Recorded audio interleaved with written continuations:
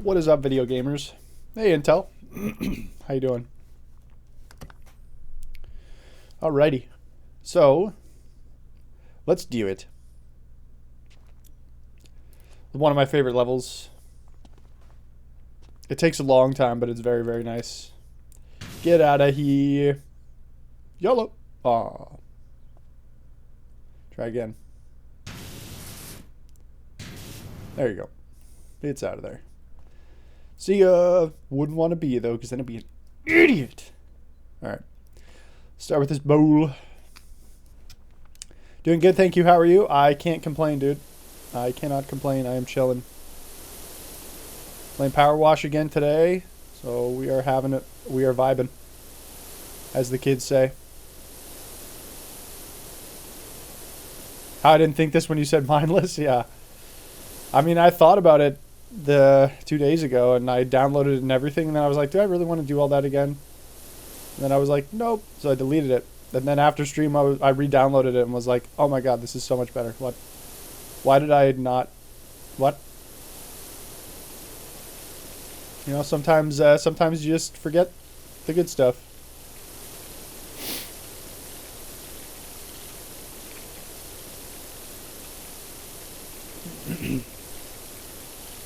Glad to hear you're doing well. I am also doing pretty well.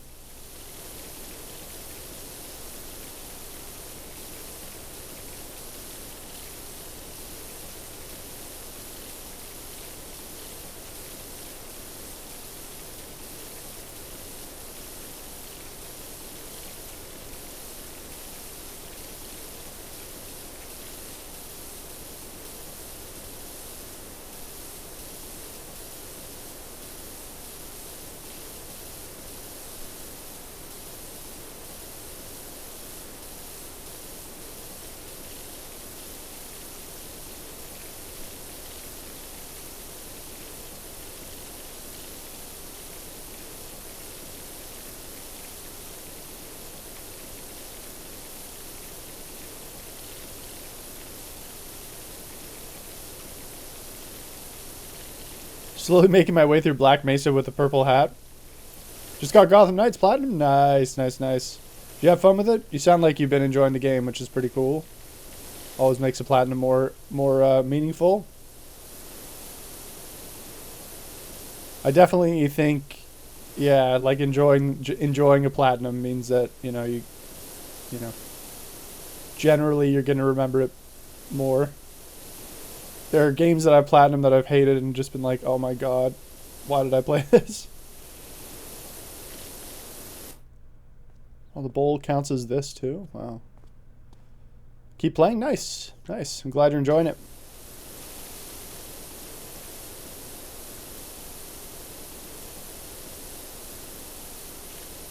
It's not a game I think I'm ever going to Platinum, so it's pretty cool.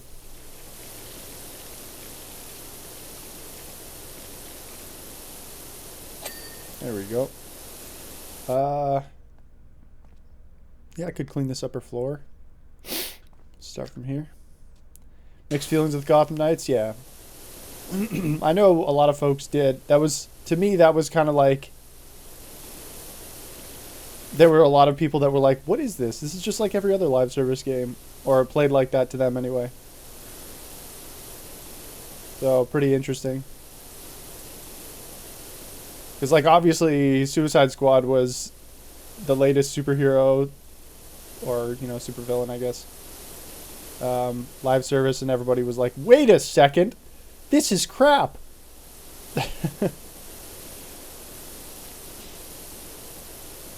All I do is the same mission over and over. Hey, Free Sample. How you doing? You back with another sleep aid stream? Back for another sleep aid stream, I should say.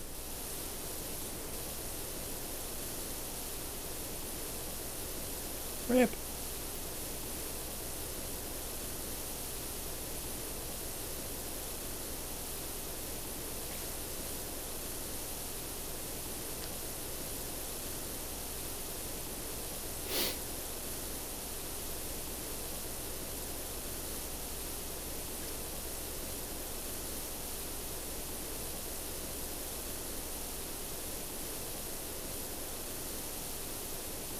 Somehow I'm not sinking into the bowl here. I'm just legit floating. I actually enabled my hacks for this. Dazing out isn't sleep. Fair. Hey, as long as you're enjoying yourself, that's what matters, right?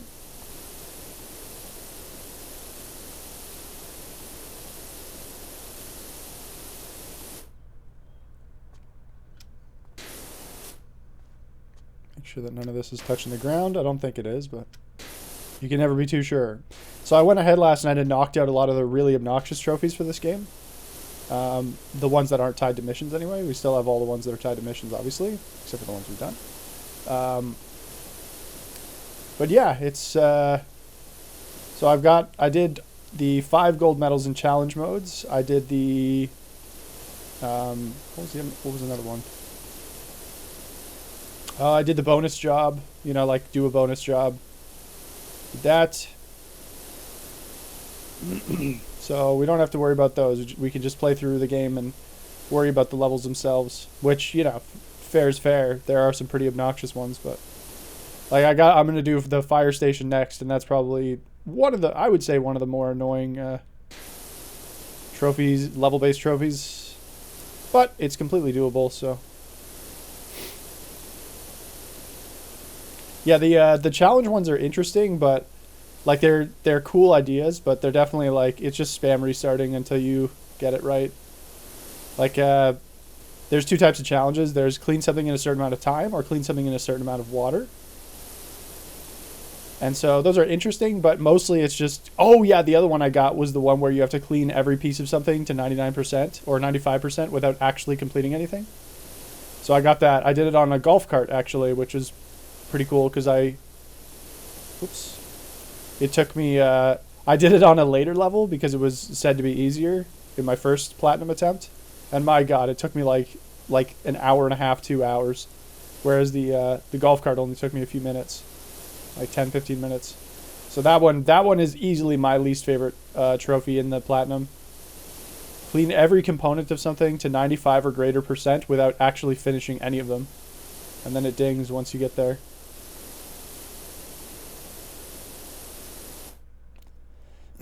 So got that one done. Pretty cool. Very happy with that. Now we're just chilling.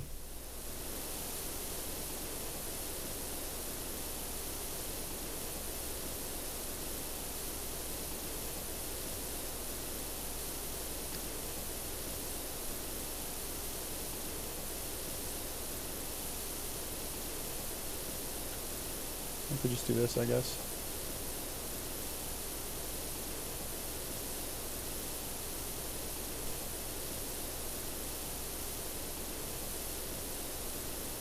We'll probably be using a wider nozzle here. Let's try it. Yeah, that's pretty good still. Just don't go full speed.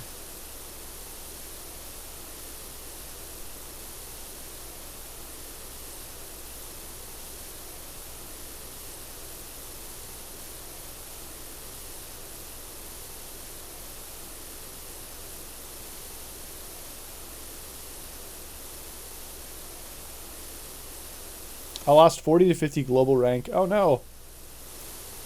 Just from going to sleep?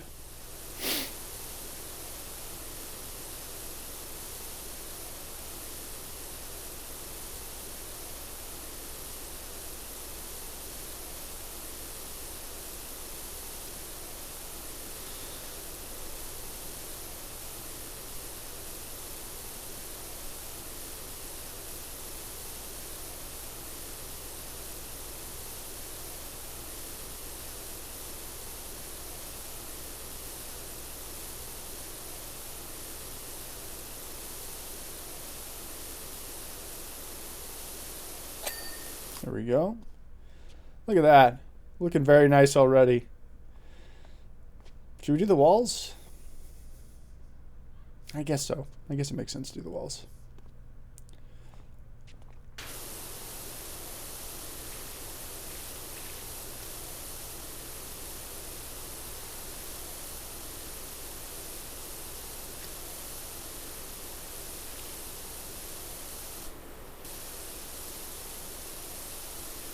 Do this for now.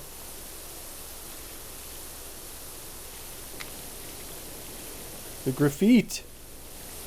Who is doing this? At a skate park, no less? Do these people have no conscience? Who does graffiti at a skate park? I mean, honestly.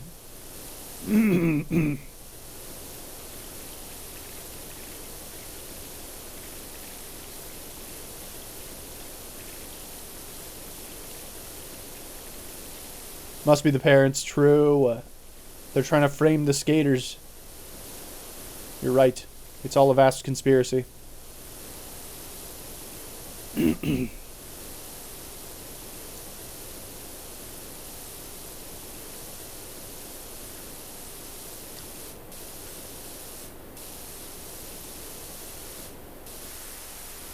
Wow. This pressure washer kicks ass. The fact that I can do this all the way to here and like not have to like go super slowly is insane. So you might be wondering, Brian, you cleaned this whole wall. How are you not done it? What else is there to clean? Well, I'll show you, my friends. I believe this counts as a separate thing. Yeah. It's up here. Let's see if I can parkour this. Parkour! Yeah.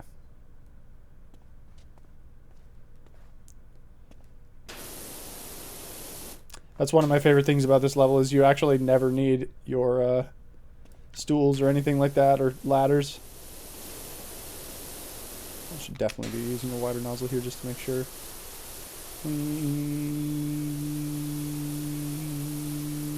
Ding. I guess we should probably just do this all while we're up here, eh? Kind of makes the most sense.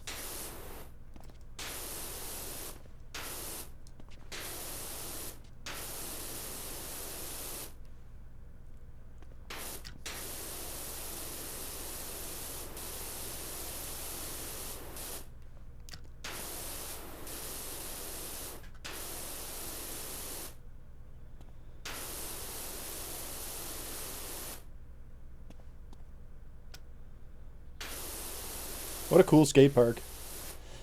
Shame that hasn't been cleaned since its inception.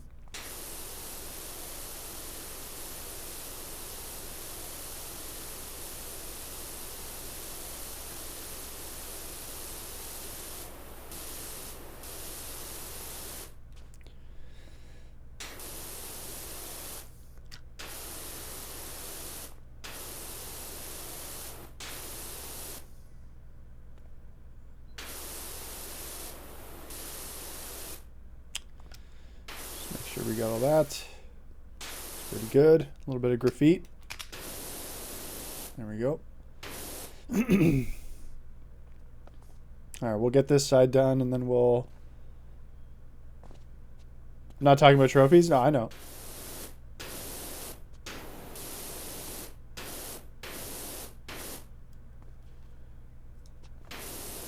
You don't usually lose 40 to 50 global rank when you get a platinum. There we go. I think I can jump up there, yeah.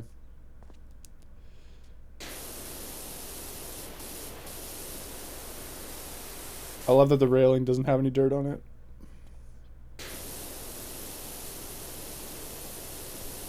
This still how you would play it, free sample? Are we still Powerwash buddies? Our methodology is ironclad or something. Yeah, exactly. Optimal. Really, we're just playing it optimally. There's no other way to play Powerwash. You think this is a game? Yeah, I mean, it makes sense, right? Like, no point in jumping back down. Some people call it laziness. I call it efficiency. We got this nice little access point here with the parkour. Parkour! So we, might as well take advantage.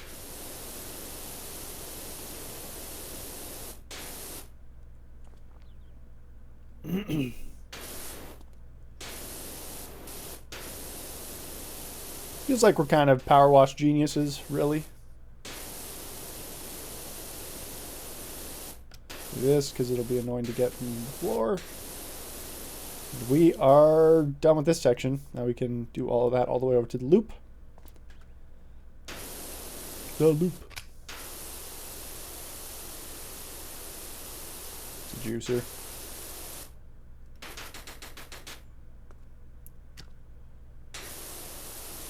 We've already done the task for this level, which was blast the soccer ball out of the bowl. Soccer ball is now over there. It was in here. Very easy. Way easier than the Stega slide. So smart, yes. It takes real know-how to be able to play Powerwash Simulator.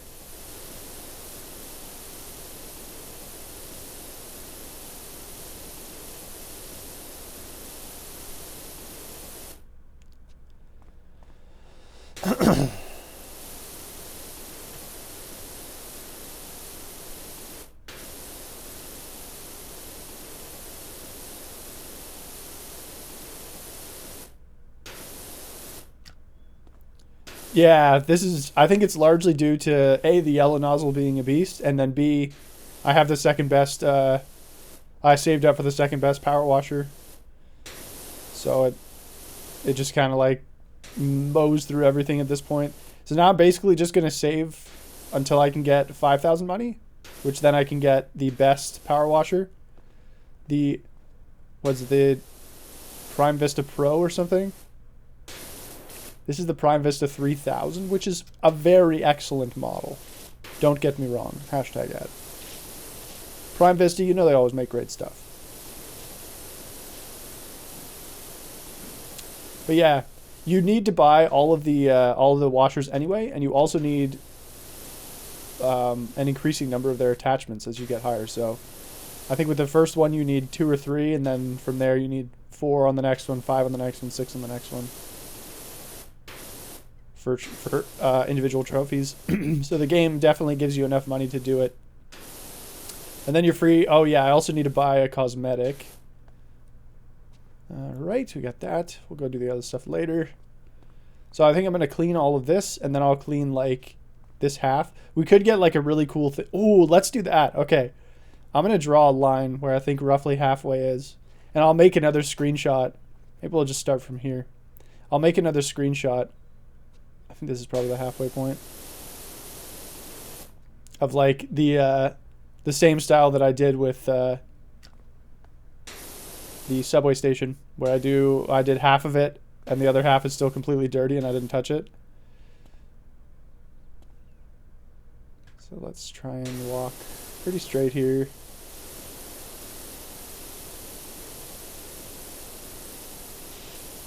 Oh, it's okay.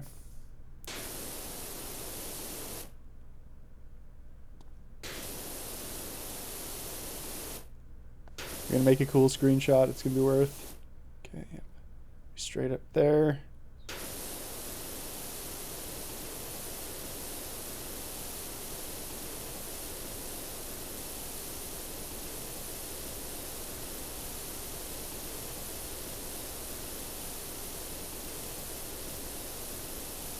There we go. I'll just do, whoops, do a little bit like this. Boom. There we go. Cool. And now we know. So I want to do everything on this half. Then I'll include the loop. And then once we get there, we'll do this half of the floor as well, I guess. I'll make it a little bit wider just to make it more obvious so that I don't miss it. Pretty easy to miss. Yeah, we'll just do this for now.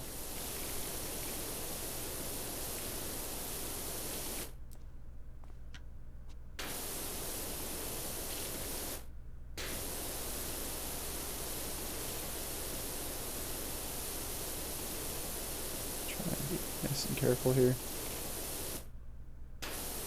Oops. Oops. Sorry, you won't be able to see that in the picture, I don't think.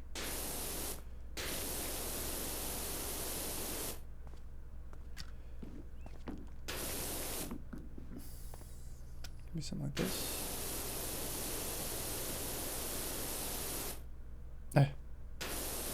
Get over the hump.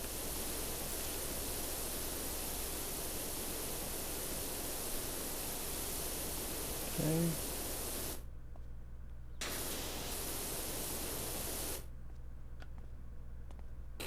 I'm not going to clean inward from this section. I'm just making a more distinct line so that I don't forget.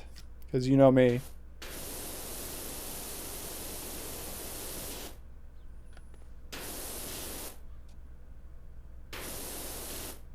Look at that. Holy moly, look at that reach. Alright. He's just zone out cleaning for sure, for sure. Just accidentally turn around and like blast something and be like, frick! I'll also save the loop for last. I think that's also a good idea. Yeah, so we could take the picture from like here? Yeah, because then I get a little bit of that on the left there. I get a little bit of that the wall as well, which looks good. Cool. Cool, cool, cool, cool, cool. Cool, cool, cool, cool, cool, cool, cool, cool.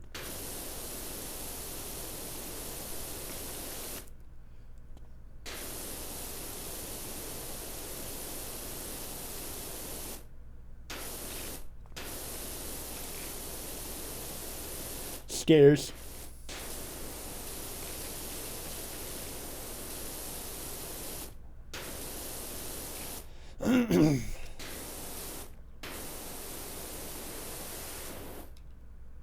Bagel. Lunch is dead. Bagel. Bagel.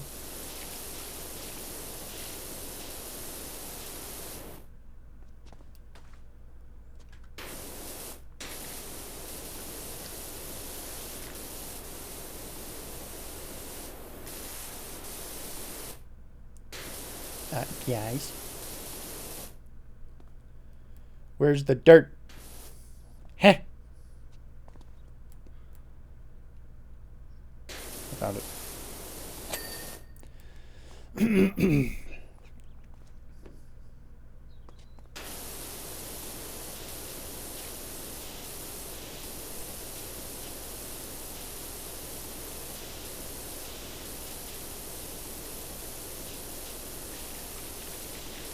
Yeah, you can see why, despite having like a narrower nozzle, the yellow is my fave.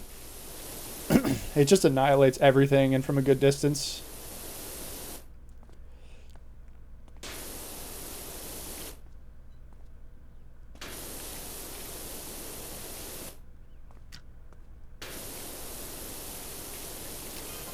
God, I love this level. So many, like, there's not so much like finicky little bullshit items. You just get to like blast away a shit ton of dirt and it feels nice.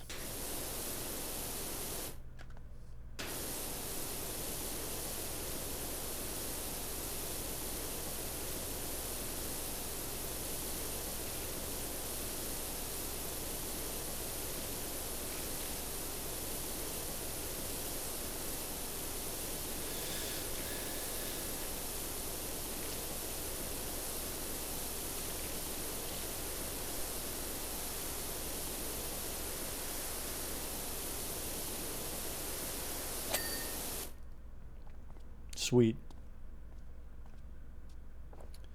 That's all good. That's all good. Let's do this.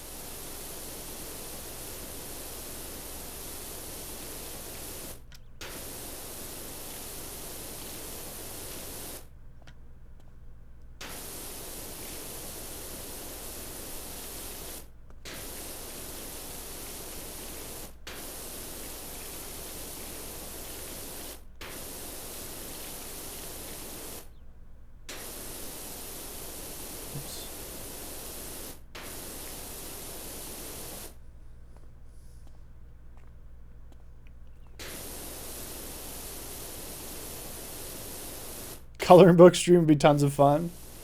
I would not be nearly as fun as a coloring book, but I think you could probably pull it off.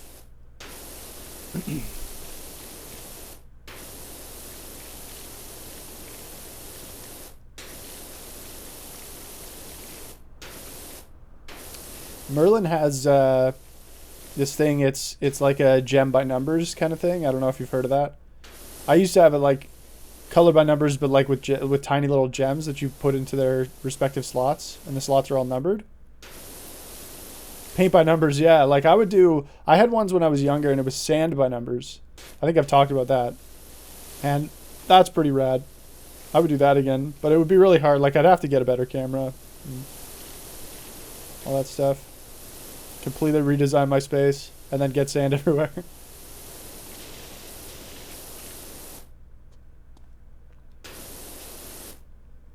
Oh, quarter pipe, this counts. I forgot about that.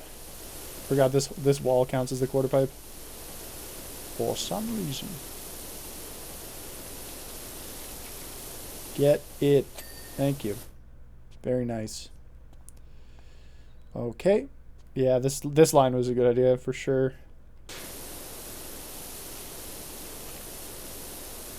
Diamond painting, yeah, something like that. It's just paint by numbers, but with little, like, they're almost like sequins, but they're little diamonds. It's pretty cool. Seems like a lot of work, but that's the point, I guess. And you get to it, it's basically like pixel art.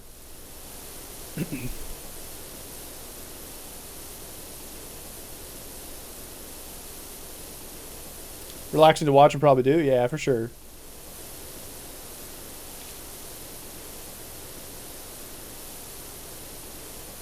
You know me, I'm no stranger to tedium.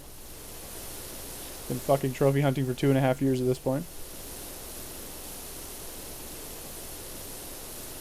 There are times where it doesn't get more tedious in gaming.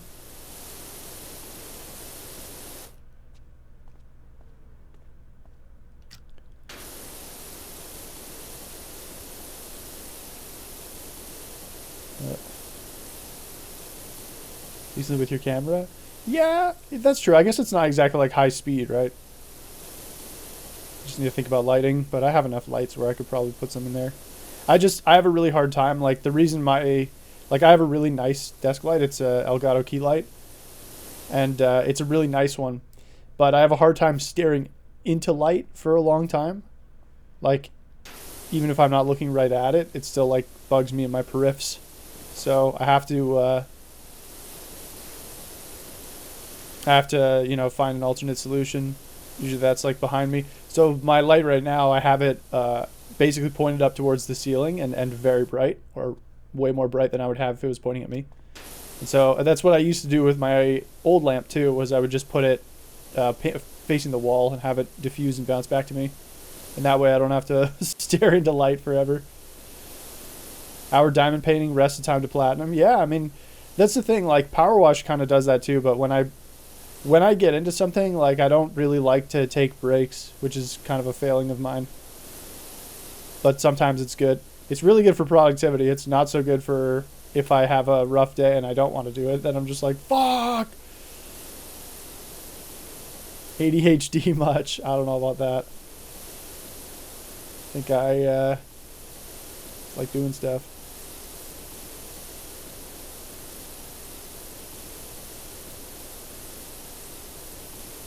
It would be, like, darkly funny if I, you know, after living my whole life, you know, thinking that everything's fine with me, I went to a doctor and they were like, yep, you have ADHD, you have, you know, depression, anxiety, all this other stuff.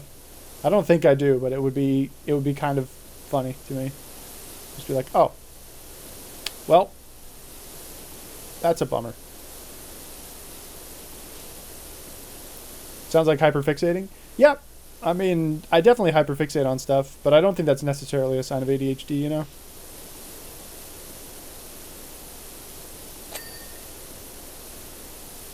It's definitely something that comes up when you have ADHD, but it could also just be, like, part of my personality. I don't know.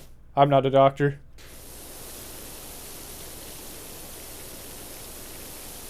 I think the interesting thing about it is that even when I'm fixated on something, it's very rare that I'm, like, not aware of the world around me in some respect. Like, when I think about this game, I'll sit there and I'll know what time it is, and I'll know, you know, like, if I'm hungry or not. This just gives me a greater capacity to ignore those things. So I'm not sure if that's how it is for folks who hyperfixate on stuff, but I definitely have the ability to laser focus. I wish I could toggle it. Like, I wish I could just, you know, go into my debug menu and just be like, on for the day. I wish I could do that. And I want to get to the point where I feel like I could train myself to maybe not get to exactly that point, but almost there.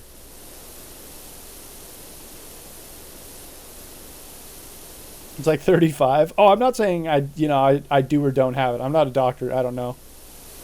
I just I don't know how. I don't think I struggle enough. If that makes sense, like you know what I mean. Like I don't see the value in having that diagnosis for me, because I don't struggle to do other stuff. I don't struggle to stay focused on stuff I'm not interested in. Depending, it really depends on the incentive system. Like a job, like working data entry. It's basically the trophy hunting of desk work. And I was able to stay focused on that despite getting nothing for it, except for, I guess personal fulfillment. But, so I don't know. A little struggle as a treat, yeah. There's definitely, I've definitely kicked myself but there's also a large part of me that feels like part of the reason that I have trouble focusing on other stuff isn't due to ADHD, because if I can get myself to start, like the Meat Boy video is a great example. When I was making it, I've obviously thought about making videos forever, and I've probably talked about it forever. And if I can just get over that initial hump of gotta start it, and that feels super daunting. If I can get over that, then I'm like, oh, I'll just do this. And then, oh, this only takes 30 more seconds, and this, that, and the other thing. And then this will only take it, and then 4 hours has passed, and I've done edited 4 or 5 minutes of footage. I don't know. Again, not a doctor, but that doesn't sound like ADHD to me. That just feels like I'm lazy. Because I know that when I put my mind to stuff, I can do it. And it's just a question of learning the mechanisms to be able to, at will, put my mind to stuff, I guess. Jigsaw puzzles, so I have a bunch of mini puzzles next to me. That's fair. Trophy hunting's been nice for that, because I'm it's all the same end game, but the way you go about it is so different that it still feels very fresh for the most part. Obviously, there's trophy lists where I'm just yep, tick, tick, tick, done, done, done, but part of it is feeling lazy. Yeah, for sure, I guess. Like I said, I don't know. But I don't see particularly the value it would have of getting the diagnosis. I feel like it would psych me out more than anything. I don't think it would help me, if that makes sense, to know that about myself.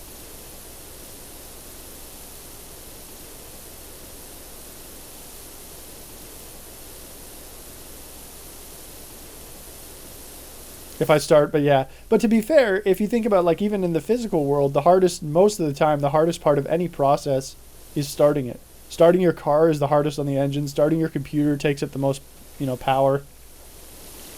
Pretty much out of anything you can do with your computer. So it's hard to say, is that, maybe it's just a manifestation of the physical world? First dose of Ritalin, I tried to put me to sleep.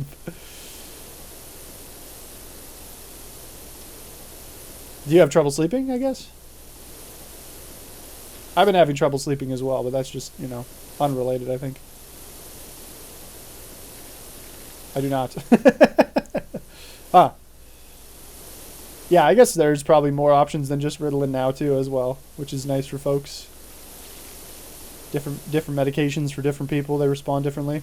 Which made it funnier, yeah. Finally, I could...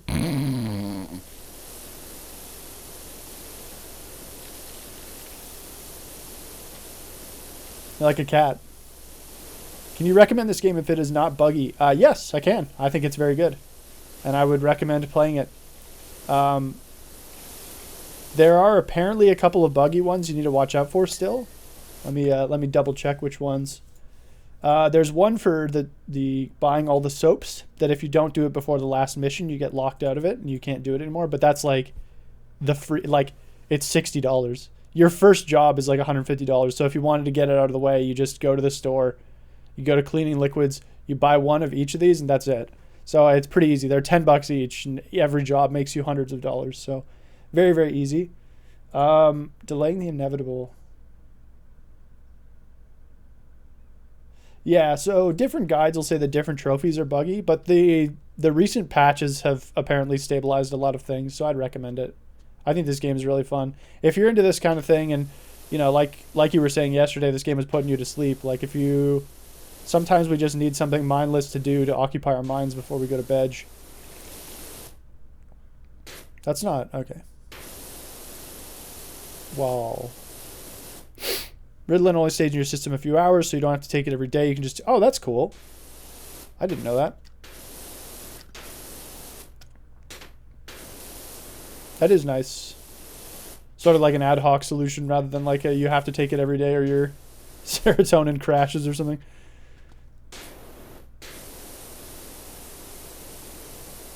I'm glad that the stigma is, I would say, at least in our generation, pretty much gone for mental health stuff. And I would say even in the broader world, it's like to the point now where you can basically talk about it to anybody and people will be like, yeah, that makes sense. Because it means that a lot more research is going to get done because it's something that people are recognizing as important.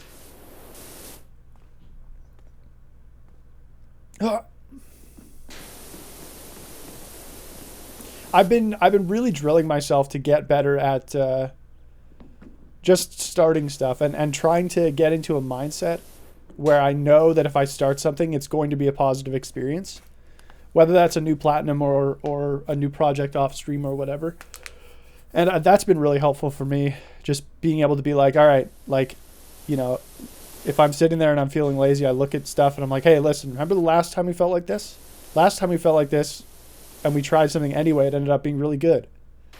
And that also helps me because a lot of my hesitancy or some of it anyway, comes from not wanting to fail because I don't like failing. Obviously, like, it's not a good feeling. So I'll avoid doing something if I think there's a reasonable possibility that I'm going to fail at it or not do it well enough for my own standards or whatever, which is toxic. Like that's not good. That's not a good way to live. So something that's helped me has been trying to get out of that and get more into like, just do it. And anything is better than nothing. My general issue is that my brain's like, if I can't do it 100%, then it's not worth doing. And it's like, that's so not the case for most things. I have done the shoe level, yes. We did it yesterday. We were talking about Eurovision the whole time. Pretty much. If you can believe that. How are you doing, Barton? Yeah, the shoe level's a funny one. The text you get from Martha Hubbard is... they're pretty good. Make me laugh. Yeah. The eyelets and stuff are super obnoxious. And the tiny little wooden support beams. I had one, it was one of the walls at the top, like one of the 4 white walls at the top. Holy shit. I was like jumping up and down looking for the dirt. Couldn't find it, just spraying in random spots and finally got it. I was like, whatever. Get me out of here. You're good? Glad to hear it. So, I always, mental health stuff is so interesting to me because I wonder, I hope we get to the point where we get more conclusive evidence on this, obviously. And obviously, like, I'm not shaming anybody for taking medication. If you need it, you need it. Sometimes it is just like a straight up chemical imbalance that needs to be addressed via external forces. But there's so much about mental health stuff where it's like, we're at a period where the internet is paradoxically, while making it much easier to connect, also made it much easier to isolate, whether that's like in an echo chamber or just in general, just physically. And is it's like, oh, we're also now facing a mental health crisis, like, and we're also doing all this other stuff and people aren't going outside or dating as much and like we're not engaging in social activity as much. And that's become like a huge badge of honor for folks on the internet is like, oh, I don't like going outside. I don't like this. I don't like that. It's been something that's been really celebrated in internet culture. So you wonder, money could, yeah, true. Yeah, that aside, obviously like cost of living, if we could get it to a point where people wouldn't have to worry about the basics, education, healthcare, affordable housing, that's obviously a huge one. Obviously. But I also wonder, like, is it just a coincidence that in this time where, for whatever reason, we've lionized not going outside and hating hanging out with people, that we also are the most lonely and isolated we've ever been as a people? Like, is that... that can't be a coincidence, right? I'm not a doctor. Again, I'm just a streamer. But It does seem very, very well timed. Like, I think there's a lot of stuff. There's a lot of third places hanging out cost money. No, not at all. You can't make me touch grass. True. I mean, like, I've had a, you know, I would say a decently healthy social life, and I did in high school especially and stuff. And I was always, I hated spending my money, and I still do. I guess it depends. I guess for a lot of people though, your interests do lie in, like, you know, going out to movies and dinners and stuff. So maybe I'm just lucky in that my hobbies, other than video games, I guess, are pretty cheap. Browsing Wikipedia is fairly cheap. I'm definitely not blaming it, like, I'm not blaming all of that on anything or anything like that. And again, I don't actually know. I'm just a dude. But it is interesting to me that, like, oh, I don't want to go too crazy here because I'll spray over and clean something I don't want to clean yet. Because I think, you know, basically from, like, all the mental health stuff that you read about, almost every study is like, well, it turns out there's a variety of factors that contribute to this. It's like, yeah. That does make sense. The brains are complex things. To think they'd be, you know, to think that they'd be thrown off by one specific thing does seem a little bit unlikely.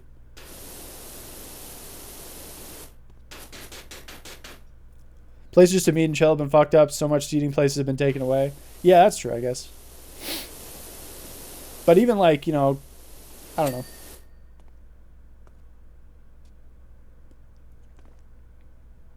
Quarter pipe. No.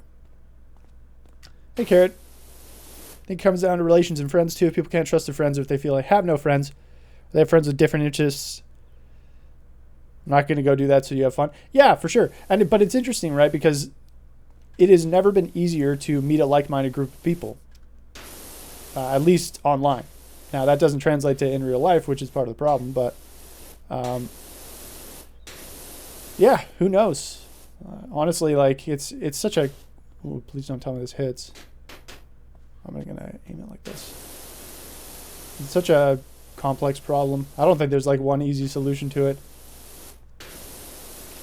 I guess it also depends where you live, too. Like, Ottawa has a lot of places where you can go and relax, and I've got a lot of...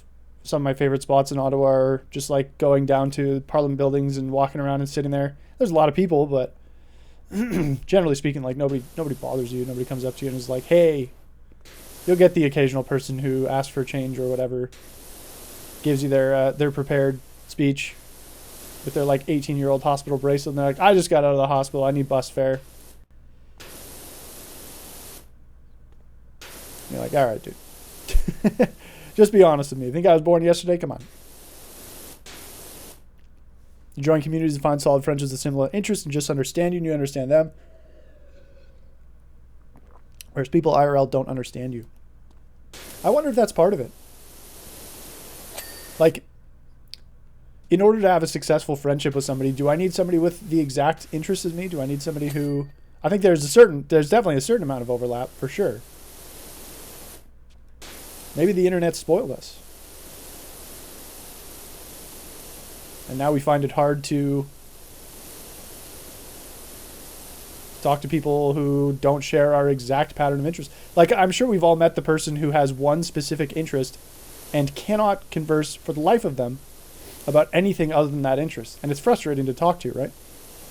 So maybe the internet has turned us all into that a little bit. Maybe slower here for the graffiti. Everyone on the couch behind him, for sure.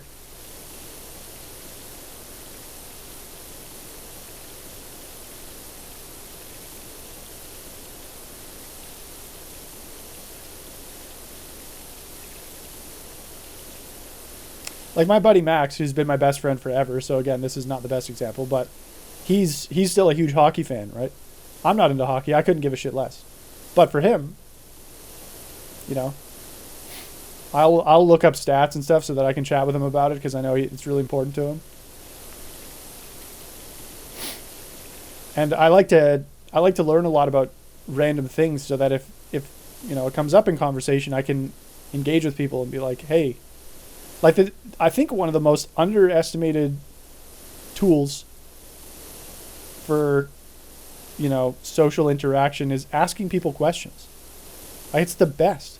Because A, I don't have to talk if I'm not comfortable with the subject. And B, I get to learn more about the subject. And C, I show an interest in somebody else.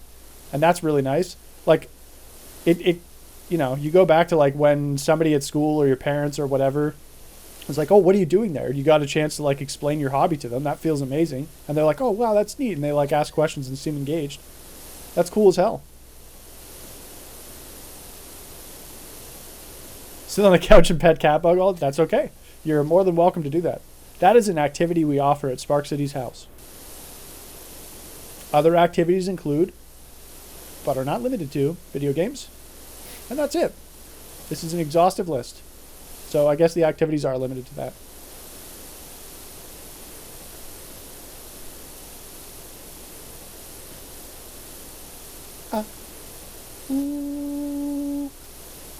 I don't think we need to be friends with everybody either. Like, you don't need to try to do that. I tend to focus more on the quality of friendships with other people rather than, I think have like the Facebook friends. I have 800 Facebook friends. We kind of mostly all left that in like high school and shit. But oh, this wall is over here as well. Okay. Ooh, are we done? Hey, you're gonna get to take our picture. Okay, let's get it. Let's try and frame this really well.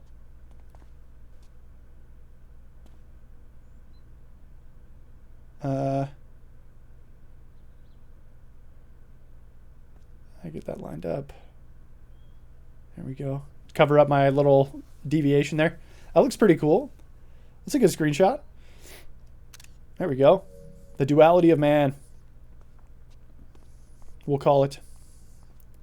Many interests we have difference, but because we understand one another, accept those differences and take an interest. Yeah, for sure. And I think that's at least for me, like, getting back into public, going to a customer service job is definitely going to be its own set of challenges because I'm so used to online interaction. And, if I don't like what somebody's saying, I can just tune it out. Like somebody in the PSNP Discord yesterday was like, ultra rare trophies don't mean anything because like they're mostly just time wasters. And it's like, I've never heard more cope in my life, but I don't have to engage with it, Whereas if somebody's saying that to me in public, it's kind of like rude to not respond with a hearty fuck you. Stairs. Does this count as stairs? Oh, this counts as stairs too. That makes sense. Always crop it more if needed. Oh, did I mess it up? Oh, I hope not. Oh, no, it looks all right. Oh, shit. I missed a spot, dude. Damn it. You guys see it? Damn it. I didn't realize I missed a spot there. That's okay. It's a blooper. Learning to not... Yeah, it's so hard. Just block instead of getting into a tizzy. Yeah, I've found blocking's kind of mixed results for me. On Twitter, it was great. On Twitter, it was fantastic. In Discord's kind of crap with it because it still shows you that somebody's typing. It's just like their message is blocked. And that's just like, here's a big red button, don't push it, Oh, do you want to reveal the message? God damn it. How do they know? So I have a hard time with that, but I've gotten better at just being like, yeah, right. I'm just going to not check this Discord for the rest of the day since this person's in here. Which is a bummer, but, whatever. ADHD brain is a jerk, I bet. I bet it can be. One of those I'm actually folks from Reddit.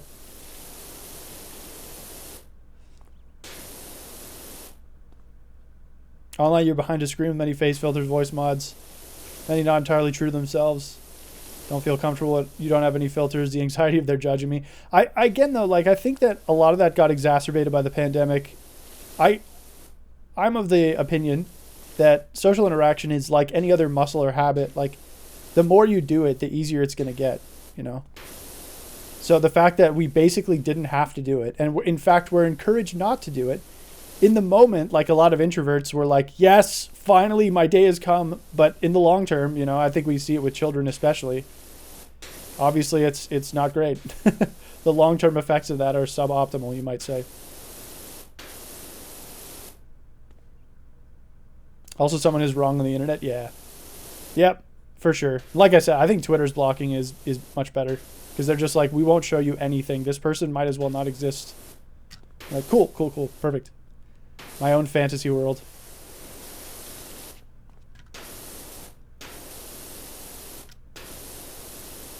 So many people argue like Sith Lords on the internet. Do you guys find that the word objectively is becoming the new literally? I find that. The way that people use that word like it's a goddamn comma. They'll be talking about like a video game or something and like, it's just an objectively good game. I was like, there's no such thing! But anyway. People aren't judging. Oh, yeah, I agree. I mean, the spotlight effect is like a pretty well-documented phenomenon. I completely agree. Like, we tend to have, let's say, somewhat overinflated senses of self-importance by default, I think. It's funny because everyone, like, there's a lot of people, I would say it's a very prevalent feeling for folks to feel like people are judging me, that feeling. And if everyone feels like that, then who's doing the judging, you know? Not saying there aren't people judging, but because there are, because there's always going to be people judging, but if everybody's worried about it, then who's doing it, you know? Makes me laugh. Yeah, there's that classic saying that I think is really poignant of like, in your 20s and 30s, you care about what people think about you. In your 40s and 50s, you stop caring. And then in your 60s and 70s, you realize they were never thinking about you in the first place. I very much enjoy that saying. I think it's pretty apt. That's one thing being a streamer has helped with, for sure. I had to let go pretty early when my stream started gaining popularity about what people were thinking of me because there were too many people. And I could not give a shit about all of them. I only have so much capacity for giving a shit. And it gets eaten up pretty quickly. So I realized that I cared more about what my friends and family thought and people who I cared about, what they thought of me rather than what some random who doesn't know who I am thinks of me. Yeah. Yeah, random stranger judging me, who gives a shit? I judge random strangers all the time. And it does not affect their lives any. They're not even aware I'm doing it.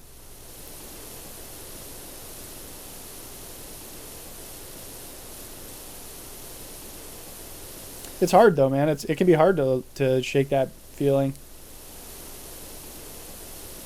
We're all the protagonists of our own anime.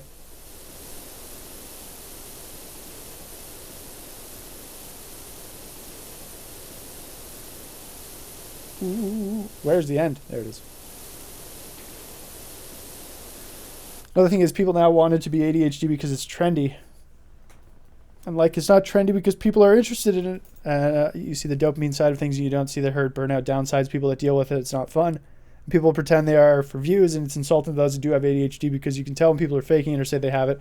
I mean, I can't because I'm not a doctor and I'm not super like, you know, I'm not super well versed in mental health stuff at all. Like everything that I say, and I say this a lot and it probably gets annoying and I apologize. I always try and qualify what I'm saying because I want people to know that I don't know. I don't know shit. So I'm just, you know, but I do like to think about stuff and observe things. So, but I don't know shit. Right outside the gate is clean. Yeah, exactly. It's like, what happened here? Who did this? Yeah, I mean, I'm sure there's folks out there who capitalize on any mental health issue they have for views, because that would mean that there are people in the world. And that's just kind of what happens. You're always going to have opportunistic people taking advantage of something for their own gain. I just think it's not very helpful to try and judge people like that because if you're right, it doesn't matter really. Like you're like, we all, you know, a lot of folks online dream of like that big expose where they're like, oh, gotcha. Like I exposed you and now everybody knows. A, that doesn't seem to fucking matter. People are still going to like that person if they like that person because people get married to their idols. But B, if you're wrong, the downside is so bad. Like, it's awful. So for me, it's like, I don't know. I just don't see the value in trying to out people like that. People are either going to take advantage of the system and then, you know, hopefully karma kicks them in the ass, or they're not, and that's pretty much it, you know? But the downside is you accidentally tell somebody who has ADHD that they don't, and that would probably be pretty hard for them to deal with. I don't really want to do that. I just don't see a lot of value in outing people like that, especially because, like, the tricky thing about mental health and that is, like, if I tell you I have cancer, you can pretty obviously conclude that I don't have cancer if, you know, I go to a doctor and the doctor's like, yeah, you don't have cancer. We still don't understand mental health enough to be like, yes, I definitively do or don't have this as laymen, even as doctors. Like, doctors obviously are the best option. I'm not saying don't trust doctors. I'm not one of those people. But there's a lot of research being done about it, and that means that we don't have conclusive answers. And so I think it's, you know, it's pretty dangerous because so much of this stuff has to be self-reported because there's not really many physical, like, you can't look at somebody and be like, ah, yes, you have purple pupils, therefore you have ADHD or autism or something. You can't do that. And so since we can't do that, we have to rely on people self-reporting, which is obviously tenuous, like, people are going to lie about it, but I will take a small portion of people lying about it if it means that we can help people who actually genuinely have it. You know what I mean? You just have to be wary of the liars, you know, which is why it's hard for me to just accept anything somebody says online about themselves. You know, unless I know them, you know, I've known them for a while. But, you know, somebody randomly online being like, you know, I have ADHD, so I'm just going to make a blanket sweep statement about ADHD. There's like all the TikTokers and YouTube Shorts people and stuff who are like, here's my ADHD brain, and it just shows them like cleaning. And you're like, oh, okay. I don't know if, like, again, not a doctor, but I don't know if that's like a great indicator of ADHD, the fact that you like cleaning, you know? Clean under the seat cat. Oh, yeah. Look at these dudes. Look at these dudes. Are they, oh, no, that's not cat paws. Wait, where are the cat paws? Where are they? Did I clean them already? Oh, there they are. Hey, guys. It's cat bug beans. Ethically sourced beans. He went to the food truck or the van or whatever.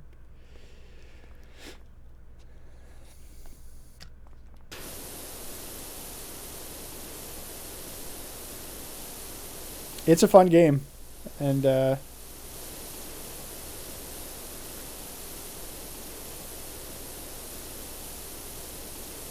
would recommend. Plan to play it is on my wish list. Hell yeah. It's a good one. Very relaxing. I guess I should probably do this first since I'm going kind of clockwise-y here. Can I get up on these walls from this? I don't think you can stand on the railing, can you? Oh, you can. Nice. All right. Let's do the walls first. The whole what's real and what isn't online is also impeding IRL social interaction because something is real IRL. It's harder to confront because there's trust issues. Yeah, I think, I don't know. I think that as a society, we're kind of just generally out of practice with social stuff. Like, Marilyn and I go to Walmart or Superstore or Loblaws, whatever, grocery store, and it's just amazing how many people don't seem to give a shit about anybody else. Like, and it's the little things, right? It's not necessarily that they're like, I don't give a shit about anybody but myself. But it's more in the actions. It's more in like, you know, I'm going to leave my cart in the middle of the thingy, and when you try and push past it, I'm going to scowl at you. Or like, you know, I'm going to just basically be on my phone, not realizing that I'm holding up a line or, you know, anything like that. And it's all these little things where it's like, I wonder how much of that is to do with just generally people not giving a shit or people just being out of practice giving a shit. Because when you live isolated, you don't really have to give a shit about anybody else but yourself.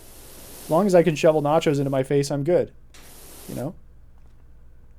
Shit sucks, yeah. We comment on it all the time. And we obviously get into a little bit of bashing because it helps us cope. But it's just like, what are you doing? Like, you go out and people are like, oh, you know, I just don't care. I'm not gonna bother trying to, you know? And then, like, you know, somebody's in the way and you're like, excuse me, and they turn and look at you like you just stepped on their entire favorite child, and you're like, you could apologize for being in the way, like, you know. There was the shame thing I was talking about with my neighbors the other day, like this idea that like, how dare you ask me to stop making noise in my own home? It's like, yeah, okay, but also we all live here, you know, and I'd really appreciate it if you didn't make so much goddamn noise. There's like no shame. I think if you want to live in a society, you should feel shame about some stuff. Add over. Hello, welcome back. We were just talking about grocery store people, and I linked it to my neighbors not having any shame for being loud and obnoxious. People watching is fun? Yeah, for sure. Absolutely. I mean, the Twitter was my place for people watching during the pandemic. Very, very interesting to me to see how people argue and what people value online. It's very interesting. And it's hard to tell, you know, like we talk about like who we are online, you know, isn't who we are in person. It's like, okay, agreed, for sure. Is there one that's the real one? I would say it's probably the online one because of the anonymity. You can just say and do whatever you want with no repercussion, pretty much, especially now. Something free speech. The cart blockers of the world, exactly. Cart blockers standing on their phone just staring at shit while it like block an entire line of people, not paying attention. And you know, you try to be positive. You're like, well, maybe they have like important text, like maybe somebody's in the hospital and they're waiting for updates. Maybe they don't express that in their face. Maybe they just look stoned when they're sad, you know. But it's hard to give that benefit of the doubt to everybody. And it's like, oh, you know, we've gotten in people's way before. How do we know that this person didn't? We just weren't that, like, we don't make a habit of it, but how do we know that this person wasn't just, you know, it's an off day for them? How do we know that? Is it worth getting upset about it and being like, well, people these days? But it's hard not to when it's so common, you know. Benefit of the doubt, exactly. But it's hard to give that repeatedly when there's the interactions you have that are bad far outnumber the ones you have that are good. Barton, thank you for giving us such a free sample. No more ads for you, young lady. Not being able to hide things online, not being able to hide things in person is why social interaction in person is important, I would say. Because you have to cope. You have to meet people halfway. You can't just be your zealot self like you can on Twitter about, you know, how good Dark Souls is. You know, you can't be that person. If you want to exist in society, you can't be like, Dark Souls is objectively a perfect game. You can't do that. Because you're forced to reckon with those opinions in public, and then you realize that, you know, if you have an ounce of self-awareness, that's a really silly thing to say. People are scared of confrontation. Yeah, for sure, but I would argue confrontation is a necessary part of life. Not to the point where you're like bullying people, obviously, like that's not good. But confrontation is used so loosely now. It's like trauma. People use that word like it's a tic tac. Social media and self-diagnosis is, you know, again, back to the whole like, well, we can't really know if somebody's blah, blah, blah. Like, yeah. But self-diagnosing is a fairly major issue where people are just like, yes, I do have this problem. And you're like, well, I am forced to accommodate you despite you not having to prove that at all. Which I think is also, you know, I think that could do with some adjusting. Basically, online, how I am in person, my socialization skills suck. It happens. Is it your socialization that sucks, or are you just for real 100 skull emoji all the time?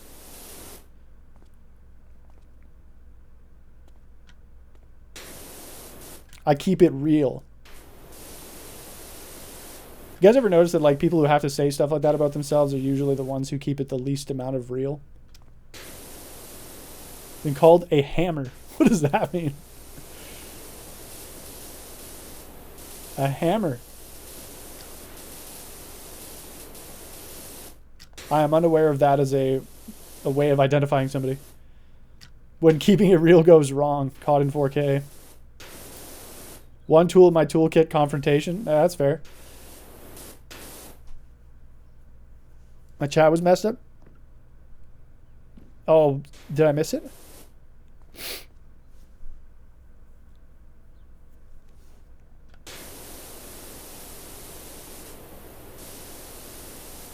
But yeah, I mean, we could all do maybe, a little diversification of the toolkit probably wouldn't go amiss, but sometimes the hammer's needed.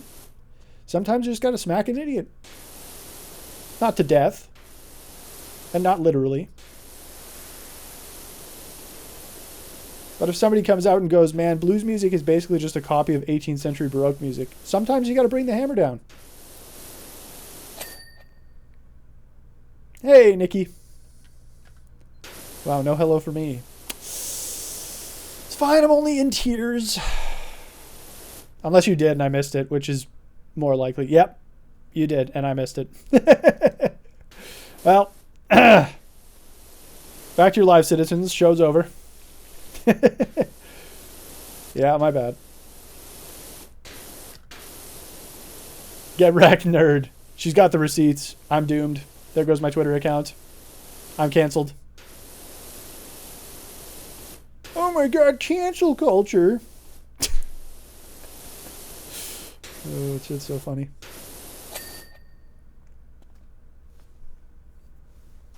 If you call someone a spanner, you're calling them an idiot. Like you say, Muppet, you lemon. Doesn't have to be in a bad way, and it can be endearing. Yeah, I find the UK folks tend to be pretty abrasive with their terms of endearments. Like how the Aussies use the C word a whole bunch to be like friend or placeholder for literally any person in their life. Whereas over here, if you use the C word, it's like, well, you're going to jail and dying in jail. Damn. It's so funny how language is different and cultures are different. I kind of love it. Kind of a huge fan. Love the ding. Yeah, the bicycle bell ding. It's a classic. A stock sound effect from somewhere. Or they just took it from, they just went and recorded a bicycle ding and they were like, this is the closest thing we have to like a cash register ding or something. It's definitely got that like ring kind of feel to it. If you listen, I'll try and shut up for the next clean. That'd be probably this wall.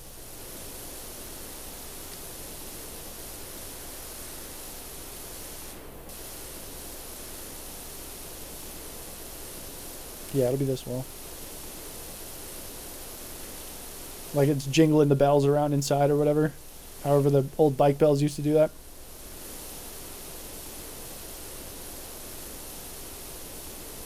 Listen close.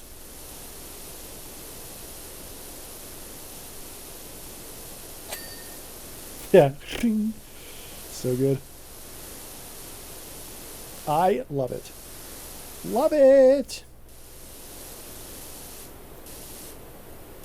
Oh shit. Got it. Don't worry guys. I've got it. Easy. Ah! Ding and alert. Hey, that's not a bad idea.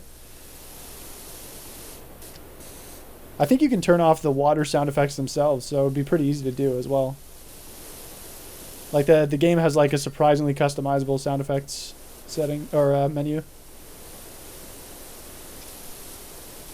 See, the thing is that the reason it's clean right outside is because that's municipal property. This is a privately owned skate park. It's Billiam Gates' own skate park. He got it from Epstein Island. Too soon?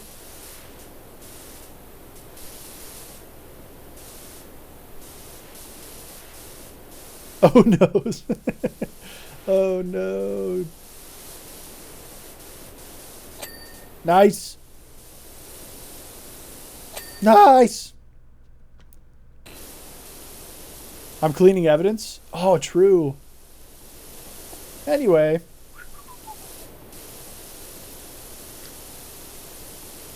The C word is a term of endearment in Scotland. Yeah, it's funny. It feels like it's kind of like the classic example of, I believe it's called the amelioration of language, how words get less impactful over time. And it feels like, and now correct me if I'm wrong here, there's a lot of, there's a lot of every culture basically, but there's a lot of like Scottish and UK and stuff where the culture is relatively sweary. And so it feels like, you know, the traditional words of endearment kind of lost their edge. So they were like, all right, what can we do that's harder than saying, like, calling somebody a friend? I know, the C word. And everybody was like, yes, I love it. No notes. And so that just kind of became the norm. I don't know if that's the case. Nice. Damn, we're looking pretty good, folks. Look at that. I guess I should clean the floor here, huh? Where do we put the soccer ball? Should we put it... I'm never going to be able to get it up there, but should we put it back in its bowl? Or... we could try and get it up here, but that's going to be butt, I think.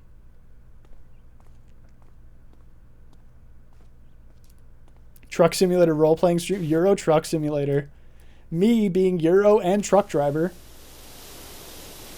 No role-playing required, am I right? Oh, there's stuff up here.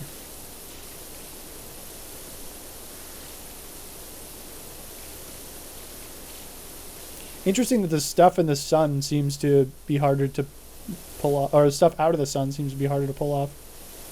You figure the stuff in the sun is like baked on, but... oh, maybe this was baked earlier today and is now cooled.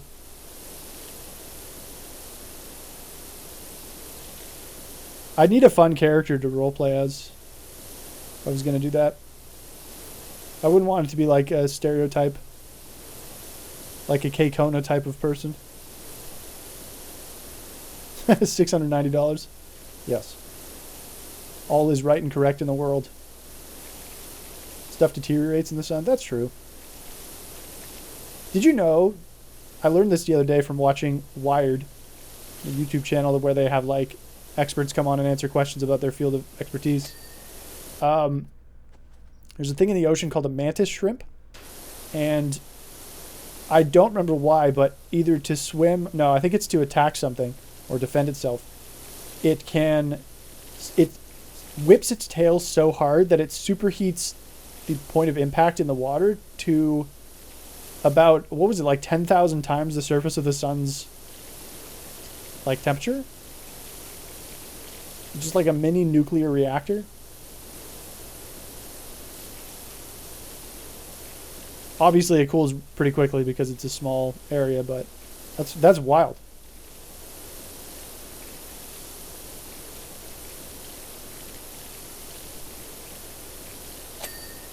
Swing. Huh.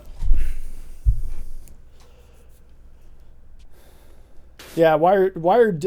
What I love about that show is that it really gives you, it gives me anyway, like a nice indication of like how academics actually talk. Because, oh, I'm insane. Is that it? It is. When you listen to people argue on the internet, you get a lot of people being like, this is the way it is. This is what it is. This is how it is. And academics are always like, well, the research would suggest. They don't ever be like, it is this. Unless, it's like a certainty. Which I really like. I admire that. I'm a bit of a pedant for people not labeling their opinions correctly. Spark City, a pedant? No way, dude. No way. Nobody saw that coming. Third act twist. Woo. But yeah, that's one of my big things. A lot of folks tend to not use stuff that says like, I think, or in my opinion, or I feel like, or whatever. They're just like, this game is bad. And you're like, that's your opinion. And yeah, I could take it as implied that way for sure. And maybe I should.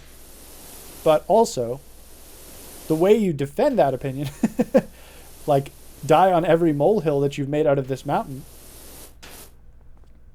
would imply that you don't think it's an opinion.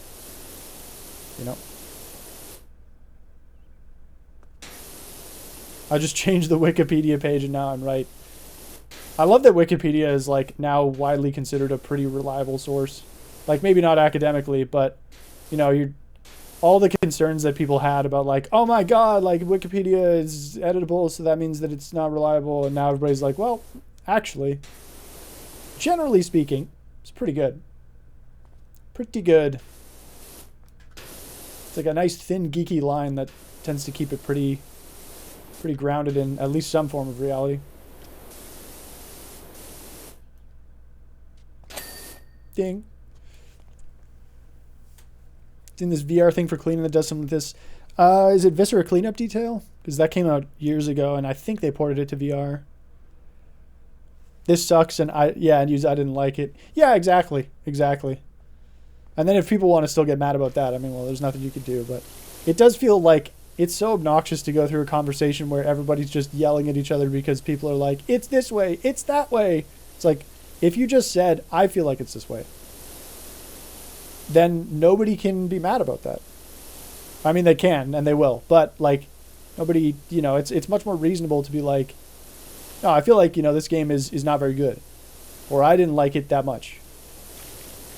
The other one that tilts me is when people are like, game sucks, and you're like, why? And they're like, it just sucks. And you're like, that's not a reason. If you can't put effort into explaining yourself, why are you expressing your opinion? But that's again my own pedantic take on stuff. Everyone has the freedom to express their opinion, but with great power, etc. Uncle Ben, microwavable rice, etc. This movie isn't for everyone. Yeah, for sure. Anybody that cited Wiki in uni was failed instantly. Yeah, I mean, yeah. I would say for academic stuff purposes, it's more important to go to the actual source. If Wikipedia has reliable sources, use that rather than the Wikipedia page itself. But for, random facts and arguments on the internet, it's pretty good. Many people, it could be 5 or 10,000. Yeah, exactly. I think there's a term for that. I think it's called like weasel words. When people many people state that it's like, yeah, but you didn't tell me how many is. And many on a scale, like if you want something to be a city, 10,000 people isn't that many for a city. 1 million people is a fair bit. But if you wanted like people inside a classroom, 10 people in a classroom is a lot of people in a classroom.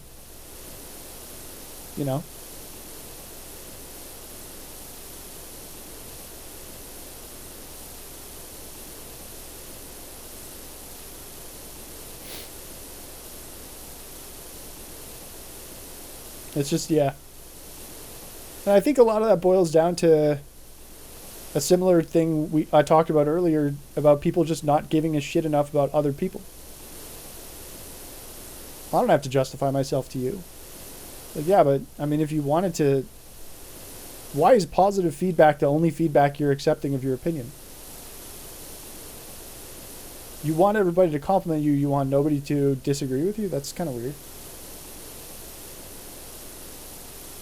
Because I said so. It's a classic. The parenting classic. The I'm too tired for your bullshit right now toddler. Which, to be fair, sometimes you're not going to be able to fully reason with a child. I feel like it's one of those things where, as a kid gets older, you should probably use because I said so less and less. As their reasoning faculties develop and stuff.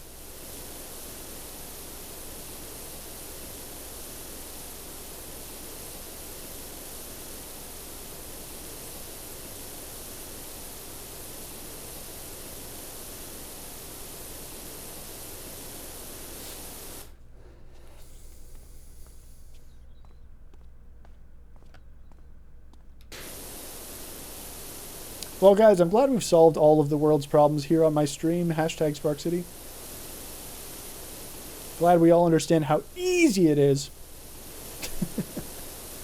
Such simple problems that we face today in the world. So easily solvable. That's why everybody on Twitter's already solved them. Everybody on Reddit. Interesting place when people view art and entertainment differently, but it means jack shite if people can't express it. Yeah, for sure. I think one of those things where, if you want to express your opinion in a public forum, you should be prepared to, not defend it, but, at least talk about it, If you're like, this game is amazing, and I'm like, oh, why do you say that? And you're like, it just is. It's my opinion. It's like, well, no, that's not what I was asking, I was just kind of asking, why, I wanted to know why you thought it was cool. Or, how you could overlook this, that, or the other thing to have a positive opinion of a game that I myself didn't enjoy. Well, what's your secret, brother? I have people who like, Final Fantasy VII or something, a game that I'm not particularly fond of. When people were, drooling over the remake, I was like, I don't get it. The characters feel, real shallow. Nothing really happens. If you didn't play the first game, you're not going to like the original, you're not going to understand this. You know, and eventually I was like, well, it's a game for the fans then, which is fine. It's not for me. They did not make that game for me, that's for sure.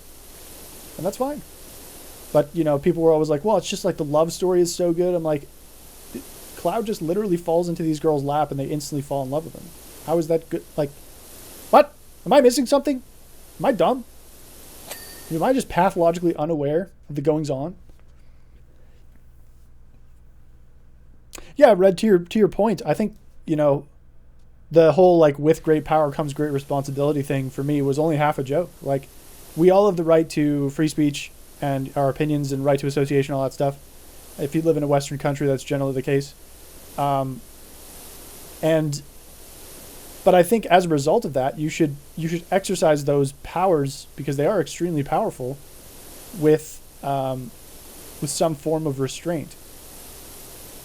You know, I think if everybody is always exercising their rights to the fullest, I think society collapses. Saw Abigail yesterday. I don't know what that is. What is Abigail? Have you seen Boy and the Heron?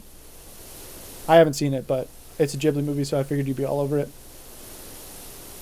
My niece is sick. She'll send me voice messages being like, can you bring me a pizza? And I'm like, not today. I need to save money. And she'll be like, but you're working. That means you're getting money. Yes, saving means keeping that money. Saw it a while ago. It's good. Cool.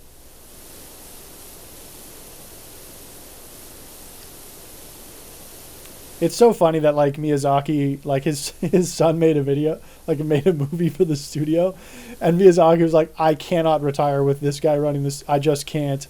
Earthsea is so bad. Fuck it, I'll do it myself. He's like in the Himalayas somewhere, sipping some really nice drink, watching Wizard of Earthsea, like, God damn it, I have to go back to work on Monday. Abigail's a horror movie. Gross! Horror movies are terrible and nobody should like them. Why do I think that? Because it's my opinion. Ooh. Ooh. Disagree heavily on Superman's merits as a character. Oh, for sure, for sure. But I think expressing a dissenting opinion, tact and respect for the other person is important. I didn't come out and be like, you're fucking dumb for thinking Superman is a good character. I was just like, as a non-comic book fan, he's the least interesting to me. Which is a world's different from being like, the character blows. Never mind.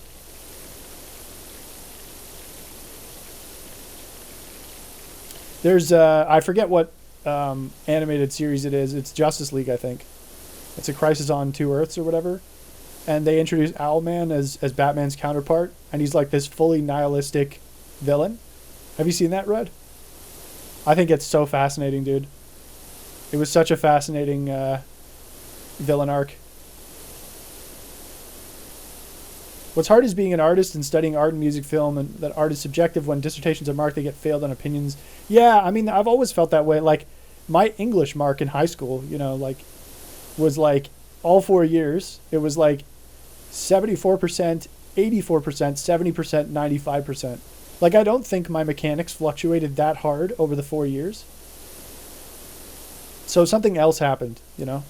Something else happened. So I think grading, and generally speaking, like, I think at least from our curriculum, it's like they try and grade based on the mechanics of your argument rather than the argument itself. But I do think that, especially sometimes older teachers who are pretty stuck in their ways, like, I made the mistake. I didn't know my teacher was religious. And I said that in 1984, Big Brother is like a God allegory, where he's this omnipresent figure who's always watching over you and is always responsible, but nobody's ever actually seen him. And he's responsible for all the good in the world, and there's only good in the world, you know. But also, he's generally not, and again, nobody's ever actually seen him. Except for the people who are programmed to tell you that they've seen him.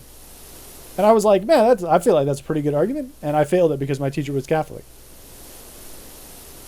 You know, and I was like, I think Big Brother is more of a collection of ideals than an actual physical person, which is how I view God. God is like the, you know, a collection of the Christian ideal in some ways. Jesus is more of that, but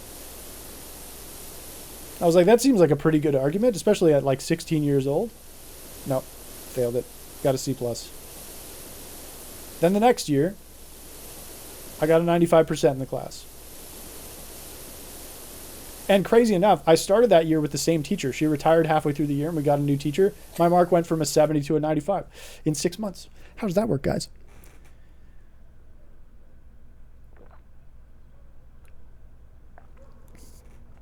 Owlman is dope, yeah. That whole thing about like the only real decision we could, like, it was one of those things where his motivation was twisted as fuck, but it made a lot of sense because he was struggling to find out how he could actually have free will.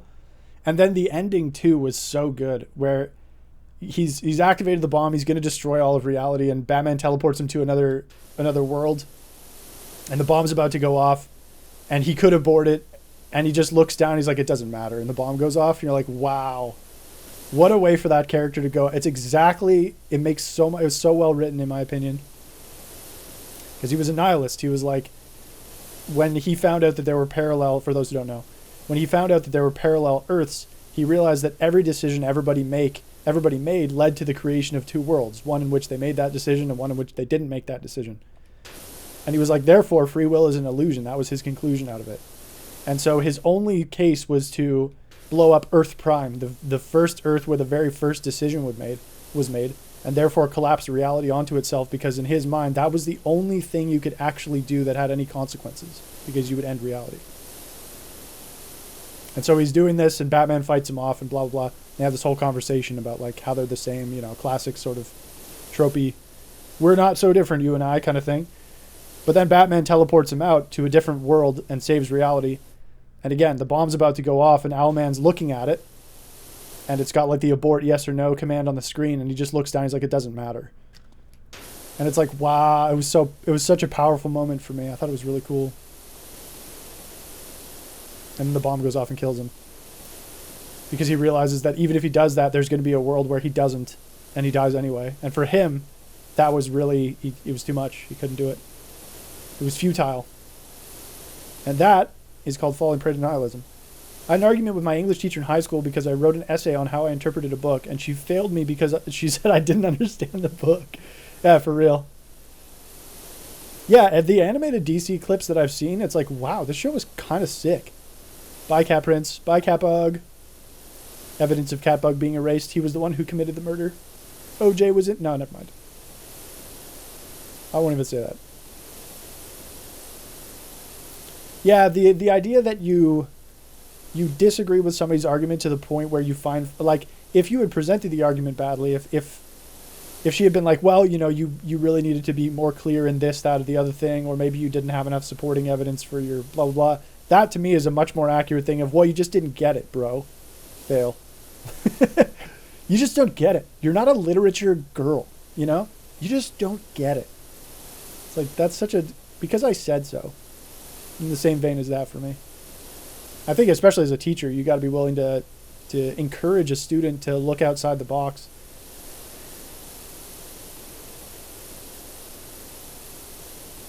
Like, I'm biased, but if one of my students had come up with a novel thing like Big Brother's a God allegory, to pick an entirely random example, I would have been like, damn, like maybe you didn't formulate the argument as well as you could have because you're 16 and therefore kind of an idiot. But damn, that's novel. And I would like to help you explore that, you know, so that maybe we could unpack that and see where that's coming from, and if there's a logical, reasonable, you know, rather than just being like, see, the thing is that no, so you fail.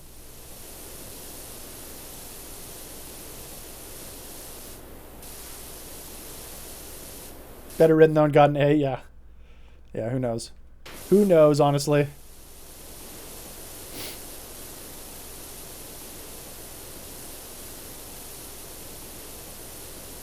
Who knows?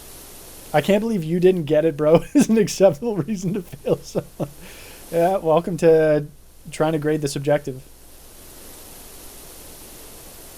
I was talking to a friend just yesterday, actually, who was like, oh, I'm trying to develop, you know, a video game rating scale that's like as objective as it could possibly be. And I was thinking about it. I was like, cool idea. But what would be the value in trying to make like a review objective about a video game? Like, what would it... I'm not saying it doesn't exist. I'm just saying I couldn't see the value in it. Other than it would get IGN shut down. Because they would be completely useless. Like, would there be a... You know, that nobody's done that with movies or art. You have trusted reviewers more than you have, like, an objective scale. And yes, of course, there's, you know, like, if I put a game into my console and it melts my console into hot slag, that game is probably pretty bad. As close to objectively. I mean, maybe that's what people want from their video game entertainment, but that's probably going to be rated a pretty bad game and the subject of a few class action lawsuits. So there are things you can grade a game on, you know, does it run? You know, but even still, like, one of his proposed criteria was the game too long? It's like, well, what does that even mean? 80, and he was like, well, it's genre dependent. And I was like, well, it's even more than that, because, like, JRPGs, for example, Persona 5 is a JRPG, Final Fantasy X is a JRPG. 80 hours of Persona 5 was great. I could have gone for another 20 hours of it, and I did with the Royal expansion. 80 hours of Final Fantasy X was way too much for me. It's like, this makes no sense. I don't get it. What's happening? This isn't hitting. You know? So it's like, that's not really objective. Like, you're putting it to numbers, so that feels more objective, but it isn't. Interesting news. Wow, massive implied insult about our conversation. I'm just kidding. Cybertrucks are being recalled. Oh, Elon. No, that one was his engineers. She said I misunderstood. I guess the person who marked my final score of exam wasn't that narrow-minded. Yeah. I gotta love that, when you could submit the same essay twice and get a different grade, and it's like, starting to think it's all bullshit, guys. Starting to think we should stick to the mechanics of the essay rather than the point that I argued. But that's the issue with that, too, is like, you know, if you're writing an expository or argumentative essay, even the mechanics can be called into question, because, like, if you would judge the effectiveness of somebody's argument based on how well it convinced you, and if it didn't convince you because you are closed-minded, then you could reasonably be like, well, it didn't convince me, so. Because I just clamped my hands over my eyes and went la la la la la la la la la and didn't read it. Didn't convince me. Not very convincing. That's tricky. Tricky stuff.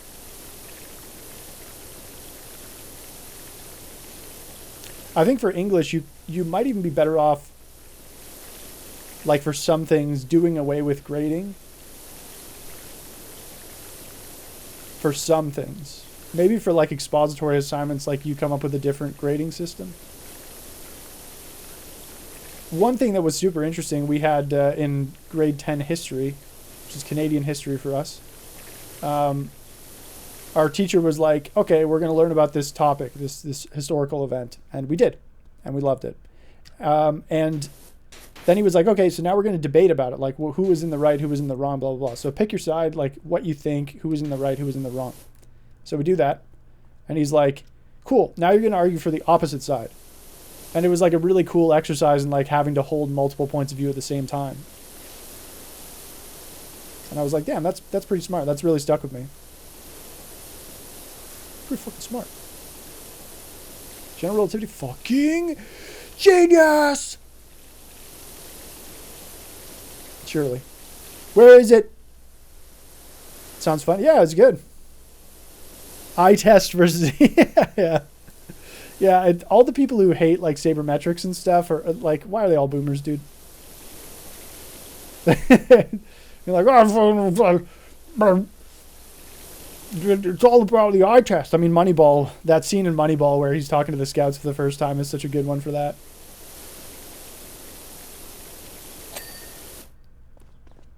Or like, well, he goes in and the fucking scouts are like, oh, he can swing the bat, but his girlfriend's ugly, which means he has low confidence. And you're like, what? This is how you evaluate professional athletes? Damn. That's stupid. It's always boomers. We're going to get there someday. There's going to be Sabermetrics 3.0 that comes out, and we're going to be like, well, back in the day, it was all about QBR and air yards and, you know, OPS plus and ERA plus. And those are the way we liked it. I would try, though. Yeah, I mean, it's... The thing about it is when you debate, especially like in the context of historical events or, you know, debating about a work of literature or something, there was at the time for historical events a real world impact, but today there's no real world impact. So we don't have to get emotional about it, in my opinion. And that really helps because a lot of topics today that we could debate upon do have a real world impact that is very, if not already here, then very close to the here and now, i.e. climate change or any social issue or anything like that. And those things are a matter of life and death in the moment. But arguing about who had the right in a historical event, it's not going to bring anybody back to life. And it's not going to kill anybody, more importantly. So you can sort of develop the muscles in that environment where you don't have to necessarily think about, that stuff that can otherwise completely clog up an argument, which is interesting. It's a good way of teaching the basics, even if it's not perfect. Clean floor, yep. Look at that. Ooh, I'm skating. We be skating. Let me go over the loop.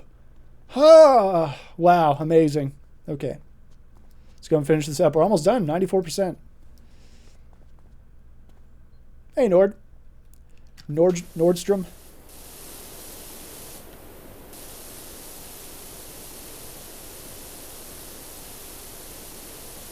More to movies, I would suggest movie fights. I think you'd like the Elijah Woods episodes especially. I think Elijah Woods kind of funny.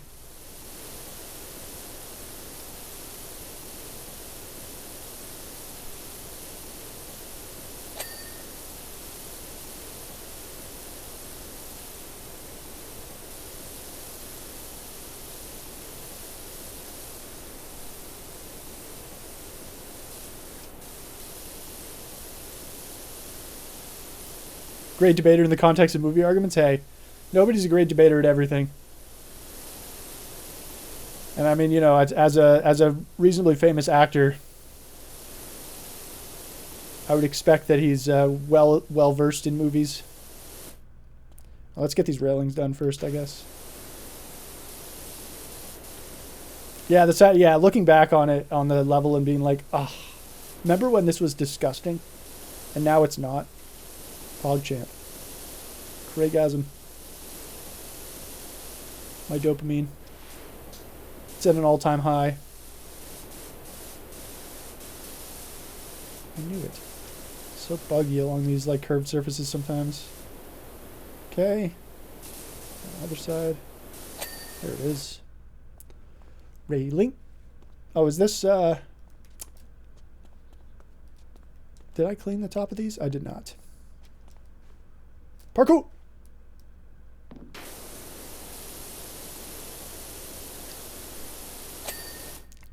Wall. No, I can't get up on this one. Cringe. Sorry, we'll just jump shot it. Maybe we won't have to. We have to. Huh. Wait, what? Where's the dirt? Oh, there it is, the stuff up there.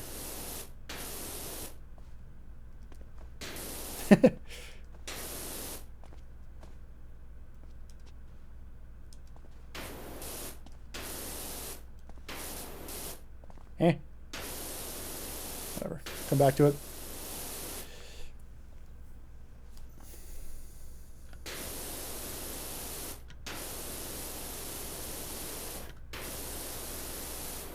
I was having another conversation with this friend, and you guys can weigh in on this. When we were talking about, I was like, I really struggle going back and sort of rating older games fairly, because, like I didn't play it at the time, so I don't have like the protective nostalgia that you kind of need to really still enjoy, or at least that I would need to really still enjoy an older title. And he was like, well, if a game isn't good anymore, then it was never good. And I was like, I don't think that, like, I can't agree with that. That feels really weird.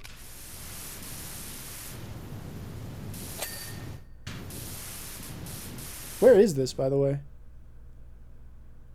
Bad game always.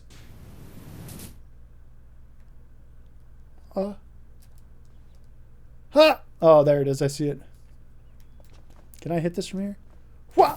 Maybe there's some out here that I can hit. God, this is so annoying. I don't want to grab my stool because I want to do the whole thing without a stool, but it's fine.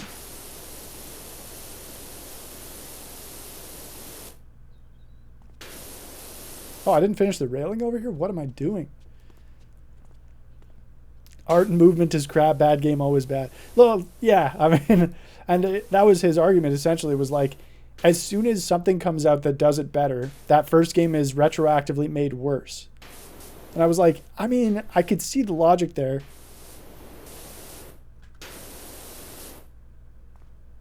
But it just, I don't know. That feels like an incredibly fleeting way of judging a game. And like, I think the impact a game had, like, is it fair to say, like, my example was Chrono Trigger, because I played Chrono Trigger for the first time in like 2022. And I remember being pretty underwhelmed because the game's like 40 years old or like 30 years old at this point.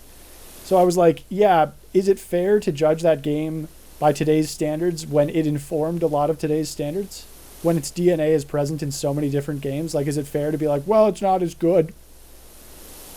It didn't have the accessibility or quality of life features that new games have. It's like, well, yeah, I mean, is that fair though? I don't know. I don't think it is.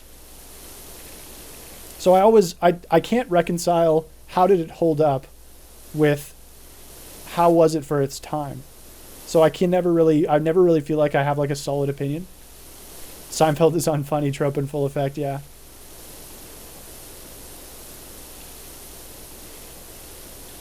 Like, I could never be like, I mean, the scores I would give for does it hold, like the answers I would give for does it hold up versus how was it for the time are always so different.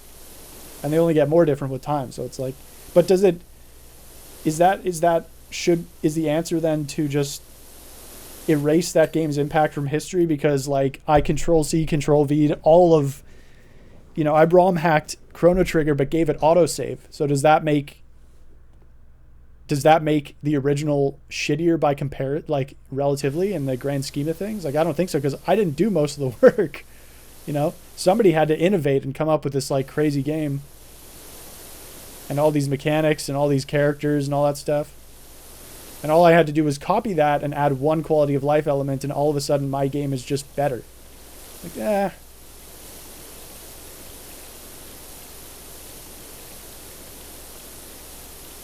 Crash Bandicoot Warped, but the controls are so clunky. Yeah, for sure. Have you seen the new way that people, like, all these marketing fucking executives are like trying to justify clunky controls? Like, a certain amount of clunk, if it's intentional, is good. Dark Souls is a perfect example. Dark Souls is a very clunky game compared to a lot of other hack and slash kind of games.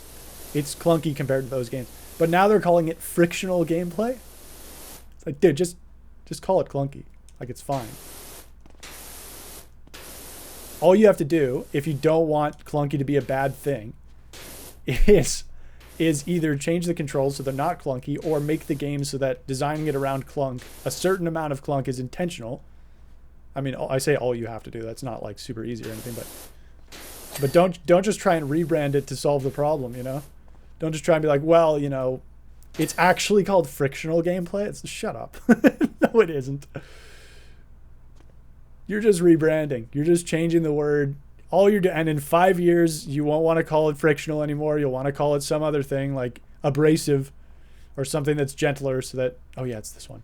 Something that's gentler so that you can still sell copies, because it's all marketing. It's so dumb. It's clunky. Okay. Yeah. Oh, did I get it? I think I got it. Frictional gameplay. Like, shut up. Yeah, we get it. You have a degree.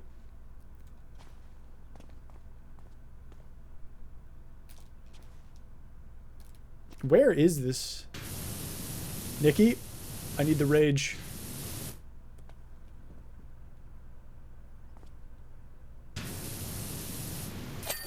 There it is.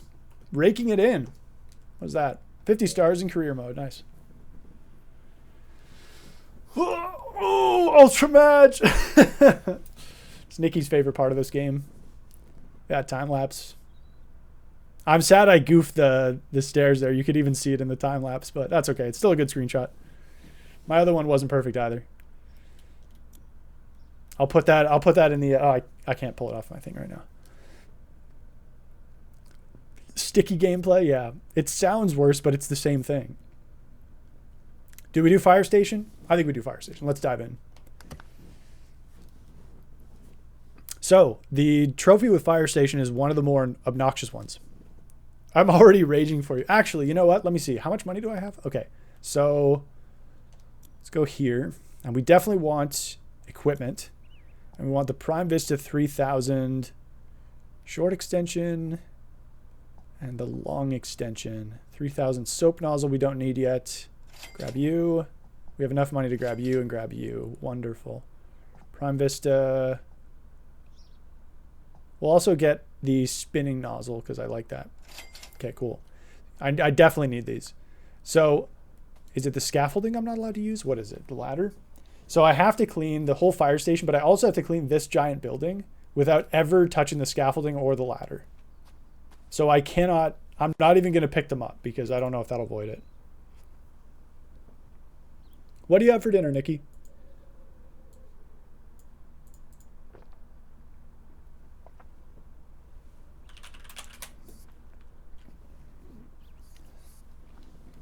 I'm asking? Wait, you're asking me? Oh, like, I thought you meant like, what do you currently have in your house that you could possibly consume for dinner?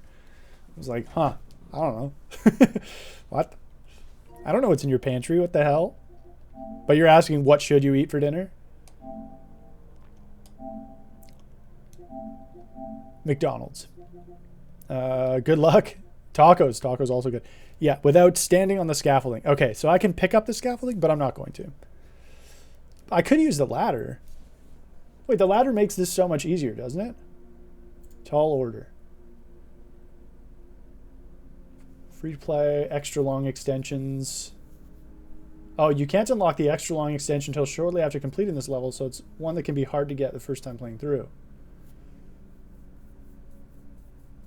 All right, no, it's fine. I did this my first time. I can do it this time as well.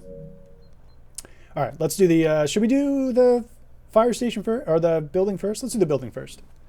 I use the ladder. I don't think I did, so I'm not going to. And we'll see how that goes. Smash cut to 2 hours from now, and I'm just smashing my head into my desk like Squidward. I have hot dogs, nice. The fire station was on fire. No, it's a volcano that erupted. Covered the town in black soot. Or it didn't erupt, but it's smoking. So like you can get pretty far up. So then if I go like this and I go extension, long extension. Now I can shoot super, super high. You can see the difference. So it's pretty good. And then you can see like, oh, I can only get to there. That kind of blows. But I could use the step stool and I could also use this, which lets me get pretty much all the way up, I think. But I also have the spinny one, which is better for this because it's more surface area. So yeah, it's pretty good. It's going to be really obnoxious, but if we get this out of the way first, then it's game changer. Easy! That's not too bad. That's the hardest part, is the outside, to be honest. Hey, Chodemander, is this Super Mario Sunshine 2? Yeah. I hope you're ready for a flood of new gameplay. Hi, I'm Spark City.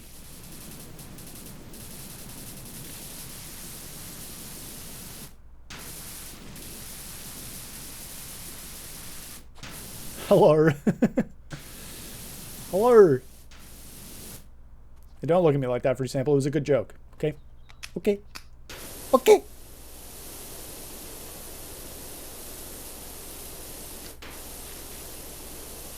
But yeah, if we can get the outside cleaned that quick, then we are video gaming. I don't think I used the spinning nozzle, and that was a mistake. Spinning nozzle's goated. Cracked, goated, and dripping. Look at how far up that gets. And then if I go slowly up there, we can probably... Oh, no. It's pretty much over. But then we go like this, and we just jump.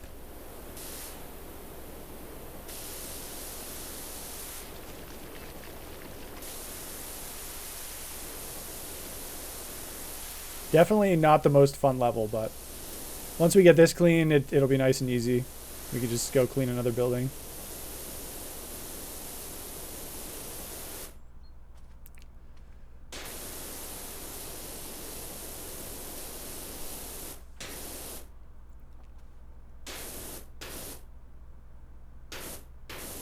Oh, this is the drill tower. I see. This is where they practice. Nice, dude. This is actually going pretty well.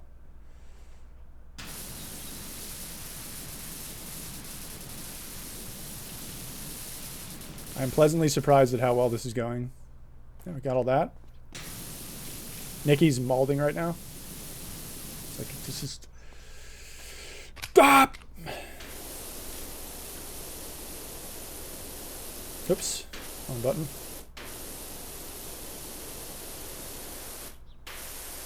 Where do we get to where it, like, kind of stops? Just there? That's pretty good. Yes. Oh.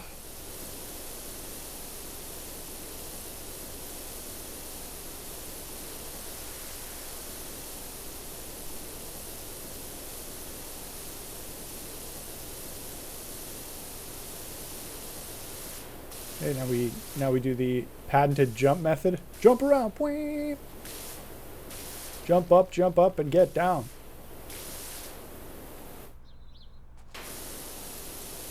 Okay, so we see pretty much the upper limit of our nozzle.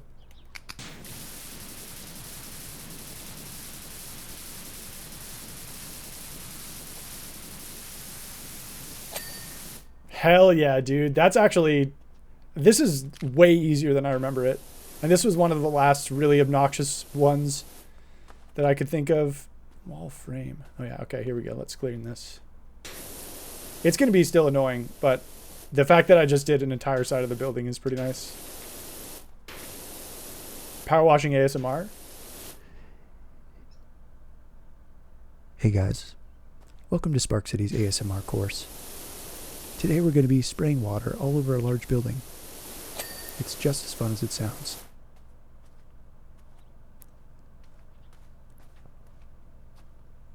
Now we're going to play a little game of Never Have I Ever. Never have I ever been cool. I don't know what gave that away, but I'm sure most of you already got that impression.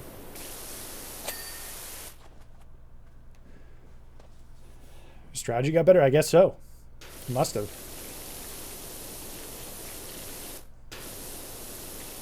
Oh, I didn't do enough ASMR. Sorry, hang on.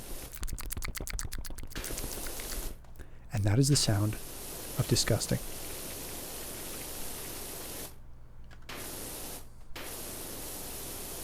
Oh no. I believe somebody wrote a song about that sound.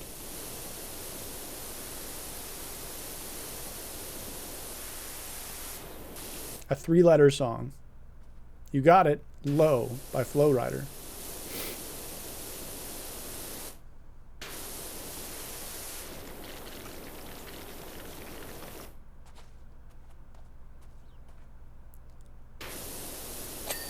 Dude, that is so forgiving. I think they might have patched it to be more forgiving as well. Because I remember it being a lot more finicky than this. So it's possible that to make this trophy easier, that in a post-launch patch they changed it to make it a little bit more manageable. Because you know, like the guide says, you don't unlock all the best stuff at this point in the playthrough. So it's possible that, although I guess you could always do it in free play after, but who knows.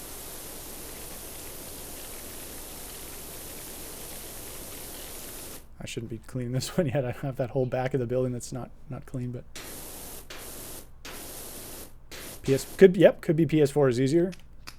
Could be any number of things. Either way, it definitely feels easier. Maybe I didn't have this nozzle, and so like, because this is the same as the red nozzle, but the red nozzle is just in one spot. Whereas if you look at like this area of clean versus this area of clean, it's a huge difference. So maybe that's it. This just covers more area, and therefore it's easier to hit stuff with. Who knows? Either way, I'm very happy about it. Patched after I did it, the little bitches. Hey, I did it too. So yeah, so fun fact, your controller mic is always on, and it's always sending live audio to the devs of the game. And after they heard the Scottish Fury, aka Nikki, they were like, we need to patch this, otherwise football hooligans are going to come to our house and trash the place. Messaging Spark constantly. True. Oh no.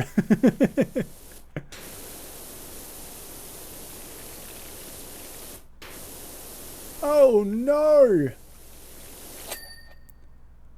Hey guys, it's me, Chewy Louie. No, just kidding. I love Chewy's accent. I mean, I'm sure most of us do because it's a great accent, but yeah, like, so for example, there's definitely a line of dirt like opposite right here, like on top, but you don't actually have to get it to count it. In most objects in the game, you would have to get at least some of it to count it. So they definitely took some of the edge off the annoying bits, or it feels like they did anyway. Maybe I'm just misremembering. She nearly destroyed her controller playing this. Yeah, this fun, relaxing water spraying game. She almost ended her controller's entire career.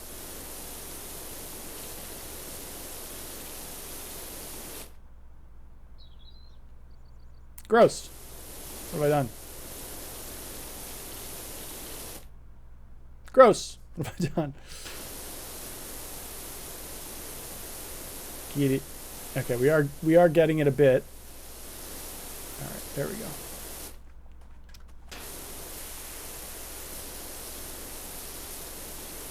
Look at that. Ooh, it's juicy. Juicy in the sky with diamonds. Okay. I love that this one snaps to horizontal, like, because you can turn horizontal and vertical. This one you can turn as well, even though it legit does nothing. This one you cannot turn. Why? I don't know. I'm just a streamer. Nice. Nice. Oh, there's graffiti up there. Ooh, that is on there. Yup.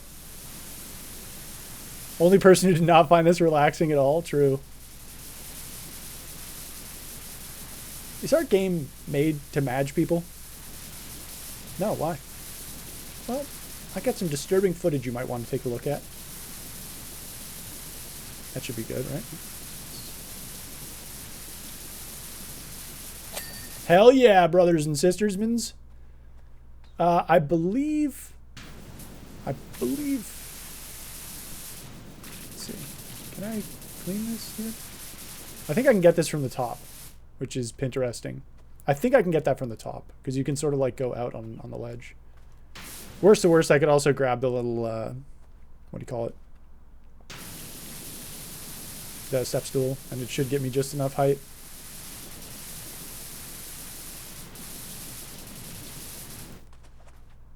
You missed a spot, yeah.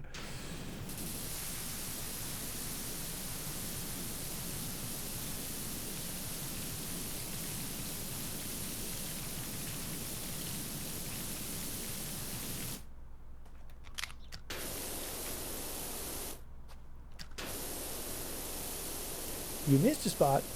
You missed.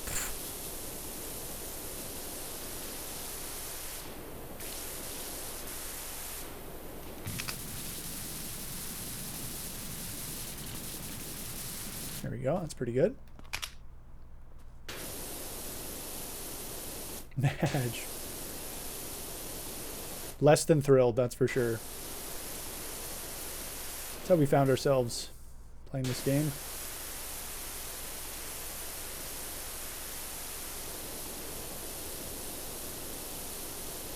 Oh, that's really shit. It's a terrible job.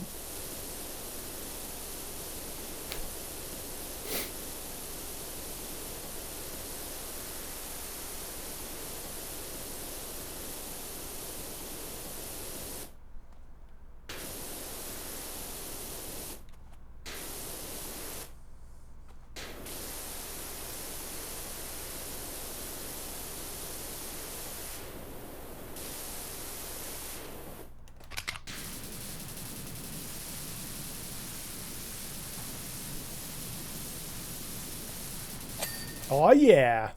Nice. Let's try and just get this right away since we're here. Stop one as well. Pretty good.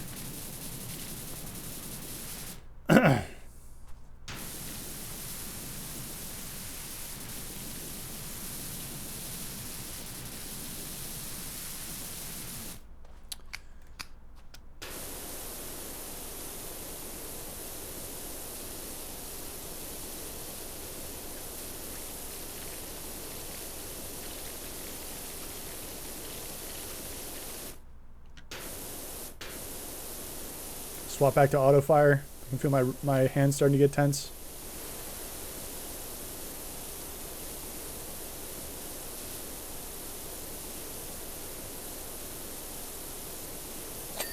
Nice. Got this front face, and then I guess we'll probably have to do, yeah, that top little bit might be a bit of a pain, but we should be able to get, you can sort of like not lean out windows specifically, but you can definitely get farther out a window than you think you would be able to without falling. So that's what we're going to use to get that done.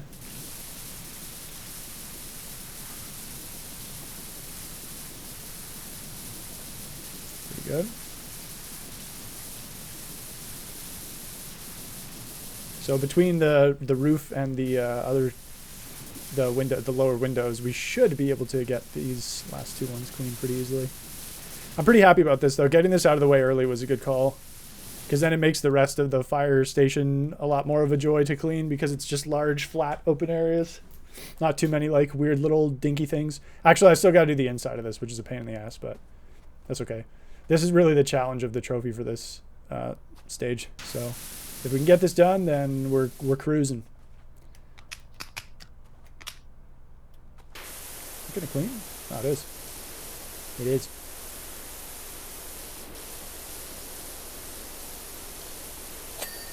Nice. I definitely still need this guy.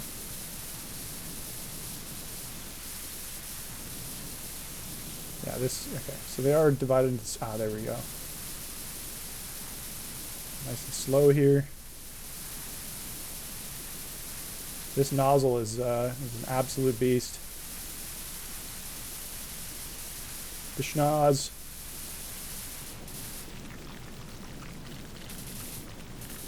Damn, where's all the rest of this dirt? It's not cleaning, is it?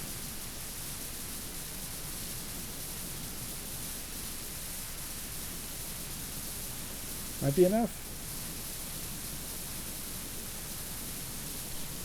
Ooh, it's ticking. We're ticking.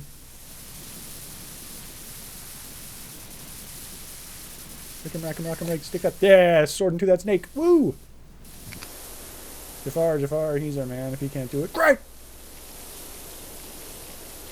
Nice and slow here. Let's go nice and slowly.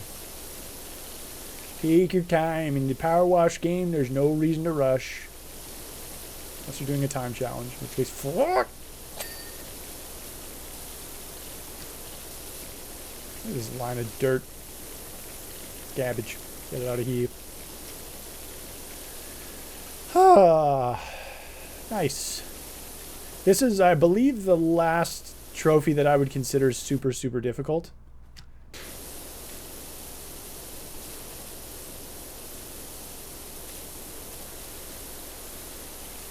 And it's not like super, super difficult, but it's definitely the last trophy I would consider like the main impediment I think people would have to this platinum.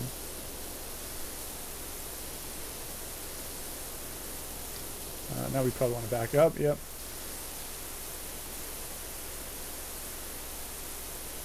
Ding, you fuck. Thank you. I'm glad you folks are enjoying this. It's always a bit of a worry, right? Because the game's kind of boring. Like to, you know, it feels like it would, on paper, it would be kind of boring, but I'm glad everyone's enjoying it. Definitely, I want to get back to Dave the Diver at some point, but I'm just gonna play this one out. Dave the Diver is a cool game. I want something a little bit more chill at the moment. My gums are feeling better today. Holy shit, they were sore yesterday. Thank goodness. You're feeling better? Nice. Oh, okay, so the inside of the windows actually does count. Interesting. I'm never going to need that know that information again unless I mess up.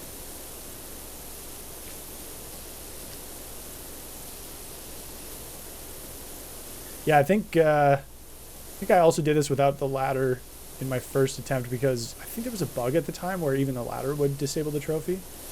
But I don't remember.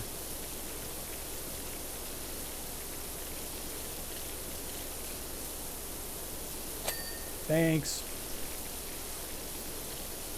Yeah, for sure. Oh, this is like your perfect podcast game. It's your perfect anything because it's relatively mindless. So you're just chilling. Rest of the frame's in here. So now we have to clean the inside, which obviously is going to take its own amount of time. But it's fairly easy. It's just a little bit more tedious because of the confined space. Gonna make good use of our ducking and proning.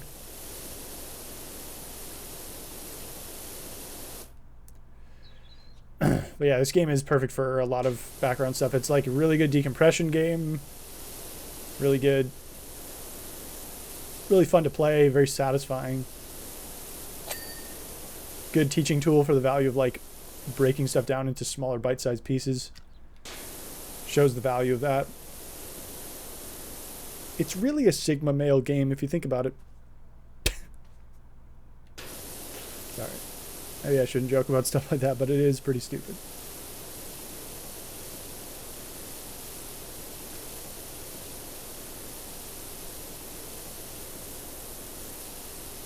You guys ever come across, I'm sure if you browse Insta Reels or TikTok or YouTube Shorts or whatever, you come across most of the same shit I do on YouTube.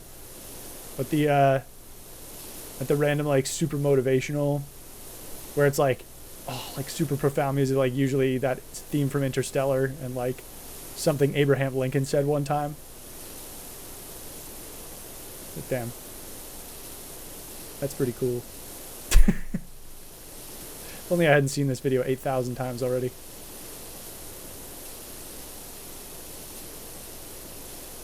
You don't? Nice. Lucky, lucky. Guess I got to start pressing do not recommend this channel instead of just skipping it. Don't have TikTok or watch shorts. Oh, that's fair. I don't have TikTok either. I not like any like grand social stance on it for me personally. I just don't care for the platform particularly.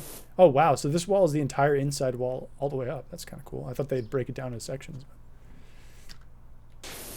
It's good though. The shorts can suck you in. I've been better about it recently, but there was a time where I'd spend like 3 hours watching shorts. I still do sometimes, but not nearly as often. Doesn't appeal to me? Yeah, I feel you. I was never really a big Vine guy back in the day either, so maybe that's part of it.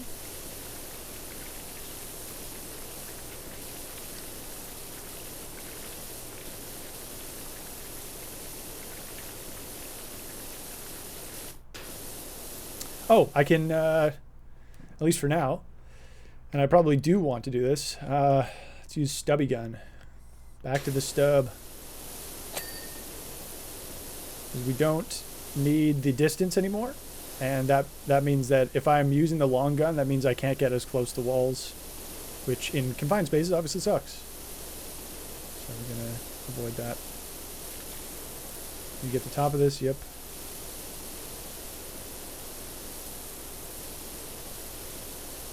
Don't have TikTok either. We're all such fucking boomers, dude.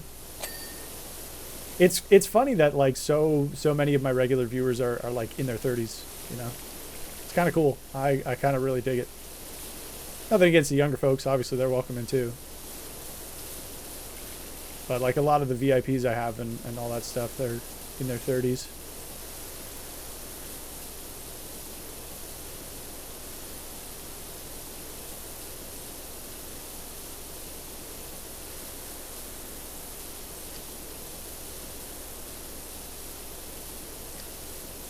Yeah. It's actually a seniority badge for life. It's not actually anything to do with my channel. It's a seniority badge for life. Wow, the ground floor, this is such a weird... Oh, okay, so then is the ground floor like all the way up to here then? Huh. Ground floor. No, the inside wall, but ground floor. Oh, these stairs would also contribute. And this is the underground? Oh, so the underside of this as well? That's interesting. Okay. Totally. You're like mid to late 20s though, aren't you, Red?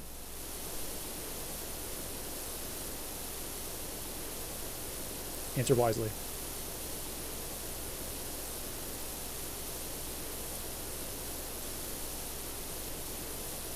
Just turned 25? Damn. So you just got your I know everything package from the government?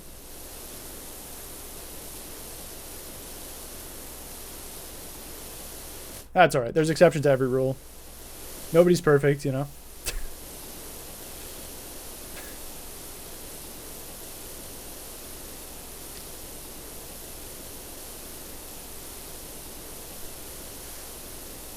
I always thought Red was our age. Yeah, same. What an imposter. He's 30 passing? Is that what we say?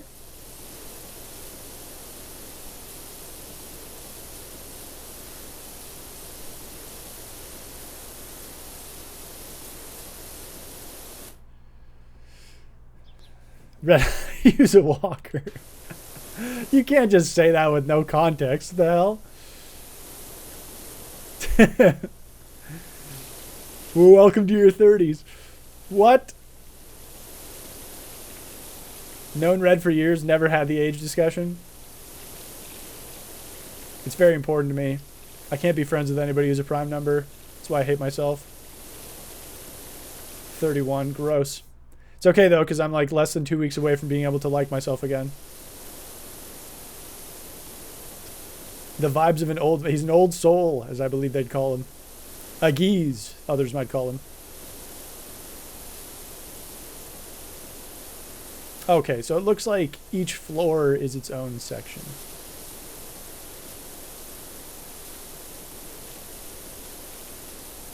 It's so weird how they've made these objects.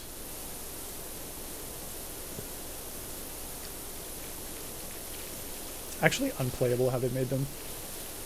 It's so unplayable. Mature for his age type, yeah. One of those fucks. I'm just kidding. He's so much better than I am.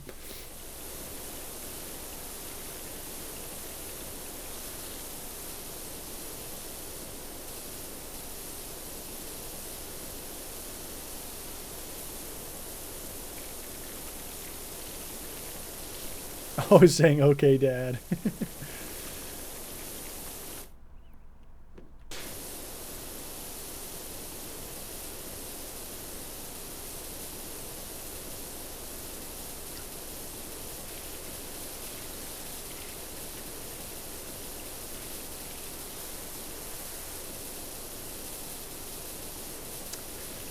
Is this... Oh, this is still ground floor. What? That's first floor. Okay. God. I think this game is British made, by the way, because they spell tires wrong. And ground floor and then first floor? God, how does your country work? There we go. Found the divide.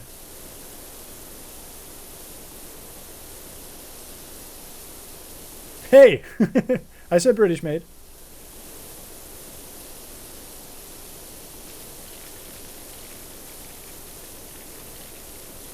Scottish person accidentally admits there's no difference between England and Scotland. I knew it!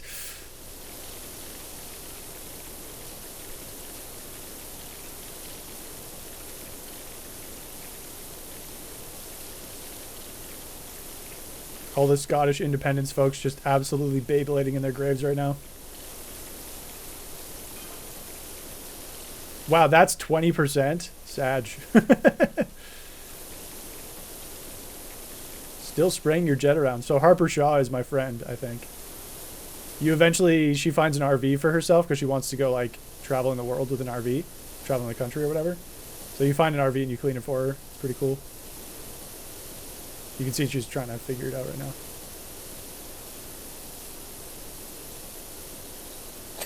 Nice! Nice! Should I just go up to the top and get the outside done? I think I'm going to do that, actually. Let's take a break from crouching around and getting carpal tunnel in-game. Hello! It's me. Ooh, this is going to be tricky. How am I to do this?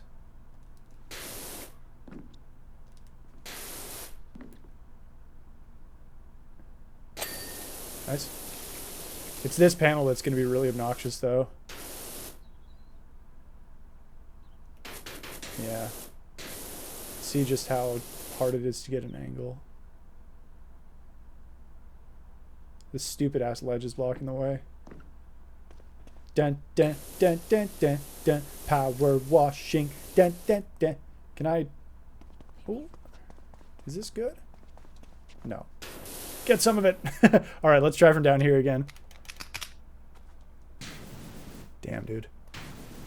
Pretty far up there. Oh, I got to use the extension.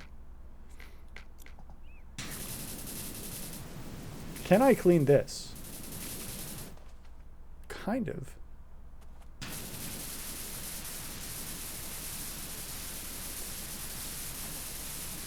That's cleaning. I just don't think I'm going to have a good vantage.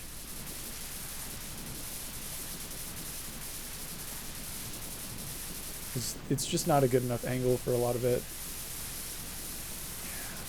Close. I can't get the... I don't think the extra long stuff unlocks yet. Long extension, yeah. There's an extra long that would make this simple, but... Yeah, see, like that, I can't get to that. Can I get on this ledge? If I could get on this fence, maybe. I'm going to try and jump onto the fence.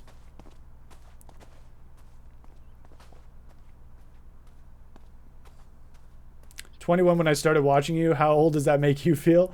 That's basically been the case for everybody who watches me, to be fair, though, so doesn't make me feel too bad.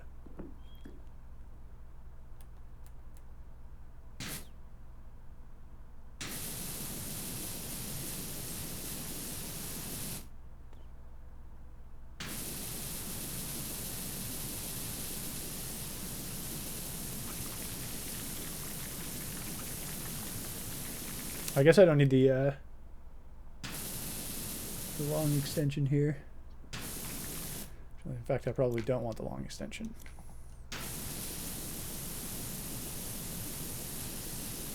We're getting there. We're almost there.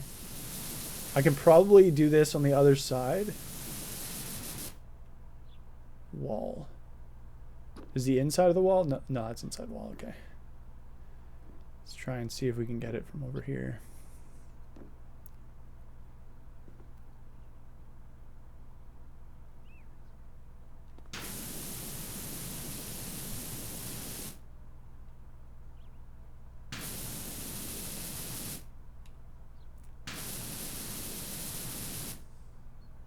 No! I am a snail. Look at the there's dirt here? Oh.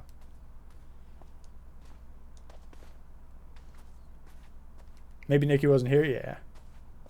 I mean, I didn't either. I'm sure you've remembered things as well. Or you've told me things as well, and I just absolutely don't remember. Because I'm stupid. Wow. Wow, there's like nothing to clean. No! Oh, it's under there. Wait, maybe I should be able to get that, right? I feel like I should be able to get that. Is that getting it?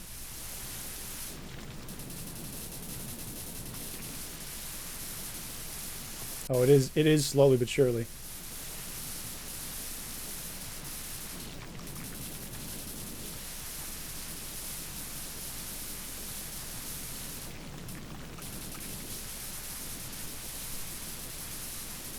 Oh, we're so close. Yes! This one's got a window, so it should be a little easier. Let's go up and try and get that done.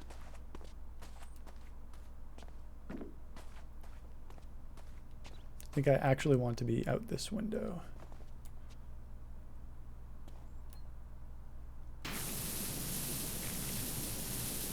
Maybe this window actually doesn't help that much. It'll help stuff like this. Oh, I'm, there you go. Well, that kind of blows.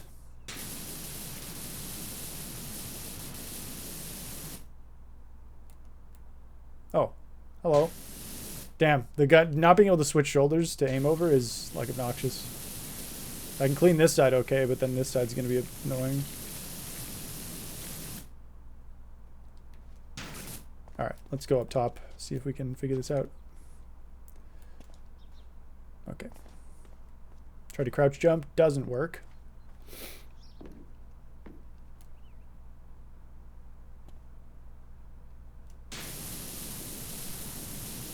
All this. Simply grow wings and fly. God damn it, he's right. Whole bunch here.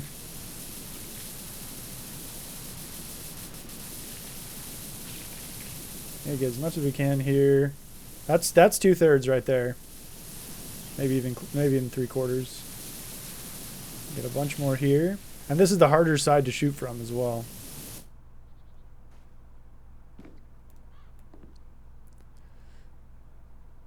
Oh, nice. Should be gettable.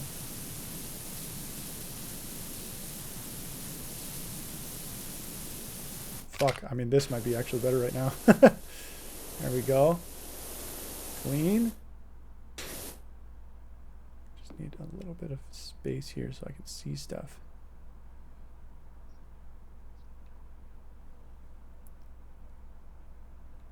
So it's going to be under that ledge again. So I'm going to back off here until well, I legit cannot. I think I should probably use the spinny one because it might get a little better. Hey, let's go. All right, cool. So that's the hard bit. That's the hard bit done. Back to yellow. We're going to use yellow basically for the rest of the time. Okay. Now, this is a long job. This is going to take us a long time, gamers. So strap in.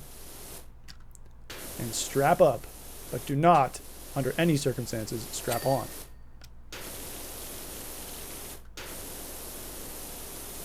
Oh, I'm in. Let's sink our teeth into this shit. 4 hours in the same level of power wash. Doesn't drink or smoke. I'm surprised I haven't gotten this from them yet. Fair.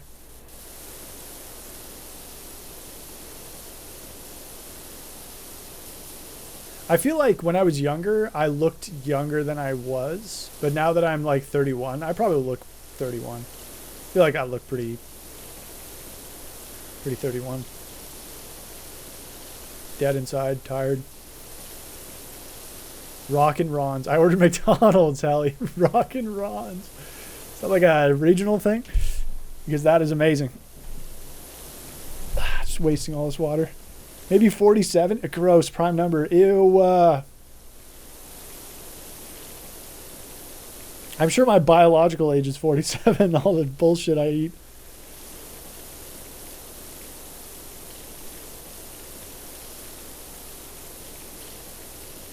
I got that from my dad. I have never heard that, but that is fucking amazing.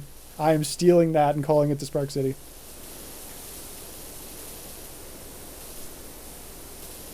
I've never heard that, no. That's so funny. People say I don't look 32, but I don't know. I'm trying to think. I'll be honest, I don't really know what you look like off the top of my head. I know you have brown hair. Wow. Yeah, sorry. I'll do better.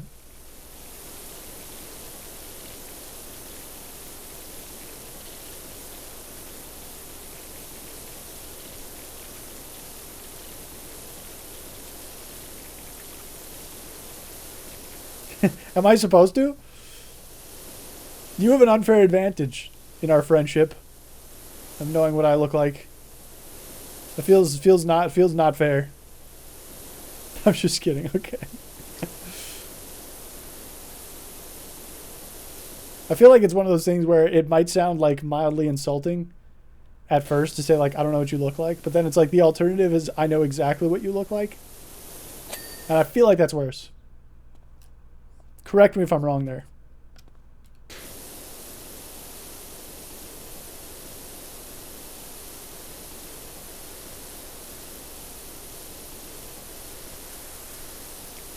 My Discord picture is me, that tiny ass little bubble.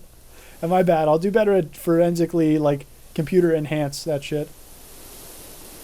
It's my bad. Really just a crap friend when you think about it.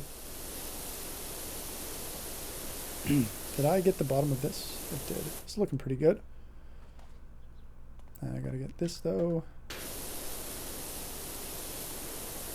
That's second floor. This is still first floor? Okay. I was like, where am I missing all the... Also, what I... Isn't it still just Peyton Manning? The sheriff. When I think of red, I think sheriff. That's for sure. Also, have you guys heard about... did anybody watch like NCAA basketball March Madness? I didn't, but I do know that Caitlin Clark is now the highest scoring person ever in NCAA history in basketball, which is fucking cool. I always love seeing records go down. It's pretty sweet. Apparently, there's been like a lot more interest around ladies basketball generated on the WNBA generated as a result of it, which is like, that's so rad, dude. Get in there, ladies. Watch those sports. Support those other ladies.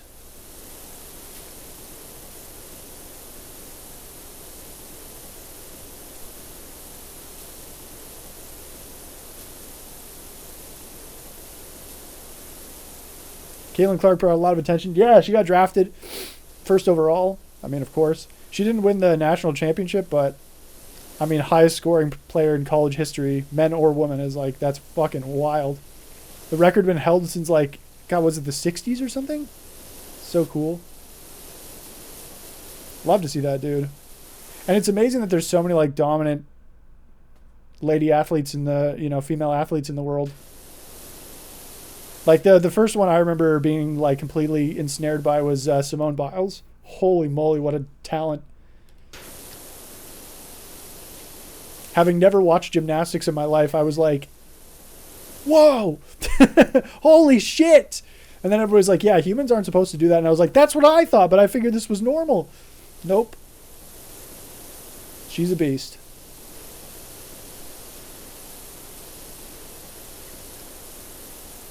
Yeah, Simone kicks ass. A national treasure. You Americans better protect her at all costs. She's cool as hell. Like, I know it's not common, but I know it's happened before. But she has moves named after her because she was the first person to do them in real competition. Like I think there's a specific rule where like you have to do it in a certain level of competition to have the move named after you. And she's got like 8 moves named after her. And like most people are like, I have one. Most people are like, I have 0. But the most people who have them are like, I have 1 or 2. She's like, I have 1 in basically every different type of event. Like, what a fucking Chadwick. Chadwick Boseman, wrist and power king.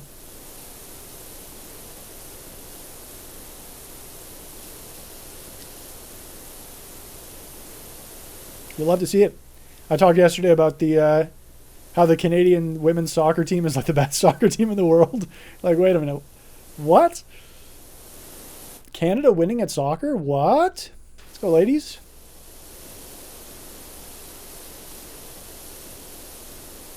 Meanwhile, the men like can never qualify for the World Cup, Sag. Pick it up, fellas.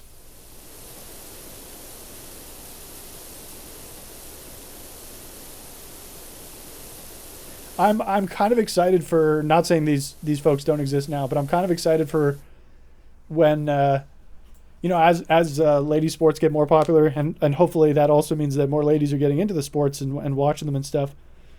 I'm gonna love to see because like the videos of people taking videos of like their boyfriend crying after sports team lost or something. It's always like, it's kind of fucked up, but it's also kind of funny to me. That'll be interesting to see the future of content.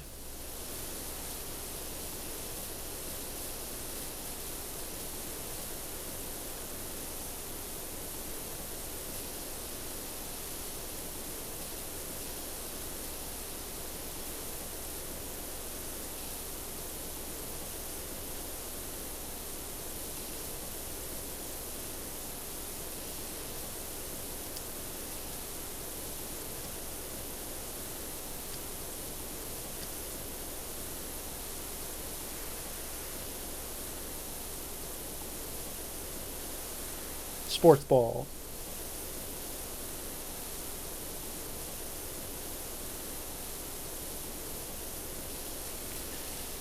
Hopefully the WNBA crushes marketing of Caitlin Clark, because they're gonna need to capitalize on it. That's one of the things that the NHL. I was reading a story about the NHL and how part of the reason that its growth is kind of stagnated is while Gretzky is still like, the face of hockey, and people are like, well, there's benefits and negatives to that. The negatives means that there haven't really been a generational talent that defines the league the way Gretzky did, which, like, it's not going to be very, very common, but he hasn't played in 25 years or something. So it kind of shows that the league is like, you could look at it as a form of stagnation where, somebody like Gretzky had a massive impact on, like, American viewership of hockey and stuff like that, because he played for American teams a lot in his career as well. And, like, if you ask somebody to name a hockey player and they're not a hockey fan, they're probably still going to say Gretzky. There was a thing that NHL Canada ran during something where they were like, Connor McDavid, who's one of the league's stars at the moment. Yeah, that's what I mean. So obviously we know that McDavid and Crosby and guys like Auston Matthews and Ovechkin and are stars, but they haven't been marketed very well at all. But so NHL Canada ran this poll, and it was like asking Americans who Connor McDavid was, and it was three choices, and one was like a prime minister, one was a hockey player, and one was something else. And basically nobody picked him as a hockey player, and the only person who did was like completely guessing. It's like, dude, we got to figure that out, because like I'm not a huge hockey fan, but it's a big part of Canadian culture, so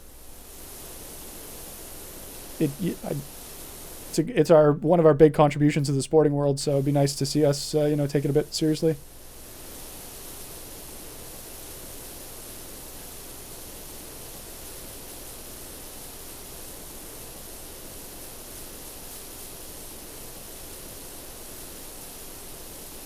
Yeah, like more people said that McDavid was a prime minister than than he was a hockey player. And it's like, it's a funny segment, but it does kind of illustrate the fact that like hockey is pretty poorly marketed. There's a reason it's the smallest of the big four by like a comfortable margin. Like you look at Russell Wilson's quarterback deal in the NFL, and it's like, yeah, 5 years, $250 million. And you're like, that's a stupid amount of money. And then you go to the NHL and they're like, he just signed a record-breaking 10-year, $3 million deal. And you're like, oh, it's not that bad, but.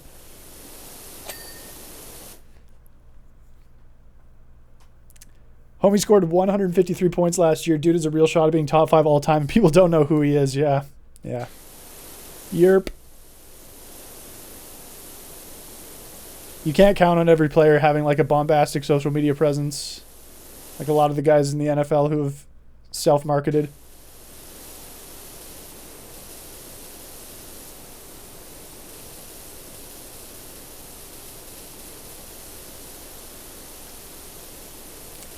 Marketing is like such an like, I don't like marketing, but I recognize that if you want to grow stuff, it sometimes is a pretty necessary evil. One of like the most interesting examples of like organic marketing in real time was when Taylor Swift started dating Travis Kelce. It was so interesting to watch as a football fan, because you had the fans who were like, oh, stop panning to her, blah, blah, blah, blah, blah. These are the same people who are like, panda more hot girls. But it was funny because without marketing at all, as soon as the news broke that Taylor Swift was dating Travis Kelce, female viewership for Kansas City games, that's his team, jumped like 40%, like 18 to 45 demographic, 18 to 45 years of age, jumped like 40%. His jersey sales shot up like 700% overnight. It's like, holy shit, she's an economic force. That is wild.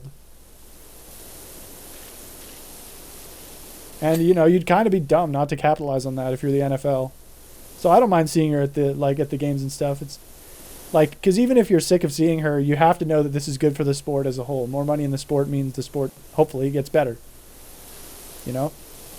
So even as a football fan, like, even if you're like annoyed because they're cutting away from the game during one of the 5 hours of downtime during a football game, like, you have to recognize it's for the good of the sport, I think.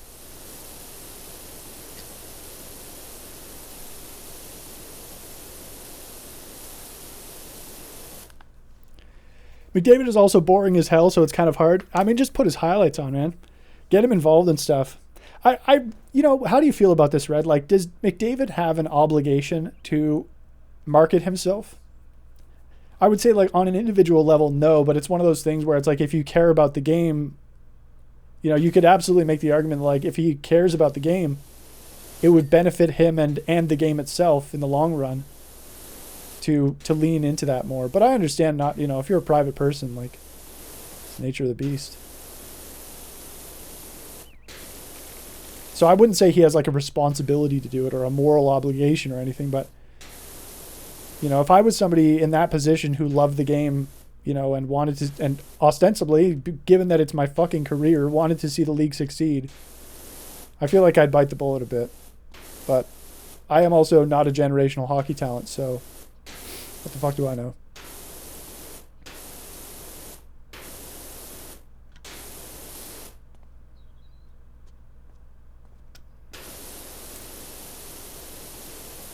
He's too polite to make a splash.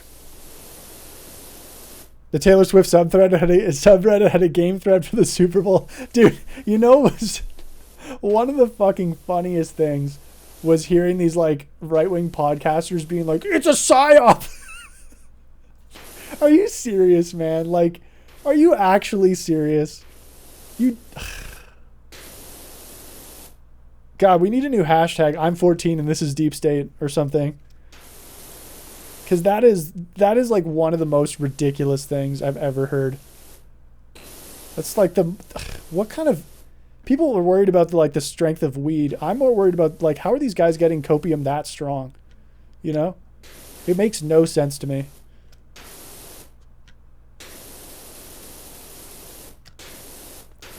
The copium crisis is real, man.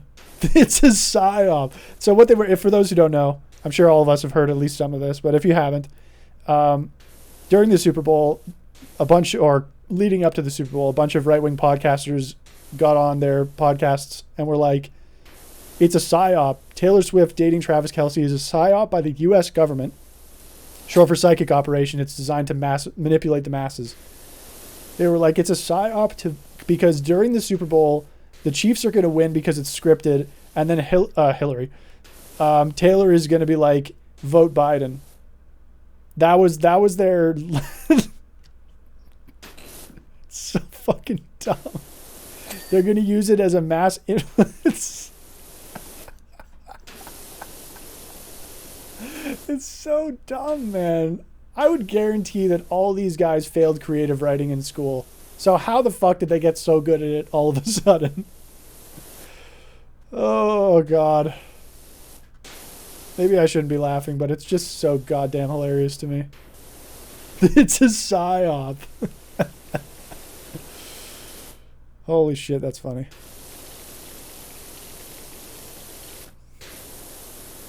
No, it is!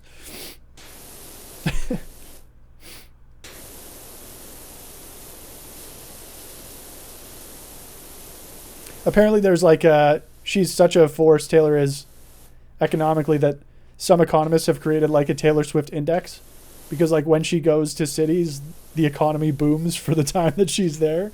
My God, dude. It's wild. It's a lot of power to have. Wouldn't there be better ways of doing it? Yeah. Yeah. All these liberal elites and their celebrity relationships. Ah, it's so silly, dude.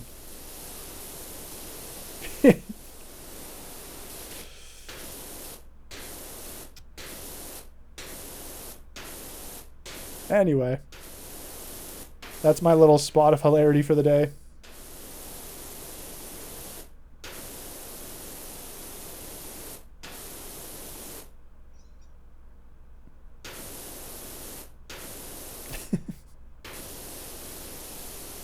Can you imagine like having a platform of any kind and like making a statement like that and then like looking at yourself in the mirror and being like, yes, this is good.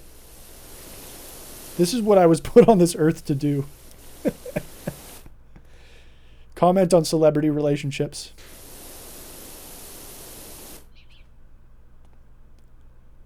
Logic falls apart. Yeah. Well, because the deep state. Hang on. Because like the deep state, and like because like Bo Jiden, liberal elites, Hollywood.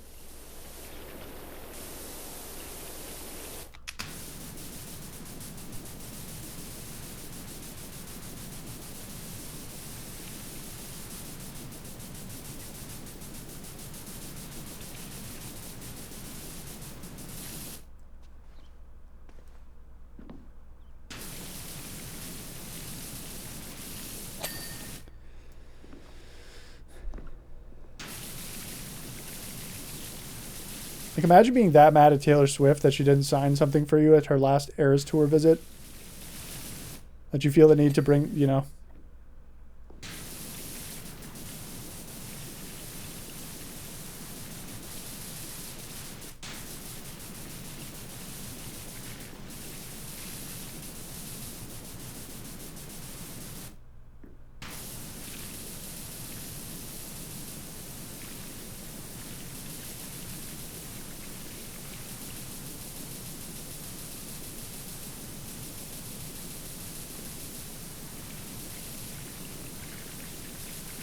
Feminize sports and make frogs gay. Gay frogs! Ah! Oh my god, it's so fucking silly, dude. I can't, like, maybe I shouldn't be laughing at it because there are people out there taking it seriously. But also, how the fuck can you not laugh at that? It's so silly. Like, it's just like... It's the problem with content creator culture, man. It's like, none of it fucking matters, but we're pretending like it does. Me getting platinum trophies does not matter for shit. Right? And we all know that. We all know that. It's all entertainment. It's just supposed to, you know, be fun to watch, fun to hang around, whatever. That's the way it's supposed to be. Not everything has to be like your life's work and mission, Mother Teresa style mission of nobility. We could just have a podcast and shoot the shit and not get so married to what we're saying, you know? It's so dumb. But, you know, if I'm loud enough and I make people talk enough, that's good, so. There's no downside for me, just for society.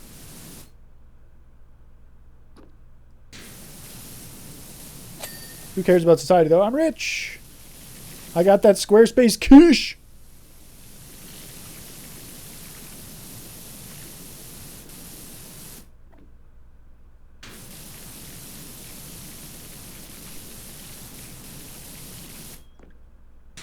Oh, here we go.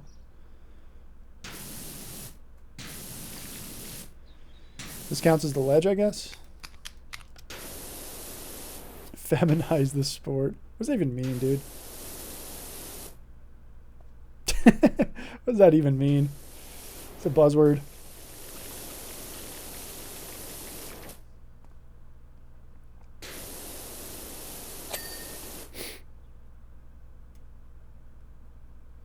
Yeah, I don't know either. That wasn't directed at you. That was directed at the people who say that kind of shit. It sounded funny, yeah. I mean, a lot of that stuff does. Dude, fucking stop showing her. Show me the men in tights. While they stand around with their hands on their hips. It's interesting. All right, dude. Relax. Take it down a notch. Okay, so that's good. I think that's the tower cleared. I guess we'll see at the end of the mission. Sweet. There we go. Now we're on to the box. Let's do the roof first so that if Nord comes in, he doesn't get mad at me for power washing poorly again. I think I used the... Yeah. I think I used the stool for this. You can use this. I'm going to run over here just in case. Go, make sure we grab the stool and not the ladder. You should be able to grab the ladder like Nikki was saying, because she used it, but you never know. With janky games like this, sometimes the trophies can be a bit of a pain in the ass, so there we go. That roof. Look at this, just wide open space. Nice, easy dirt to clear. This used to be all orange groves as far as the eye could see.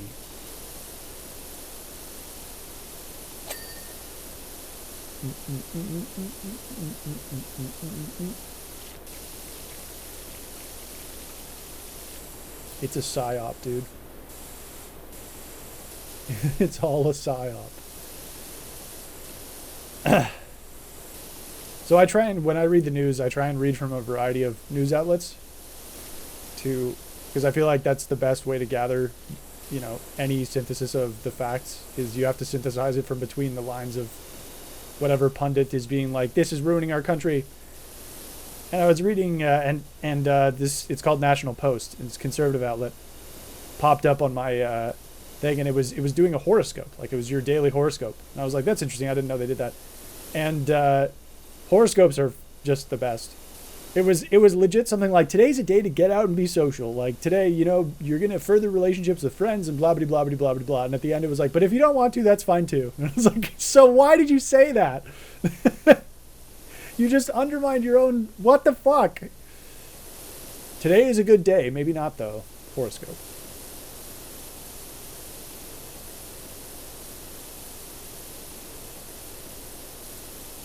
Like, wow, that's so me.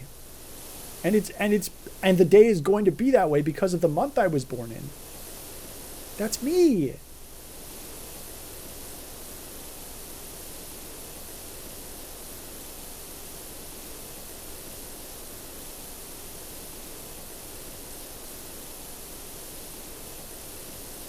Ooh, yeah.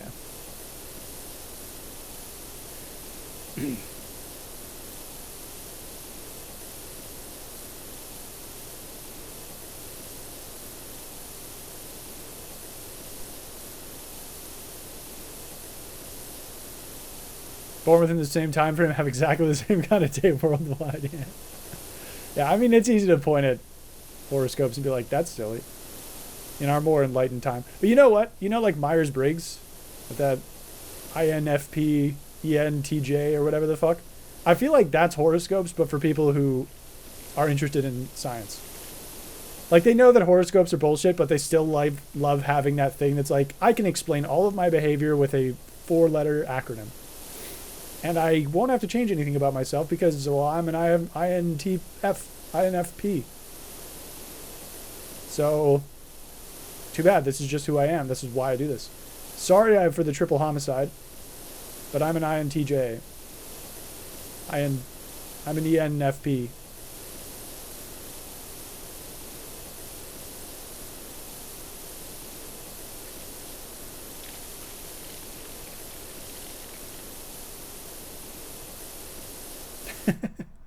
Apologies if anybody's way into those tests. I just feel like they're kind of pseudoscience-y.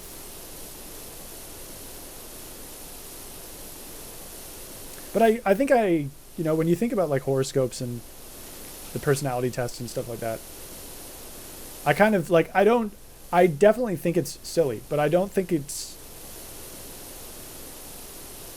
dumb, if that makes sense. Like, the way I see it is we're all trying to figure out who we are, right? And this is, you know, somebody comes along and goes like, hey, there's this test. It's backed up by, you know, some, you know, pretty faulty science, but it's backed up by science. And they tell you it's backed up by science. And you're like, oh, I can finally get a conclusive answer as to who I am.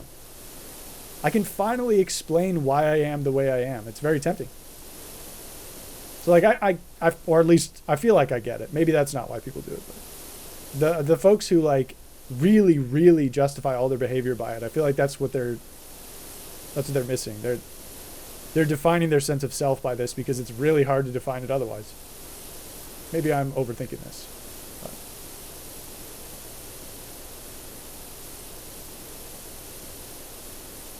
It's hard to figure out who you are. We spend most of our adolescence doing it and all of our teenage years and the rest of our lives. And who you are changes, so it's hard to even nail that down. Once you figure it out, it might change, and then you have to figure it out again. So I definitely get, if that is the case for people, I definitely get the temptation of wanting to just be like, yes, this is who I am, full stop, boom, boom, boom, done.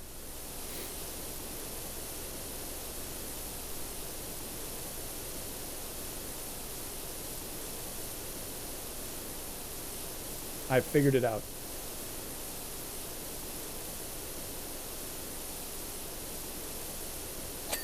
Hell yeah, 25 buckaronis.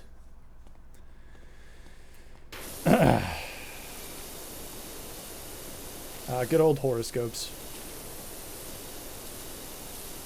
You're rich. True. I'm fucking rich. Merlin and I went to McDonald's the other day, and it was a very disappointing visit. She wanted to order a McDouble, but she accidentally ordered a double Big Mac. And I usually order a Big Mac, so I was like, well, we'll just trade. Like, I'll have the double Big Mac, because it's like, she was like, it's too much food for me. I was like, yeah, that's cool, I can eat it. And then we open it, and the box just says double on it, which is fucking hilarious. Like, Big Mac's got its own, like, double, Big Mac, and like 6-piece chicken nuggets, or like quarter pounder with cheese, or Angus burger, or whatever. This just says double on it, with like flat brown writing. And I found out, or at least I think, the reason that they do that is because they have double versions of basically every major burger, like Big Mac and quarter pounder and stuff. And so they gave us a double quarter pounder. It was way too much meat because it's basically a McDouble with a bigger patty. It's just ketchup, onions, and pickles. So it's legit just a McDouble. But it was like 2 quarter-pound pat. It was so much meat. I was like, oh my god, this is a lot. But yeah, it was a bummer. They're usually pretty good at that McDonald's, but they must have, off day or something. Can't win them all.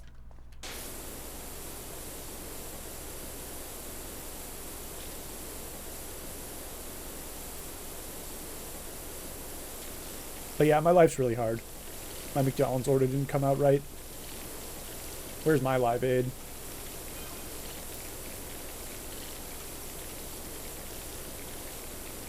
Oh, there we go. So, pressure wash is without hot water. Power wash is with hot water. Gotcha. I mean, that looks like steam to me.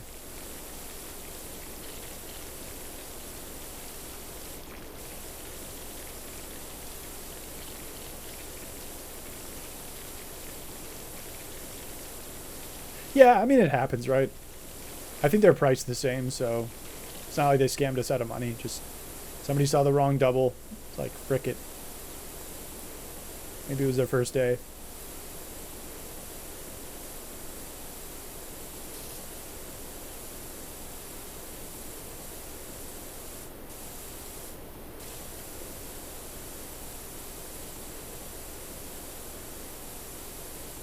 Ooh, you know what I should do is like get like this. I'm also getting a wall underneath. I don't think that's working. It's fine now. We'll get her eventually. Goo.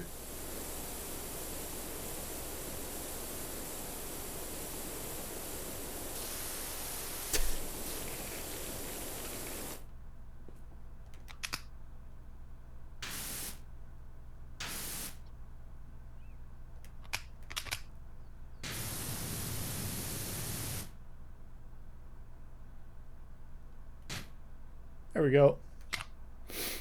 He's always watching.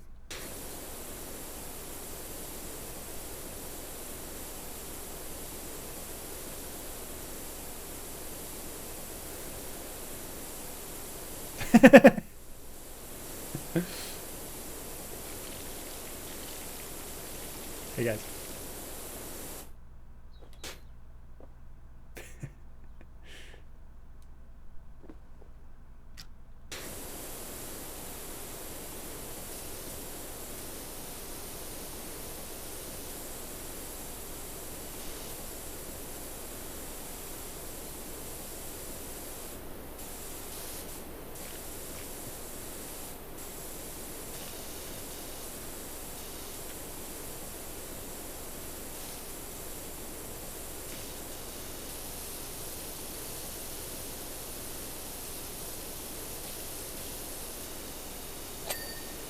Dude.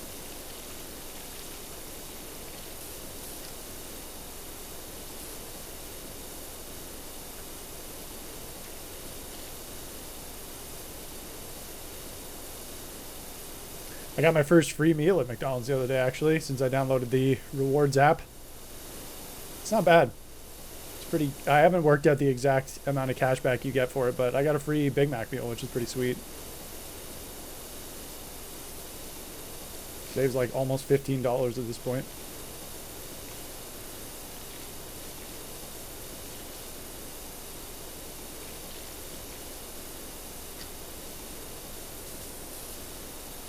I also can afford about $25 of wallet funds or store credit or whatever for PlayStation.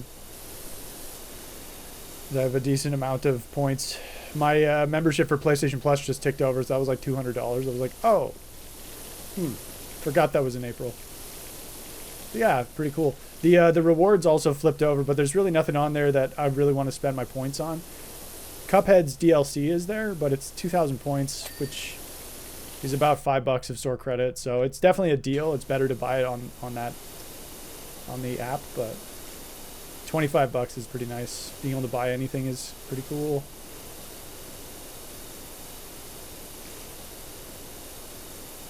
We got free chicky nuggies. Oh, hell yeah.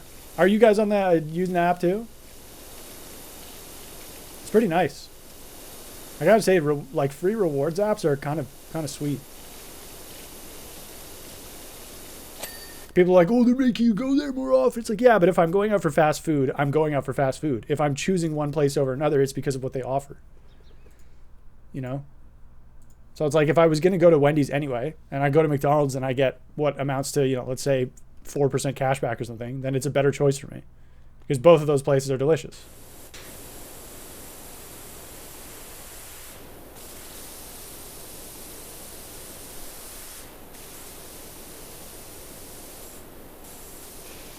So really the rewards program is just making it more worth to go somewhere, which is better for the consumer. Oh, there's stuff under here? Oh, geez. Oh. Just hosing it down. Hosing them down. Oop. Fine. Nice. I guess we can do this too. Sweet. The cladding. Okay, let's do something like this maybe.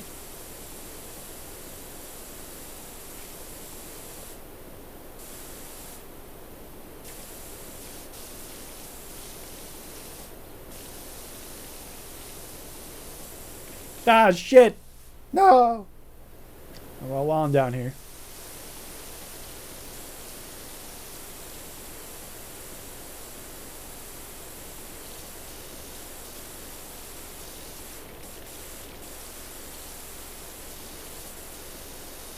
Cuphead DLC was great. Yeah, I'm sure it's. I'm definitely sure it's good. But as to what I want to actually put my money towards, like maybe I save the $25 for the Elden Ring DLC because it's gonna be Elden Ring DLC is gonna be expensive. It's like $40, I think, $45 Canadian maybe. So if I take $25 off that, it doesn't feel so bad.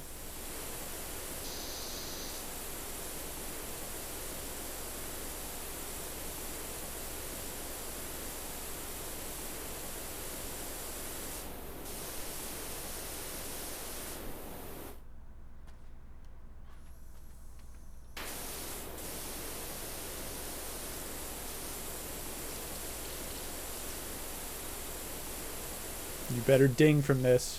I'm gonna be Sag. I'm Sag. Nope. Oh, there's some up there. Did it.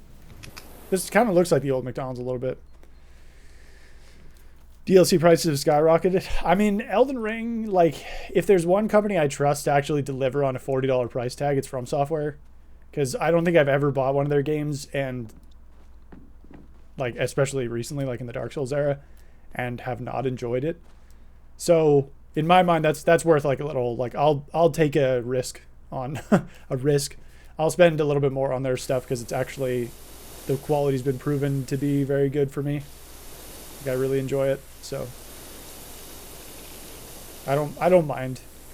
And generally speaking, their DLCs are pretty huge. And if Elden Ring is, you know, if Elden Ring main game is to Dark Souls as Elden Ring DLC is to Dark Souls DLC, then the scope is going to be larger as well, which kind of, in my opinion, justifies the price tag more. 40 is Hell's Deep. Depends what you get for it, yeah. If you get like another 40 hours, then I'd say it's worth, yeah. Would that be fair to say? It's not a perfect metric, but my general thing is like $1 per hour. So I've taken a bath on several games recently. In Persona 3, holy shit. The game was over 100 after tax and I got like 60 hours out of it and it wasn't very fun. How's it going, Ray? Welcome, welcome.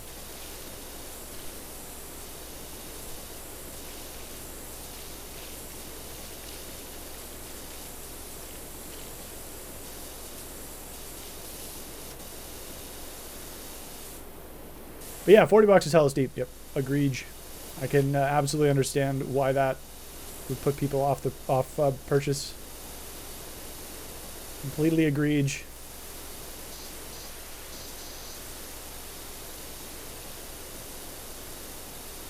It's like Euro Truck Simulator level of DLC pricing.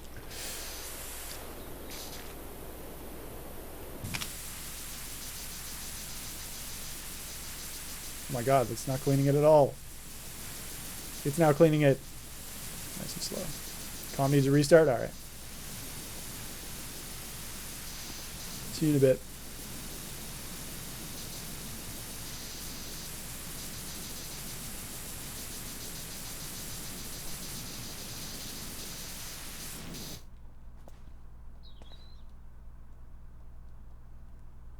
If you're like me and don't have Elden Ring DLC is half the... Ooh, that's good. That's good to know for sure. Unfortunately, I have purchased Elden Ring.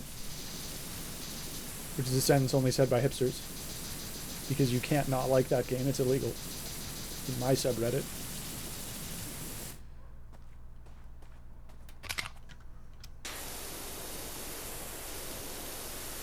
$80 USD, yeah, when Elden Ring alone is 60, yeah, for sure.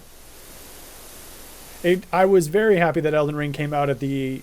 In Canada, it's $80 is sort of the new standard for games.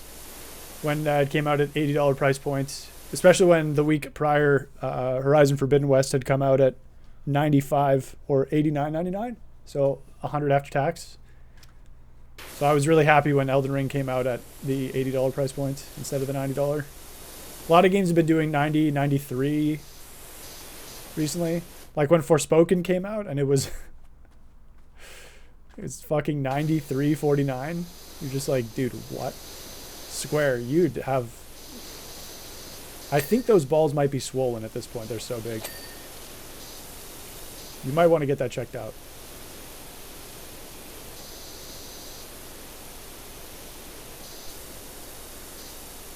Oh yeah, most of the deluxe, it's like digital pre-ordering is like just the dumbest. Like, here's a digital art book, all right, and something you're gonna unlock later in the game anyway. Even Elden Ring did that.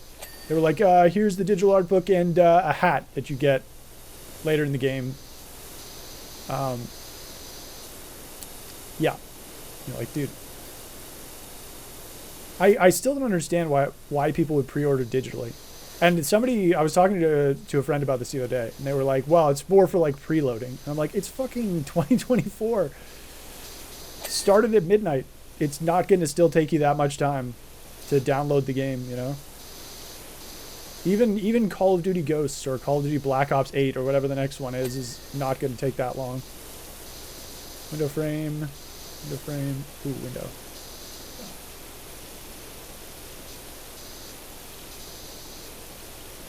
I guess that's why they call it window pane. Whoops.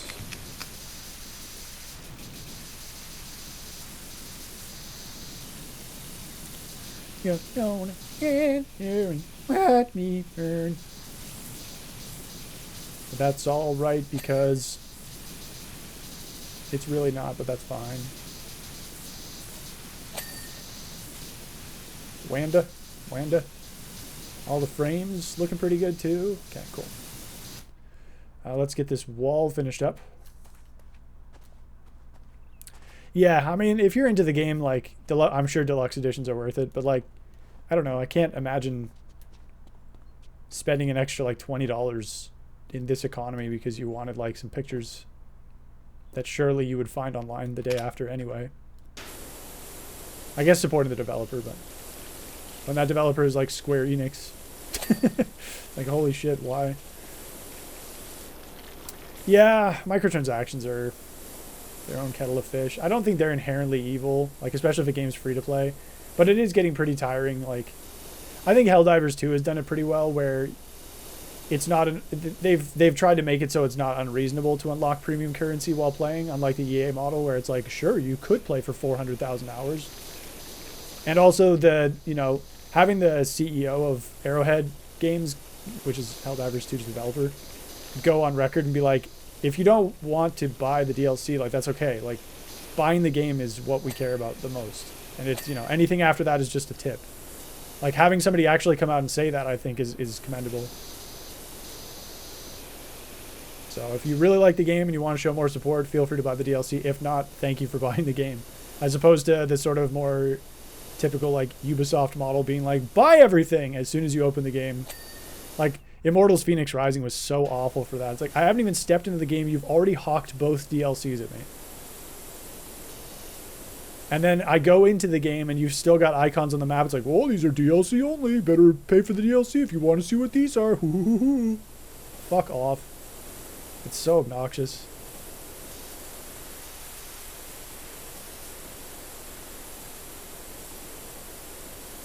That, it was really funny when Elden Ring came out and there were a couple devs.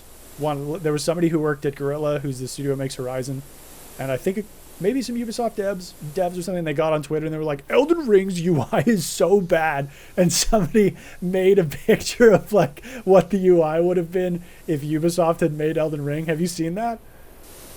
It's so fucking funny. It kills me. Oh my god, I'll show it to you. If Ubisoft made Elden Ring. Yeah, here it is. Holy shit.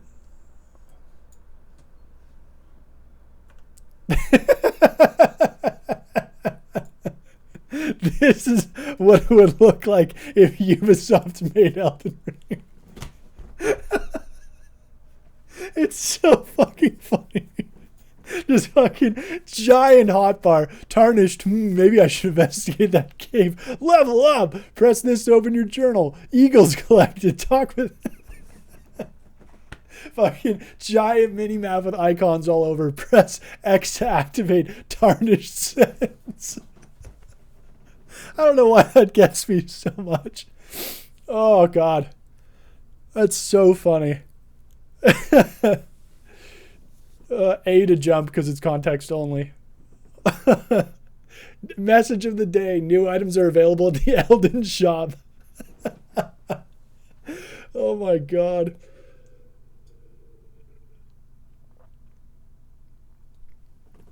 Oh man.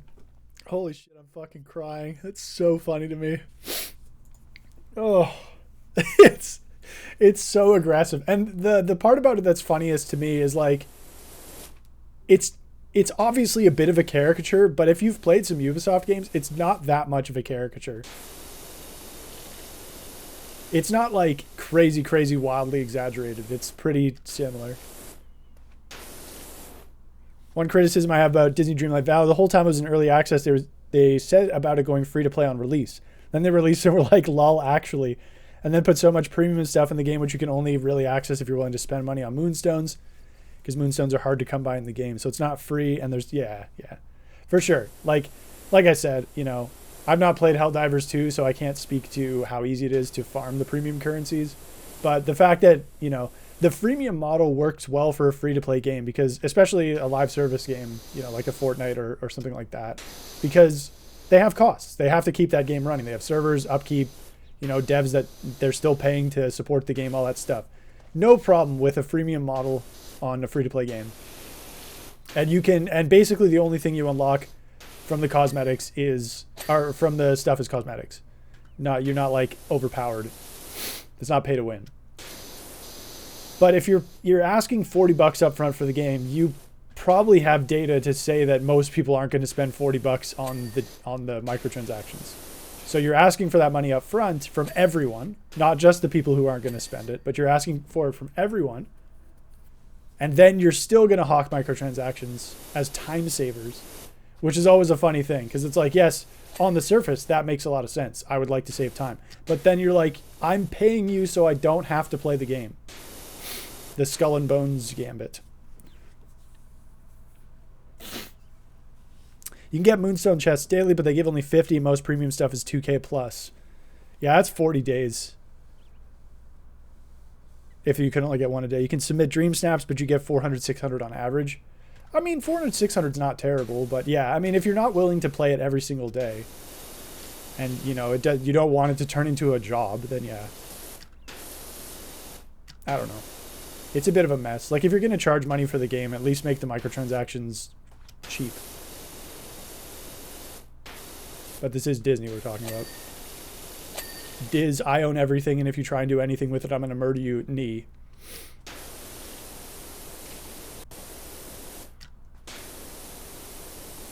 Shop rotates so frequently there's no way you can get all the stuff in time. Oh, yeah. That's annoying.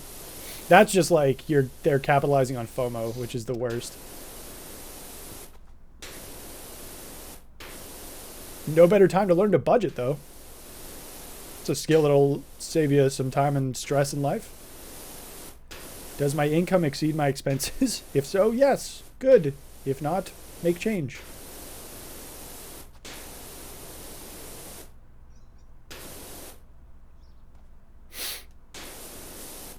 Only fighting game I play is Mortal Kombat, and the latest game is full of that, unfortunately. Yeah. I've heard a lot about Mortal Kombat 1. I mean, the fact that they called it Mortal Kombat 1 alone instantly, made the pedant in me go like, I'm not buying that shit. Maybe that's pedantic, but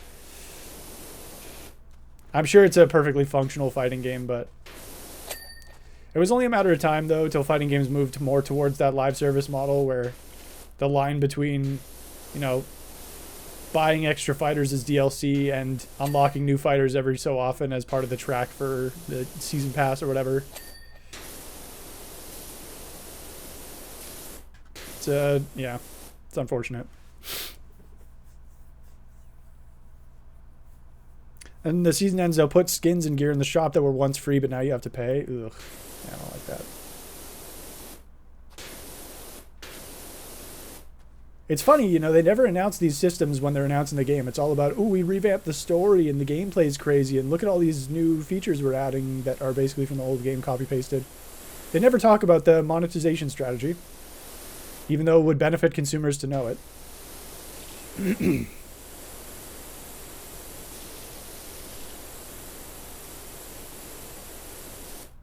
Which is why I have respect for the developer of Helldivers, just being like, listen, here's our expectations up front. Even if the expectations aren't what I would want for the game to have, it's nice that they at least were like, here we go, we're going to be open and transparent about what we need and as a company to run. So they weren't like, oh, please buy our microtransactions. We have to keep the game running. They're like, no, the game can run if you just buy the game. If you want to buy more, great. If not, fine. Totally okay. So I definitely appreciate that. It's upfront and it's transparent, and you're empowering the consumer to make the best possible choice, which I think is your obligation as a service provider. Over half a year and is now starting to feel finished with patches that felt very unpolished at first. Really? Just balance-wise, or?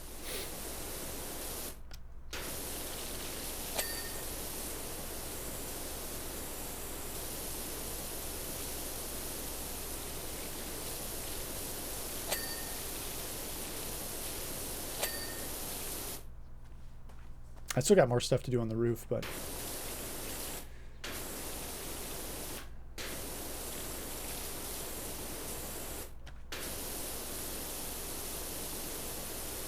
it was rushed in the fact that a lot of games released feeling buggy or unfinished has me usually just waiting. Yeah. Yep, I agree.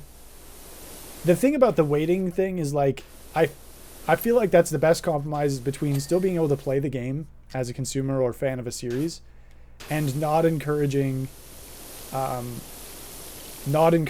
rushed and crunch culture in game dev. Because if you don't buy the game till 6 months after the release, the company doesn't make money until those sales go through, right? If everybody did that, if everybody, you know, the media pundits got their review copies, which they get for free anyway, and then they reviewed it and were like, hey, this game is not finished, there's a lot of bugs with it, you're better off waiting, and then people actually waited and didn't, you know, get FOMO up the ass, then it would point to companies and be like, listen, if you keep releasing stuff like this, you're going to incur massive losses in the next quarter or even 2 quarters. So it doesn't make sense to release the game unfinished. But we keep buying them. I'm mad at people for that. I'm very much all for blaming large corporations for a lot of stuff because they do ruin a lot of things. But I think it's also important to acknowledge our own role in the shaping of an industry like this.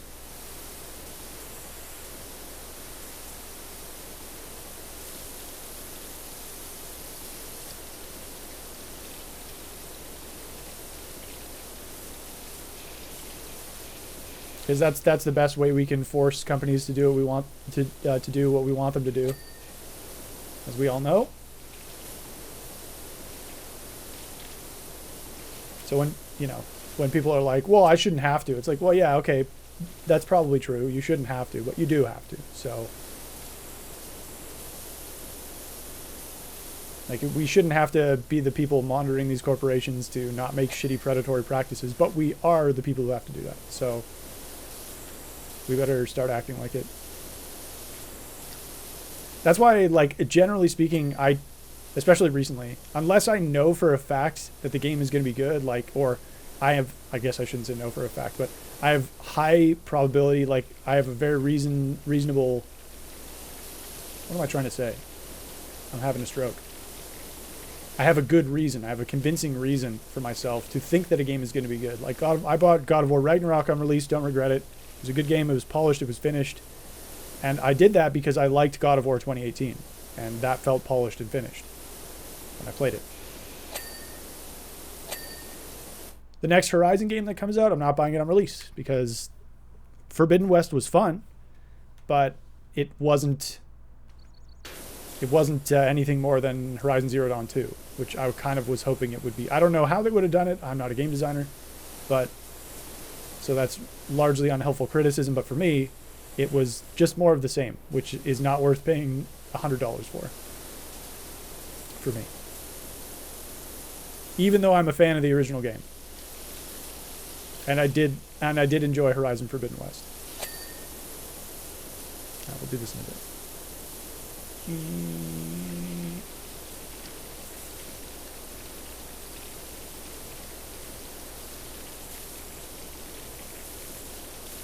It's a bummer about MK1 though. Also, like, I wonder when the trend of, like, calling a franchise, like, Mortal Kombat 1 came out in, what, 93? Like, the actual Mortal Kombat 1 came out in 93. Like, can we stop? Like, I know it's supposed to signify a reboot, but you've already done, like, 8 soft reboots of your canon. So can we stop, like... Just stop. Stick with what you've got.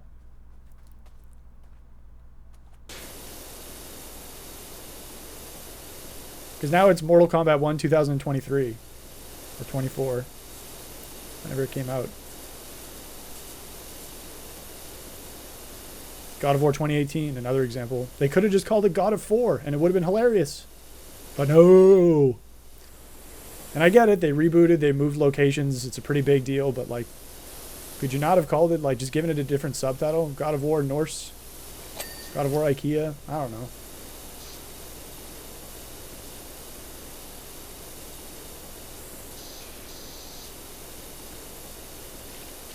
God of War Revolution, God of War Reloaded. Stupid ass Matrix movies. Being so good and having such shitty titles.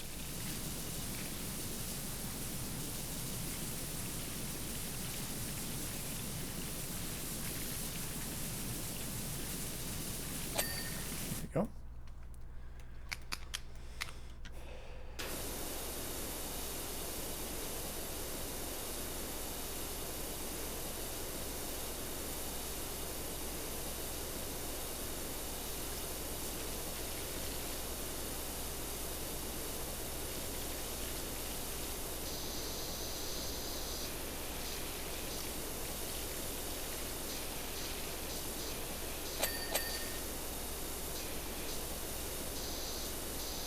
Into frame.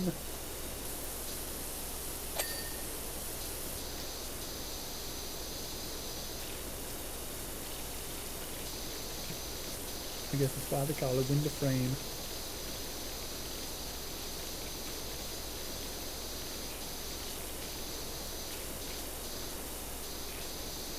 Oh, it's just door. Okay. I don't know what the object was. It's just door.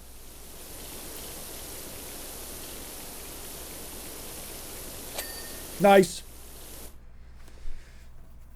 Getting there, folks. Ooh.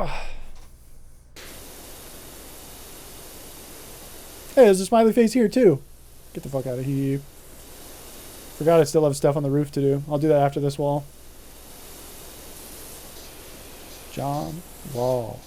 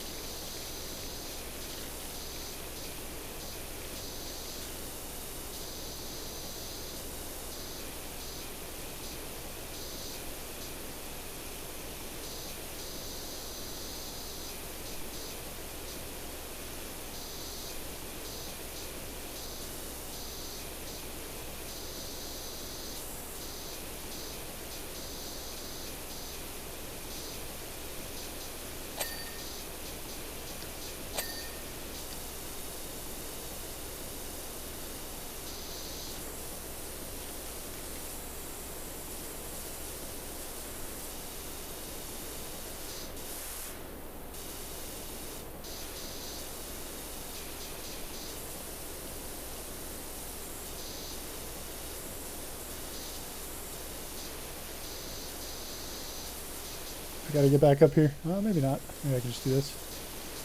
Might be enough.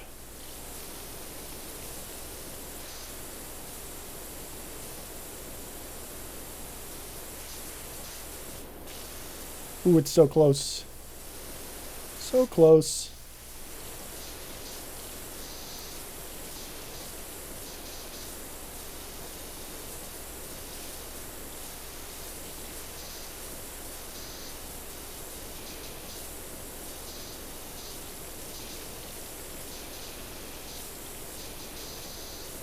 There it is.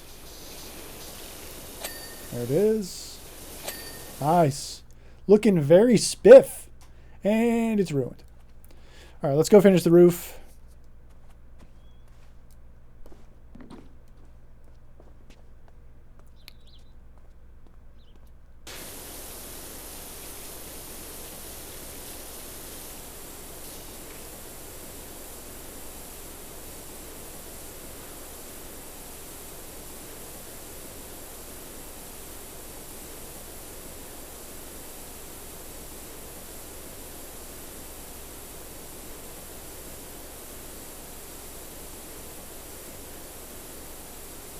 It's another great level, to be honest. I like the levels with large open spaces that are just like fun and satisfying to like. Playground, firehouse, fire station, skate park, all absolute bangers of levels. IMHO.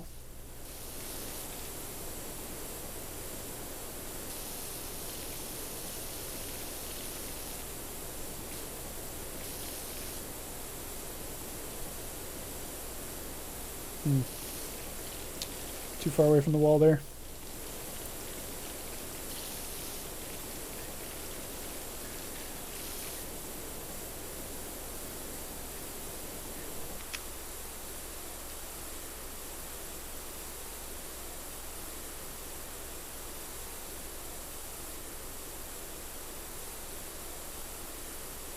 Do it!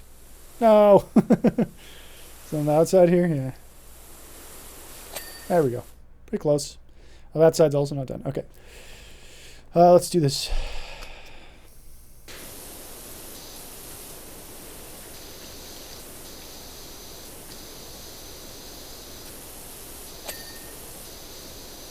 I gotta think of a better question of the day.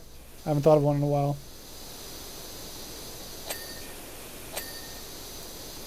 If anybody else has a question of the day, feel free to ask it.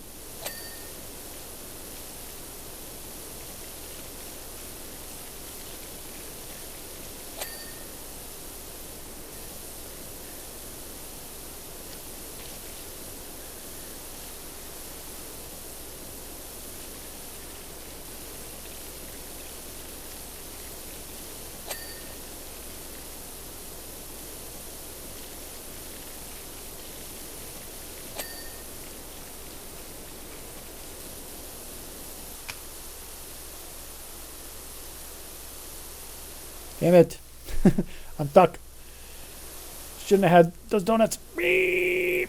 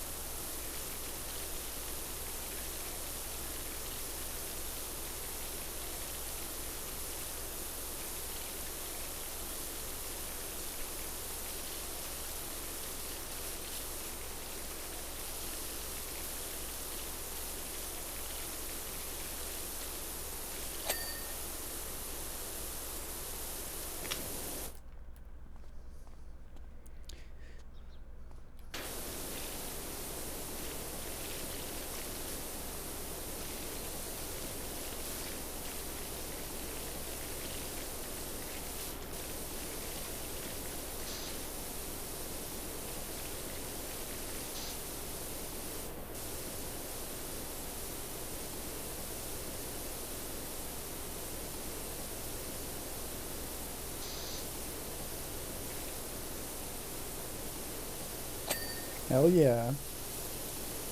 Brother and sisters.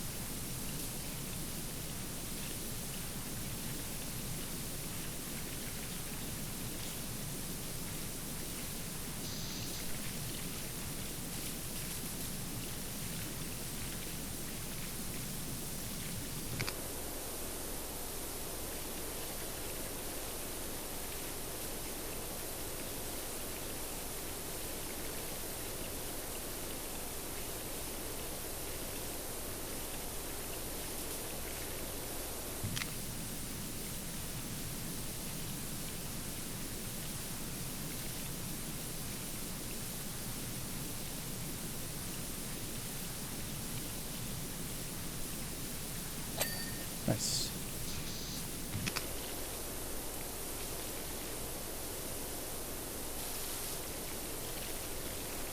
Looking forward to that nice silver trophy popping once we're done this level.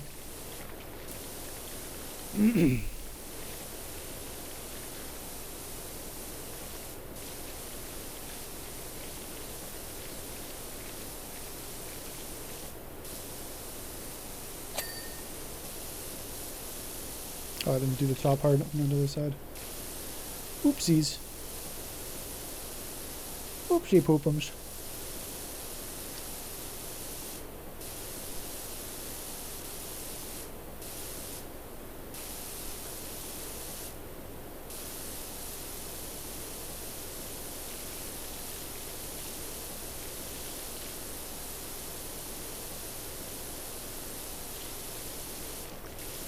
We good?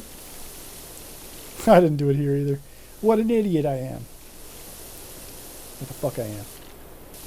I don't know what I'm on right now, but this is an amazing boost. Oh, like there's the roof too. I have to fall off here.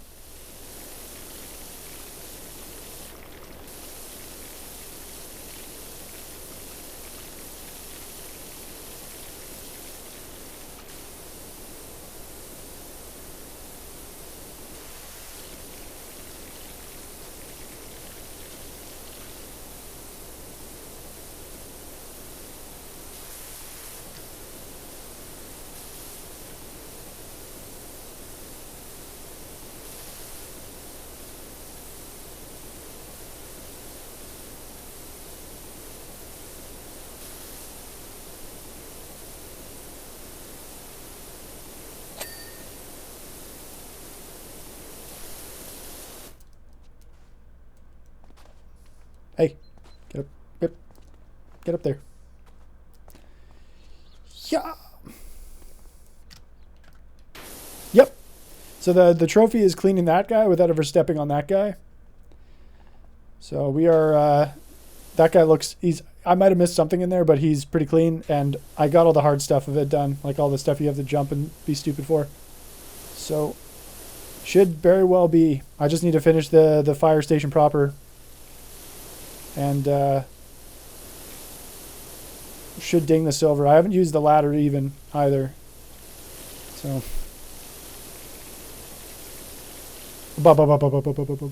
Yeah, we'll see. I think I should be fine, but.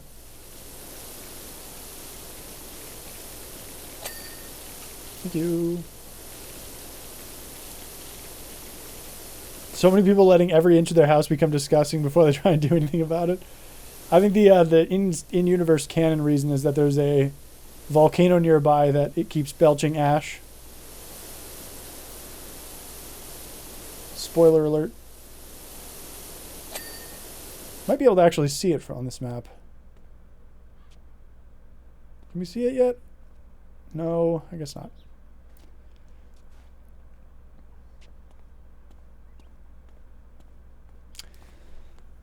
All right, we're gonna keep this guy here for as long as we can. Make a little fuzzy circle around him.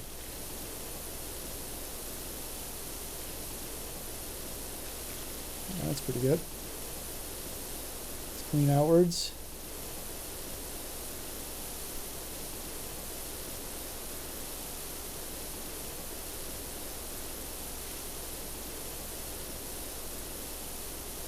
Yes, use of negative space. Yes.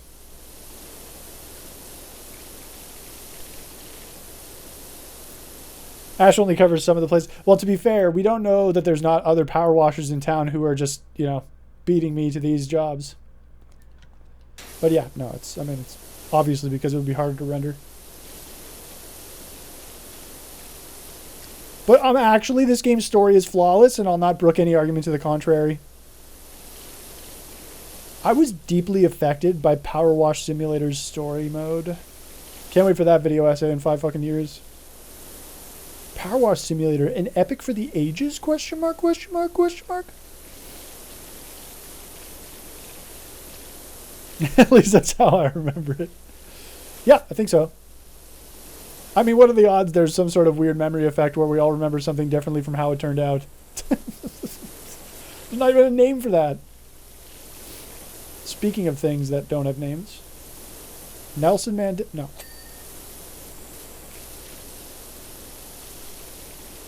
TikTok said that Power Washer predicted it. Yeah, exactly. This is exactly... What you said was garbage. Yeah, but it got clicks. And cash is king.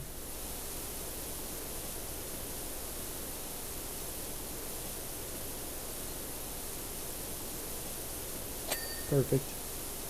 Looking beautiful. Beautiful.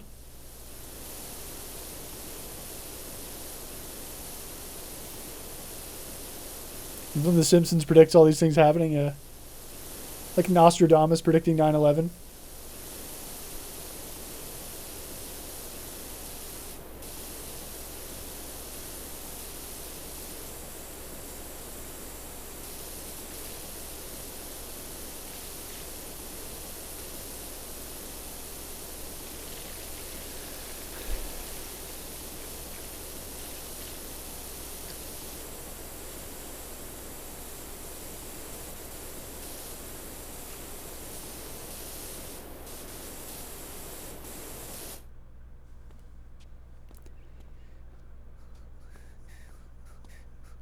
Alright, let's make like a true box around this guy now.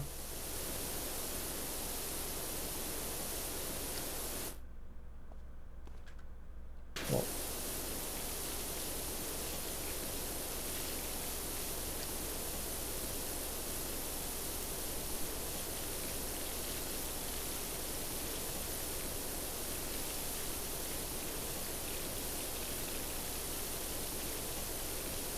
Nostradamus. Yes. think I probably would. It'd be great branding. That's my too much of a stretch joke today. That's fine. I respect it. The best comedy comes from stretching it. If you'd been able to make the damnest part into something fart related, I think it would have hit pretty well. But I don't know what that would be. Nostril. Nostril damnus.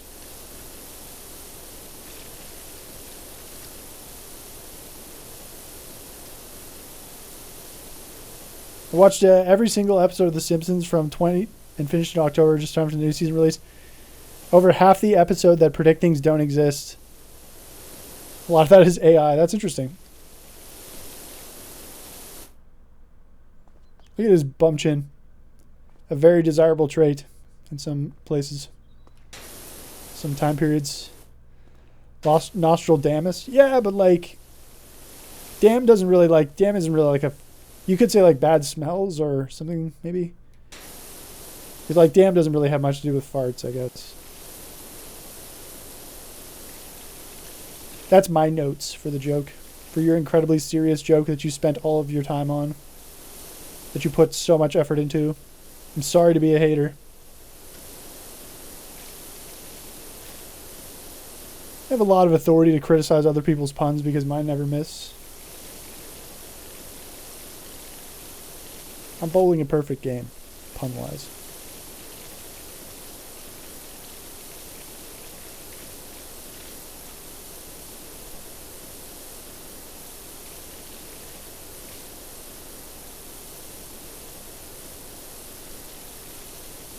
Gotta go atone for my sins. Check PayPal. No.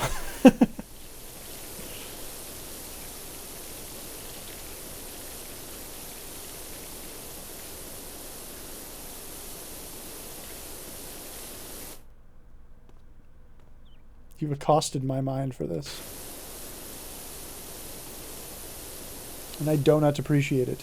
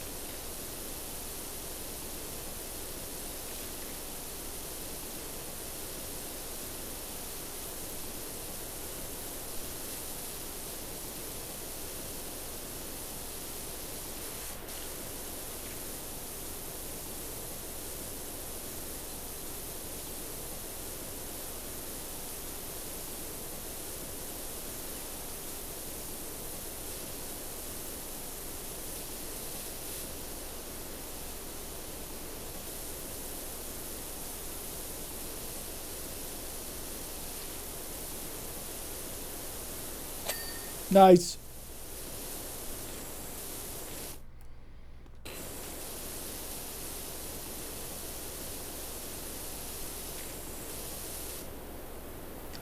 Here's how volcanic ash made a smiley face like that. Nature is amazing.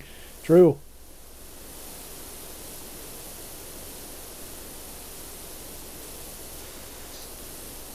The winds of solar winds,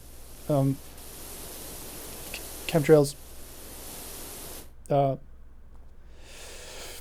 meteorological solar eclipse. See,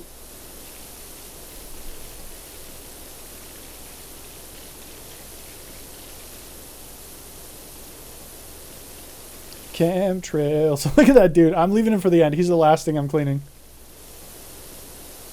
We gotta give him a name. Nostradamus? I'm thinking Nostradamus for no reason. Look at that, he's even got a nose. He looks like he's got an eyebrow raised. It's like, how about it? Nostradamus, huh? Pretty good name. You bet it is, buddy.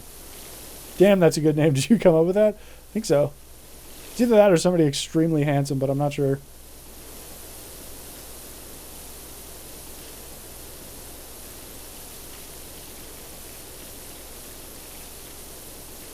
Eh. Fine. Then I'll go this way.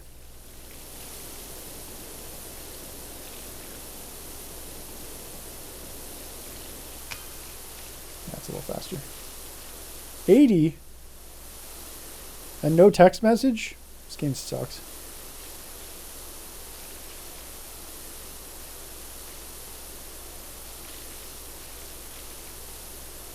That's why I don't like using this. Sometimes you just get to leave a bunch of stuff over. Oh. Pointed closer to the ground.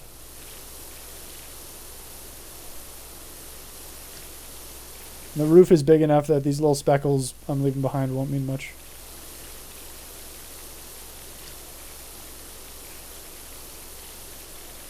Hopefully. But see, now it's like, ugh. I hate this.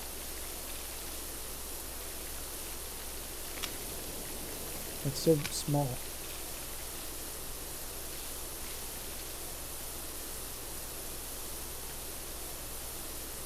This won't ding anyway because of the smiley face, but...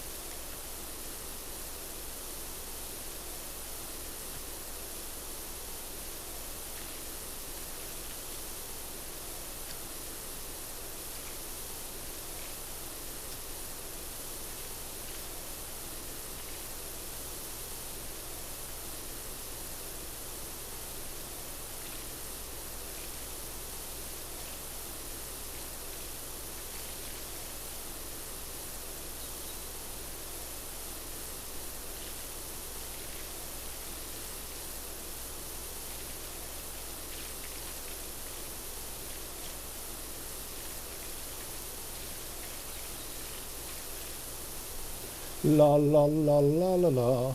La la la la la la. La la la la la.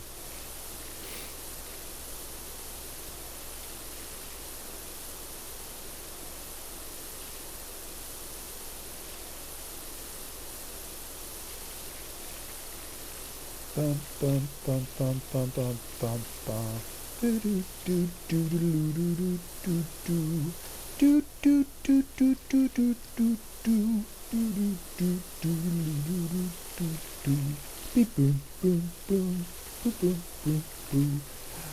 Do do do do do weep weep woo. Do do do do do do do do. Ba ba ba ba. Visiting my college friends, one of whom is Donnie.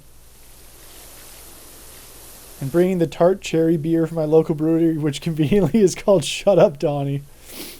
Local brewery names, dude. So silly. Ooh, this is nice. What's this one called? It's called I'd Punch My Grandmother in the Gut for $20. Oh, I like that. Very hoppy.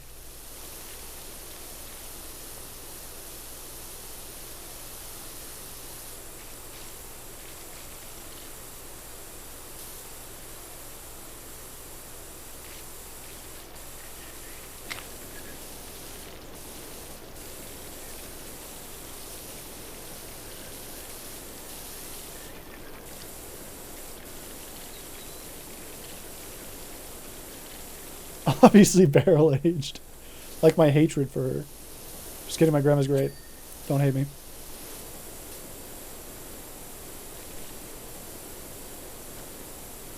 Hey, just keep it on a nice simmer.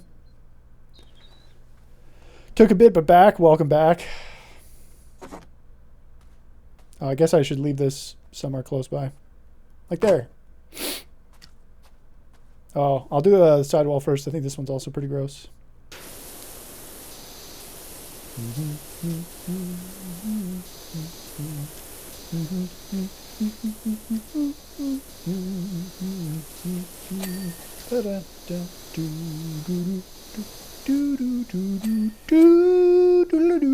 Ba-ba.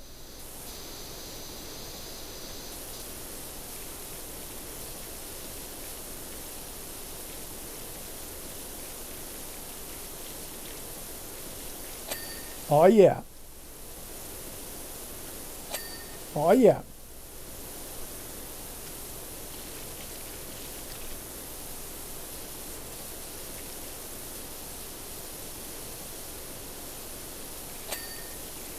Well, welcome on back, Free Sampler. You have not missed much. We are getting there. I drew a smiley face on the roof. I think you might have been here for that, though. We kind of cut him out and preserved him. He's going to be the last thing I clean. That's my tag in Powerwash. I have a tag. I'm so cool. When I make jokes like that, it's because that's something I would have probably actually done as a kid.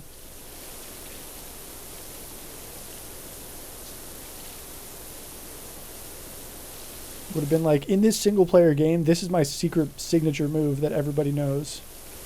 It's not very secret, but...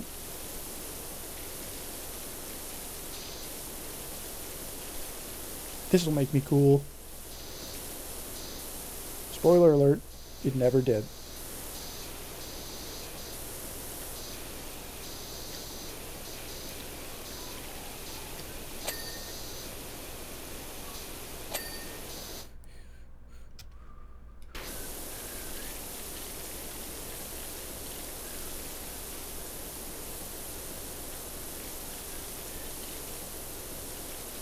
The cool ass. Oh no, I never did that actually, but and I feel like I'm less of a man because of it. The cool ass. I remember somebody drawing it, and they were like, everyone was like, "Wow!" They were like, "Look at this line, line, line, line, line, line, line, line," and you're like, "That's so cool." It's so fucking cool. Draw it on the wall, yeah. Oh, yeah, in this. A chance to really recapture my youth, yeah. I never went to my own prom! Oh, shit.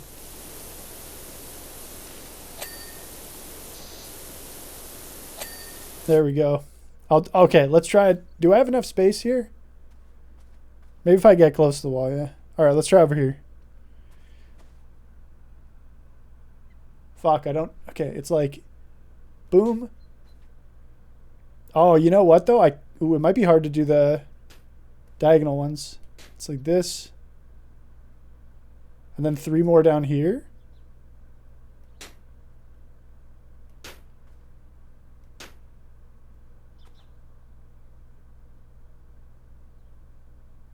And then 1 here. 1 here. S. I think I goofed it.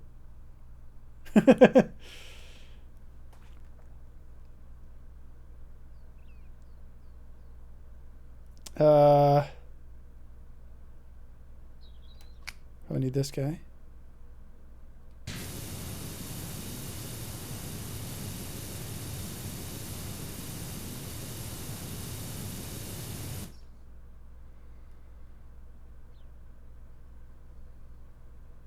I think I already fucked it up.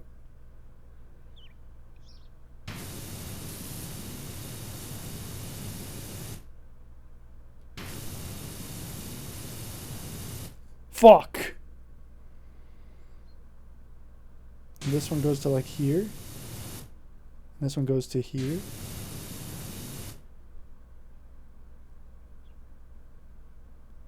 And this goes to here.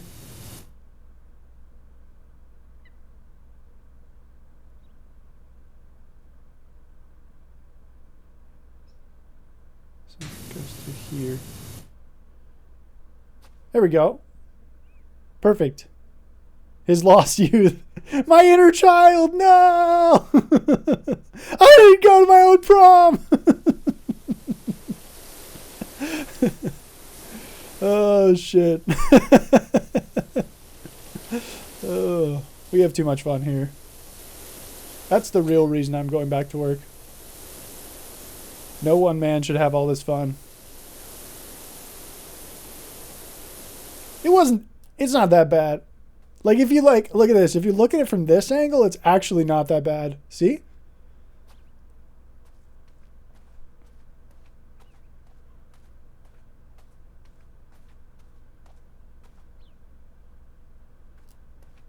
Learn how to do the graffiti S from the kids. Yeah, I guess I have to. Go take a 6-week correspondence course. I'll be right back. Smash cut to 6 weeks later, and I'm like, Jeremy bullied me. I never got to eat lunch with my own money. What a boomer. Yeah, all right. Listen. I'll have you young kids know that when I was younger, I was also extremely unpopular. Yup.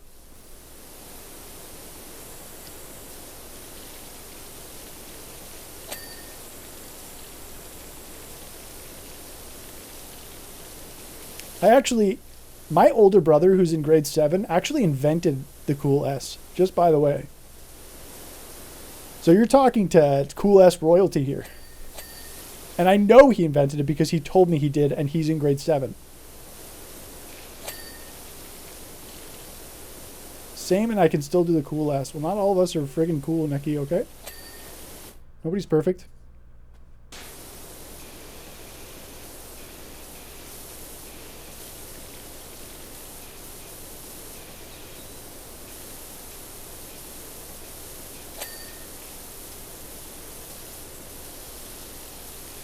Not all of us are cool. You don't have to be. It just makes life way easier.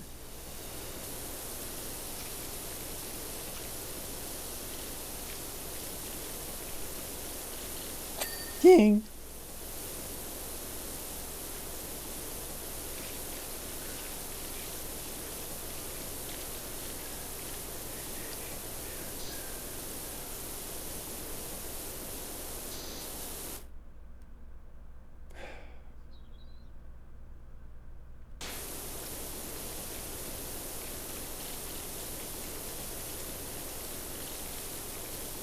I wonder if our parents drew the cool S.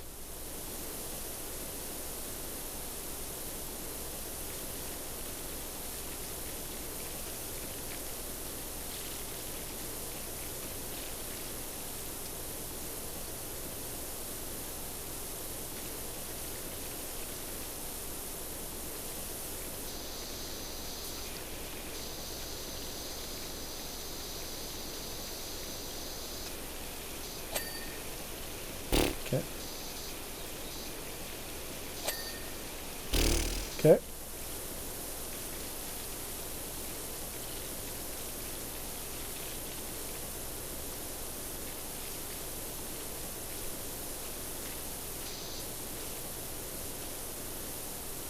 Eminem even told me I only get one shot, and I missed it.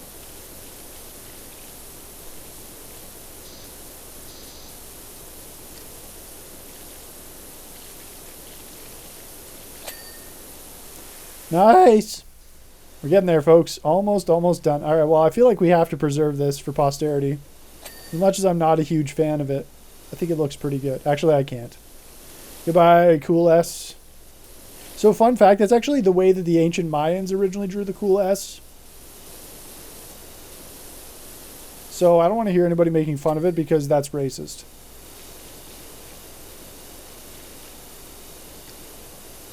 Vindication!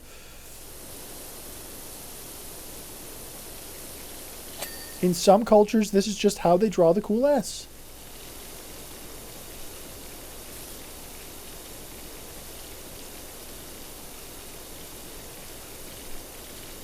Ba ba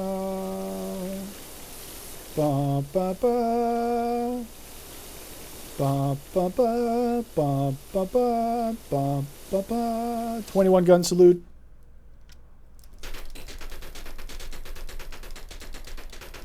That's probably close to 21. Finally, the shame is never gone. I got into this damn business to erase my shame, wash it away. But I quickly learned that that's impossible. On this episode of Power Washers, the dark, gritty reimagining of Power Wash Simulator.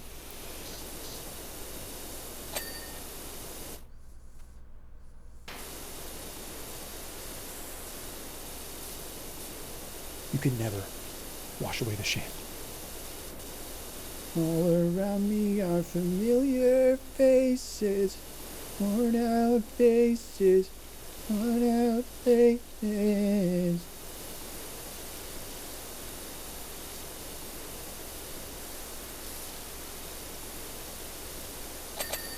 Ding ding.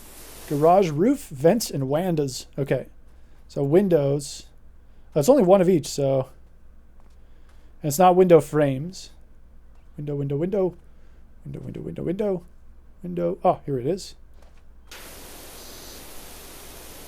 It's probably, yeah. There it is. Vent. Okay. There's a couple on the sides of the building, I think. Or maybe up top. I remember cleaning them. There's none in the practice building. Aha. Aha! You fuck.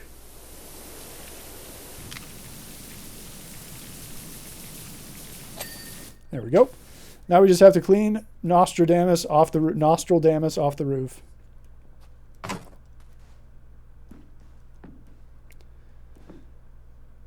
There we go.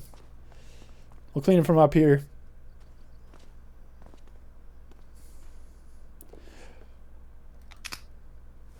Ba ba ba. S stands for spark. Ba ba ba. Ba ba. Oh, this isn't close enough. There we go. Ba ba ba. Ba ba ba. Oh, say can't. Nice. Let's go. New job available by Mr. Smiles. It's Nostradamus Smiles. Fantastic. Nice, dude. Let's go. One of the harder mission trophies in the game.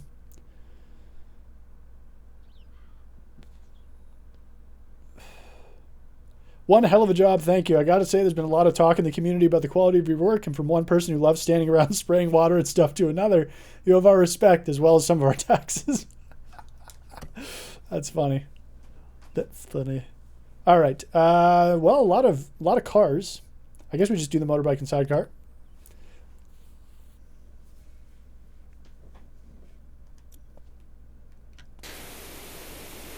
Oh, look at that. Look at that ticker go up. Love it.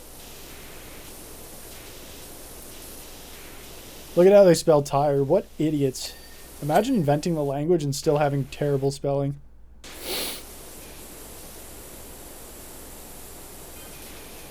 Slimy yet satisfying.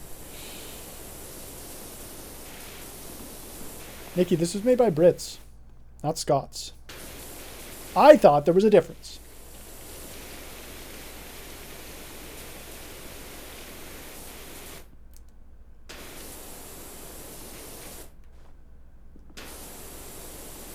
Bone!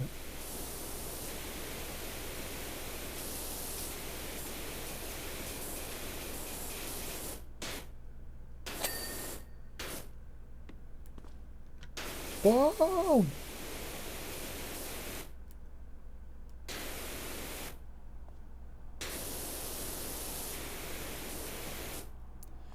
Mudguard. You can't call them that.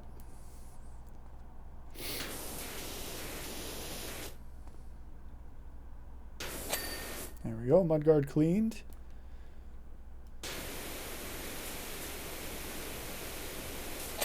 There we go. Sidecar Dunzo. Windshield.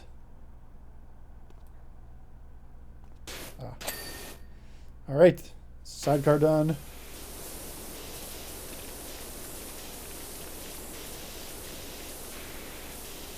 And the butt.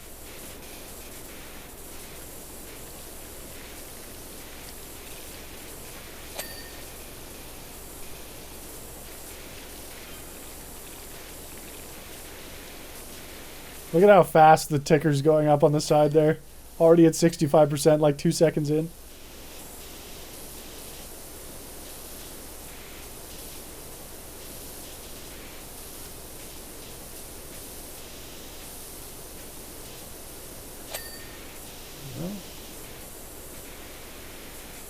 Here we go. Alrighty.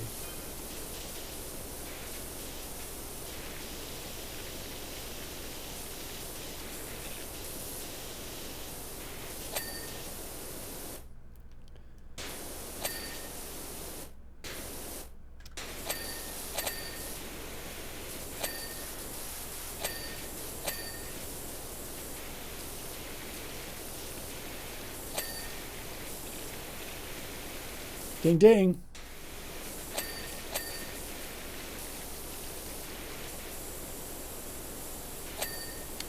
Lots of dings. Because we're doing lots of things. We are.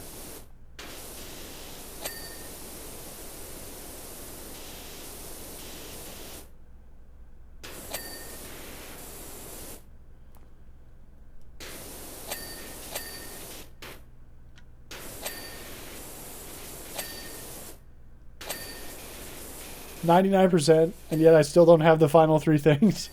Oh, there we go. Engine. Exhaust. It's this one.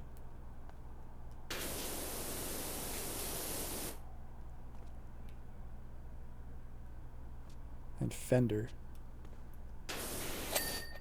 I love your guitars. Hey, there we go. Ding! Oh, shit. Was there a trophy for this? I guess it's not too bad if there is. Sidecar. Sidecar? Motor? Nope. Okay, so it doesn't look like there's one for this. There definitely is one for the fire truck. I'm going to type Grandpa. Grandpa. But Grandpa! Miller? Nope, looks fine. That's my computer, by the way.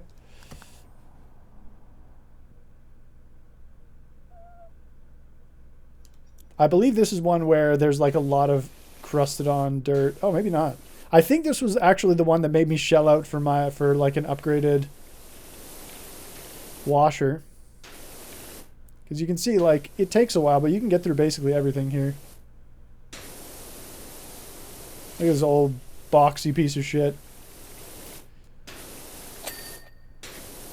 Oh, you know what it was? This was the one I just used soap on and just annihilated the whole thing. Let's see. Cleaning liquids. Oh my god, look how many are in stock. It's 240, $153.90, 520, 650, 800, 910. I could spend over half my money on soap right now. But I refuse.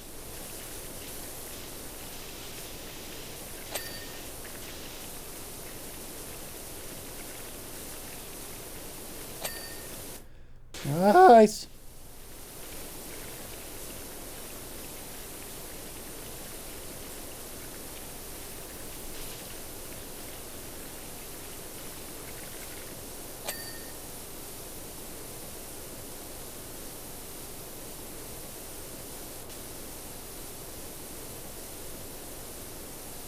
Beaver.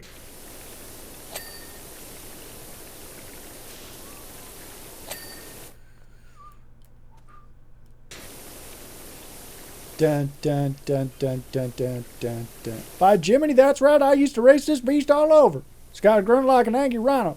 Heck, I won the 1989 Race of Champions in it. All right, sure you did, Grandpa. Let's get you back to bed. No, no, I didn't. I watched that on TV. God damn it, dude. That's supposed to make me laugh like that. Oh, that's right. There was a TV show called Mush or something.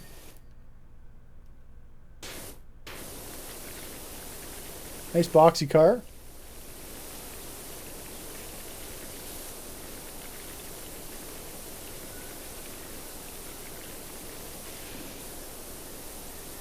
Just be nice and slow, and we will eventually scrub all this off. There you go. Ooh. The hood vent. Hope we got a grill you can count on. Cause homeboy's got a grill. There we go. Bonnet's almost done. Any moment, yep.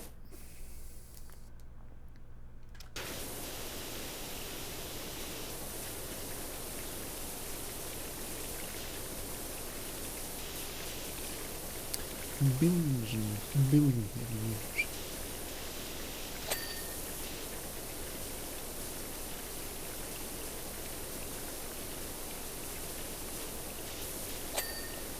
Thank you. Yeah, just smoosh the rust off.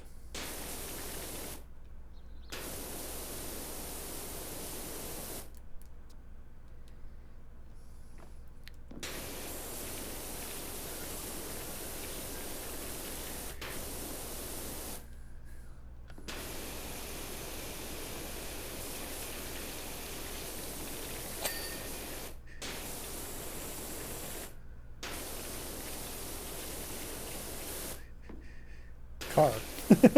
I love that there's an object that's just car. All of it's car. I told you I'm car.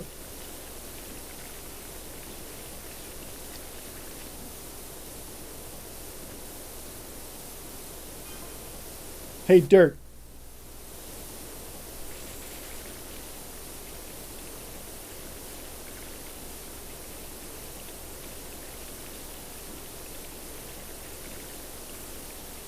What? God damn it, dude. Guess I can just do this, and then we'll get the rust afterwards. Get lost, would you? God fucking damn it, dude. Ah! Oh! Okay.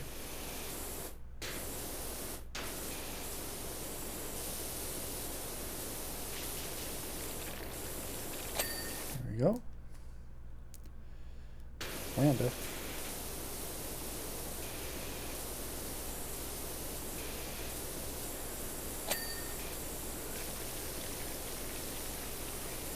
Ha ha ha ha, okay. This is silly, dude. Teensy window.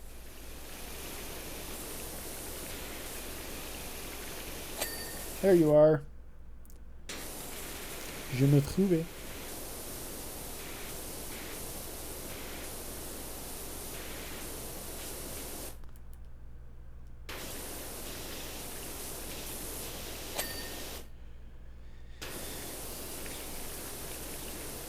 Gotta be nice and slow. This is why we're saving up for the big guns. Super powered one. Your ad here.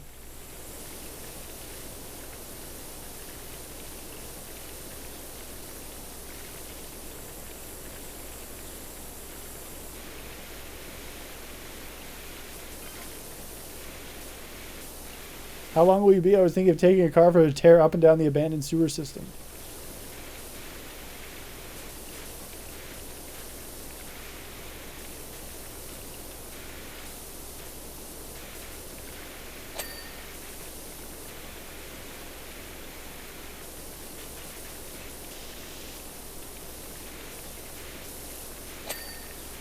Go.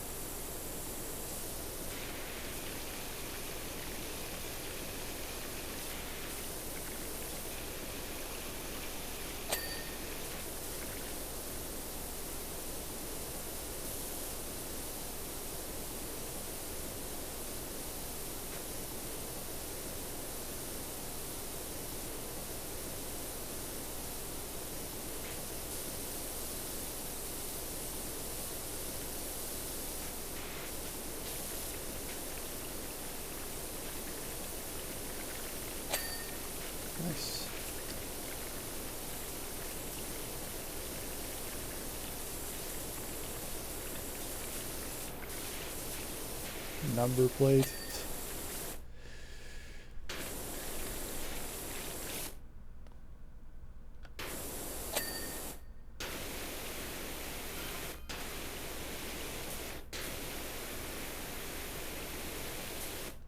I had learned with Lenny, and he's certainly not going to be tearing it up down the sewer system. We'll be sticking to Main Street for now.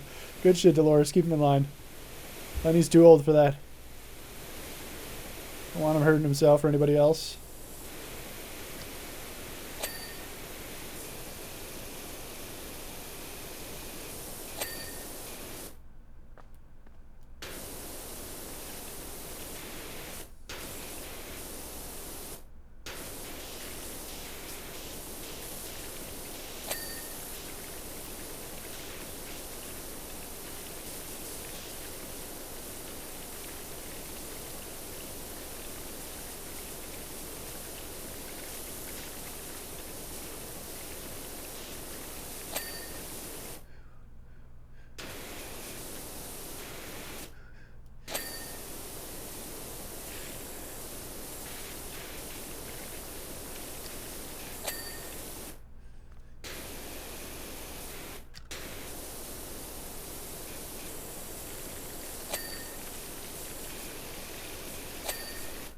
Oh, that was pretty quick.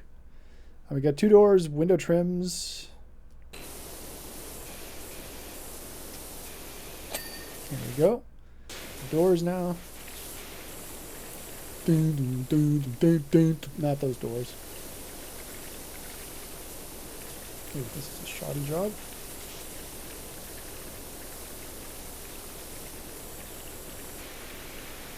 Okay. See?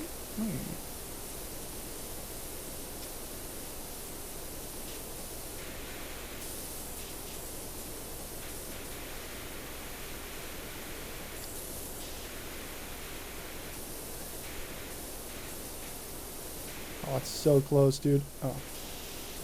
There it is. There is car.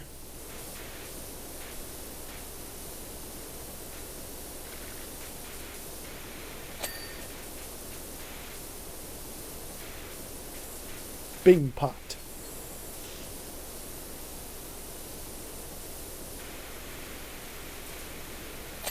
Oi, there we go. Oi, oi, oi.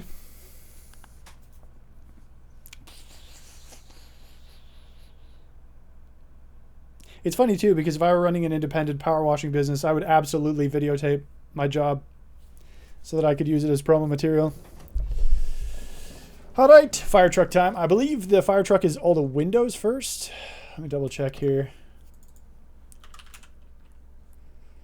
Clear the fire truck windows, windscreen, and wing mirrors first. Okay, we got to get those absolutely first. One way to do this would be to use glass soap.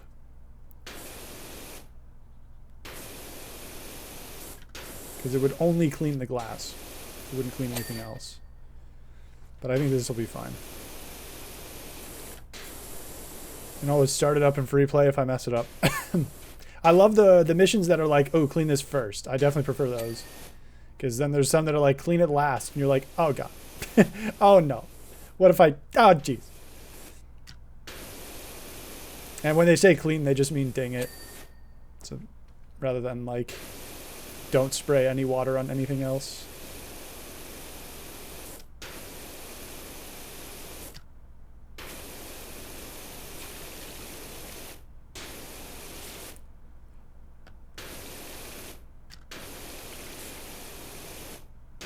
I think the wipers I don't want to clean. It was windows, windscreen, and wing mirrors. Okay. Oh, I didn't clean this wing mirror, I guess. Okay. Do this guy. Nice. And this will ding right away. It doesn't take till the end of the mission. So that's pretty nice. Let's do it like this so I don't accidentally hit anything else.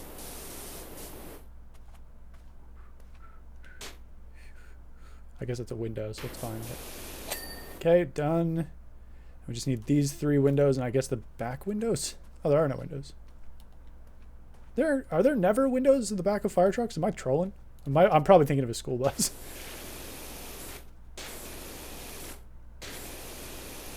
I'm a big dummy.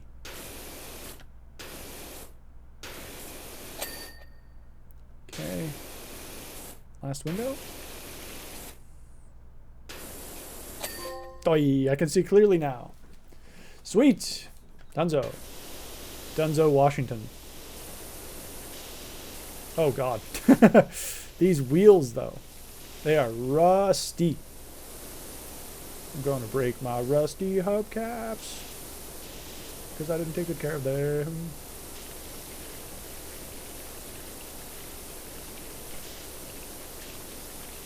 God, this is so brutal.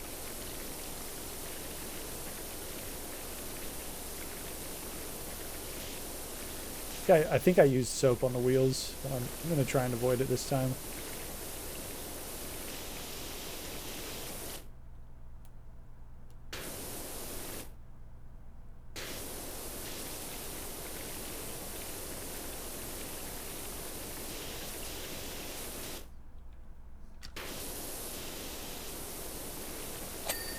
Nice.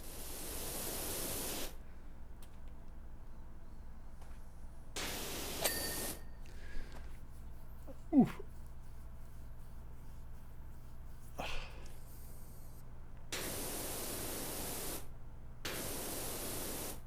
Truck. Build Ford truck. The wheels done first. Make the wheels on this bus go round and round again. Let's get the tire done.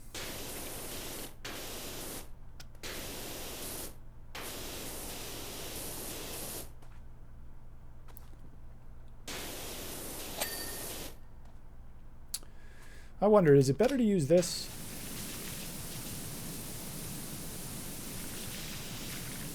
It's kind of looking like it.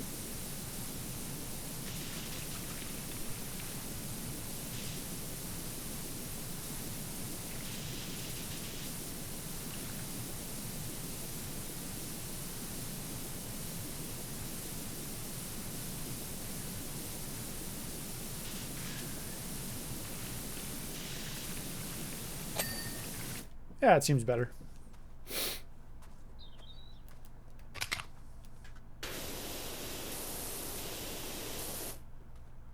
Oddly specific trophies in this one. Like which ones?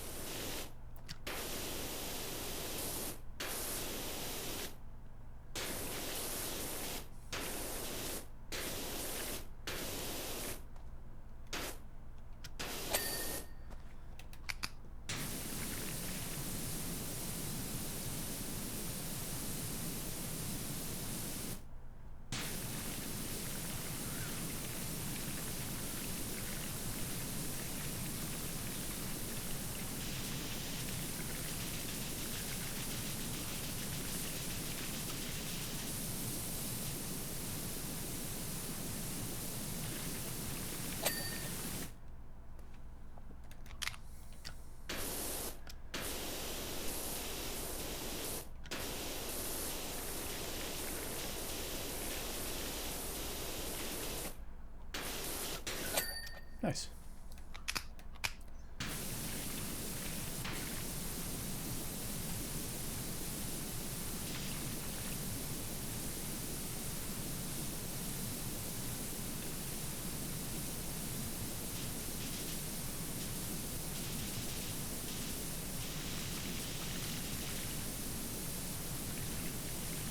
Clean the van using the red nozzle, clean the shutters last, sole last. Yeah, basically every level has, or not every level, but they tried to give each level its own unique challenge that's specific to that level. None of them are particularly hard,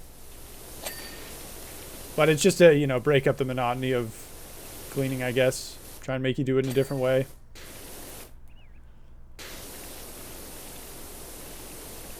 Like this one had us doing, I don't know if you saw, but this one had us do the windows first, as you can see. The windows and the mirrors before anything else. Just remembering them. Yeah, basically all I do is I keep the guide up, and when I go into a level, I look for the name of the level in the guide. I just Control F it. And if I find it, then great. If I don't, then there's nothing in that level.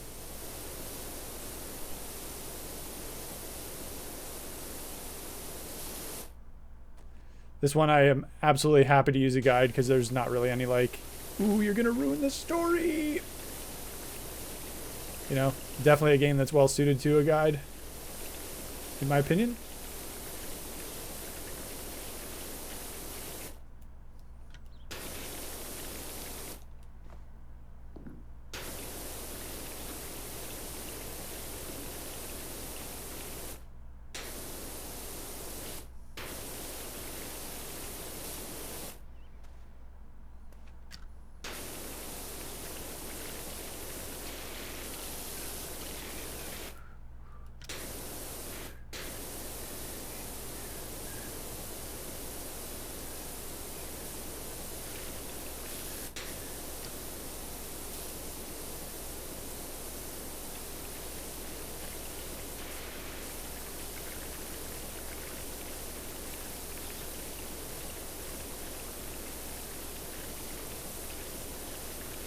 Yeah, I agree. It's definitely oddly satisfying.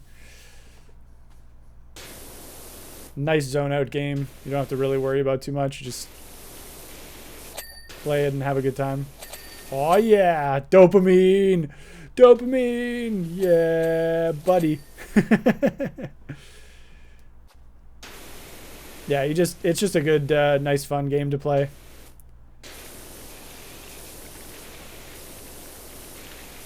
Oh, is this part of the grill? Damn. It's gonna be another annoying one to clean.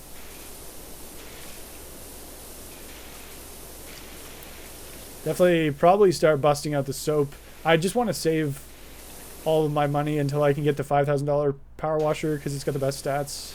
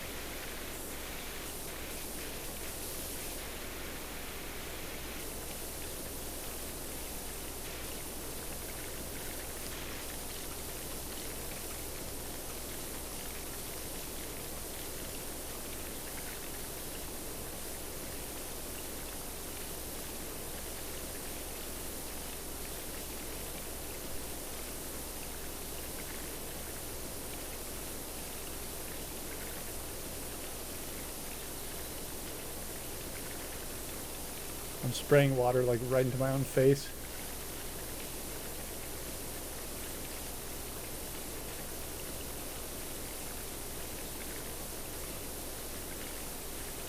Nice. Ooh, looking nice. Looking beautiful.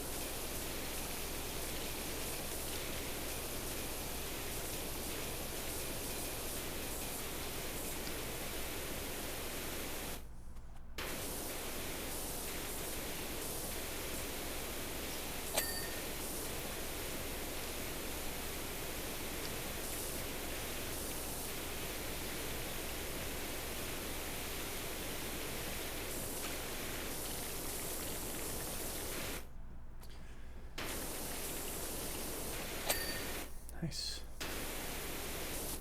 Yeah, I highly recommend this, especially if you have PS Plus. It's free.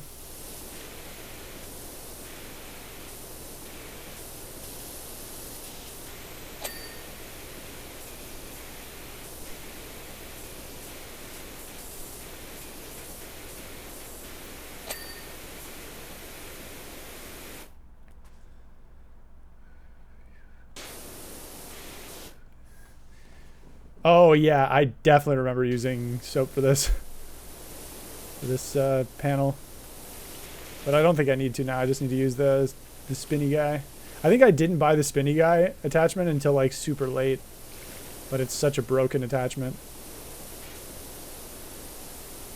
Yeah. Like just instantly, like.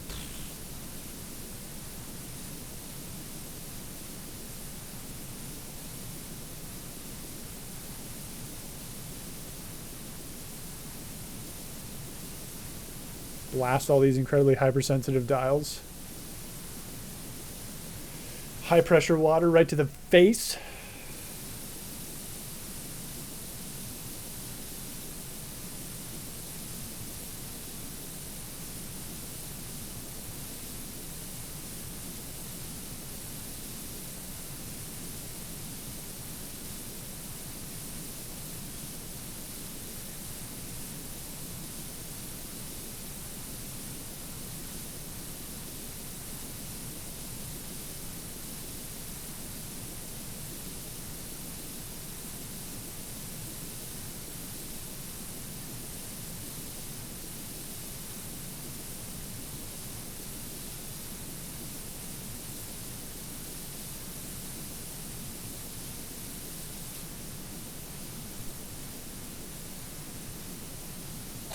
Nice. There we go. Don't need soap. Soap is for dopes.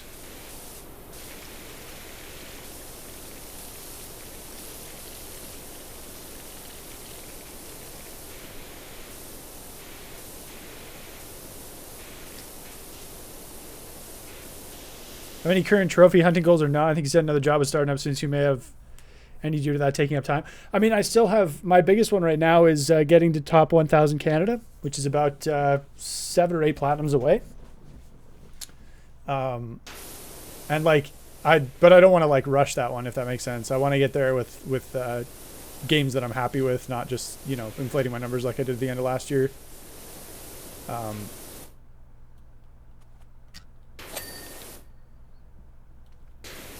So I do have a job starting up at the end of April, but I mean, I'm still going to come home and that's what I'm going to do. Especially while I'm working the later shift to start. Last minute rush for 200, yeah, and I got like 8 plats in 3 days. And they were all like super liminal for the second time. Call of the Sea for the second time. Yes, truly some of my best work.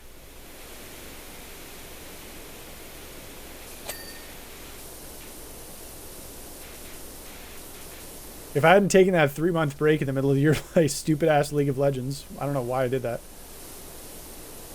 Then it would have been probably easier, but hey, bud. Mayor's cat's missing. I'm up at the volcano. I think I see him on the outer rim. I'm going in for a closer look. We're getting more into the volcano subplot of things. But yeah, that's my biggest one. Other than that, just kind of keep playing games that I enjoy and keep branching out and finding new games that I enjoy.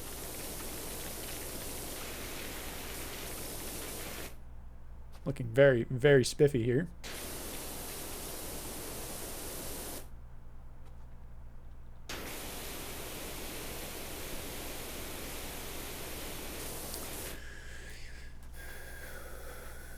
How about yourself? What are you aiming for? I guess my next milestone's 200, if that matters, but or 250. I wouldn't say 225 is much of a milestone. Pose him down. Pose. Yes.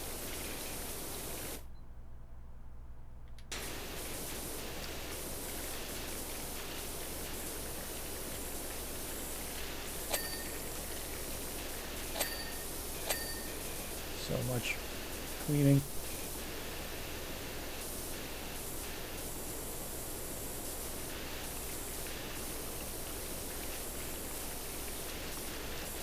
Ding ding, yeah. Ding. A lot of dingage.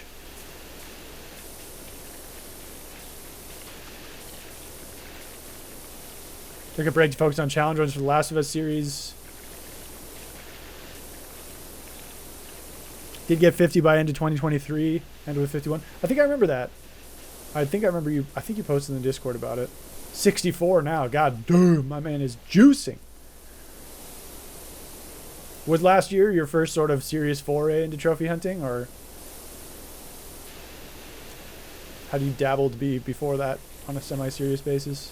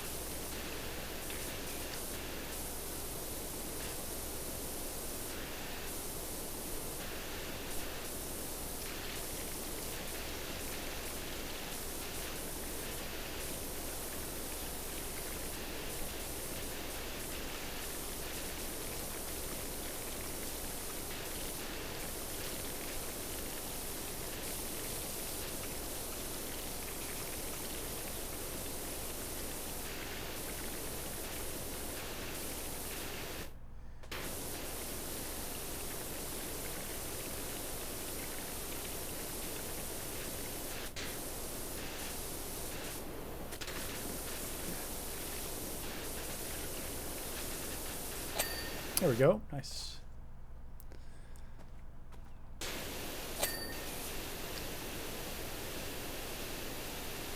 Years were plats to finish in one sitting. I could kind of go back and forth between.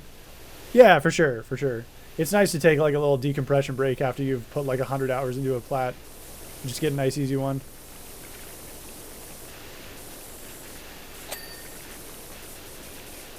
Especially if it's like a rewarding one too, like something like Superliminal or something like that.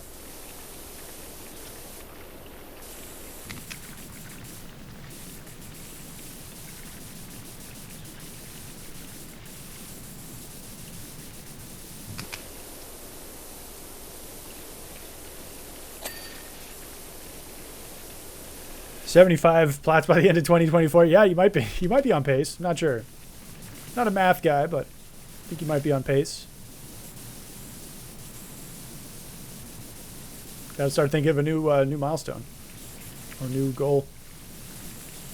And then of course there's like my weird outside goal of like I want to have a plat for every major franchise. But I haven't even like compiled a list, let alone delved into that fucking nightmare that would be. Okay, I'll get that one up there.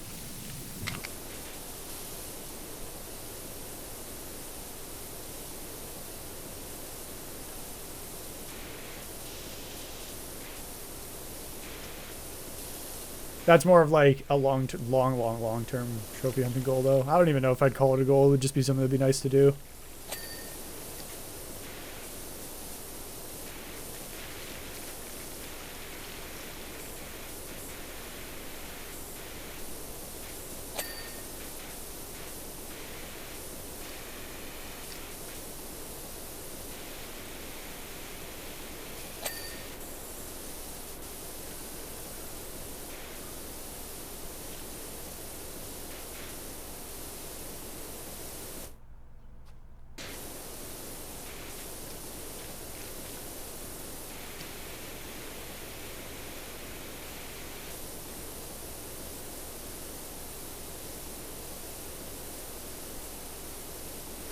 Another control panel. Gross.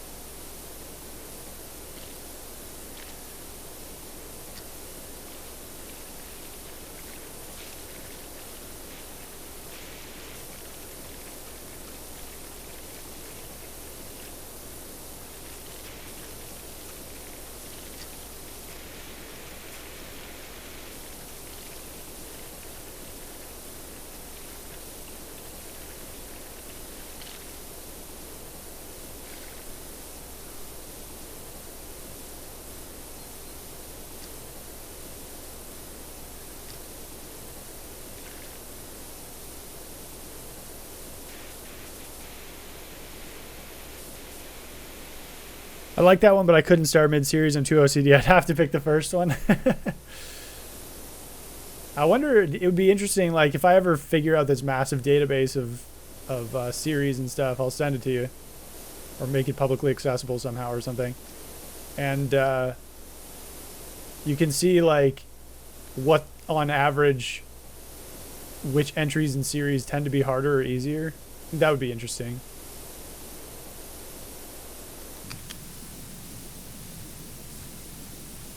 Like definitively state like, you know, on average, like based on all these games. Because I feel like the earlier in the series usually the harder, but I'm probably biased.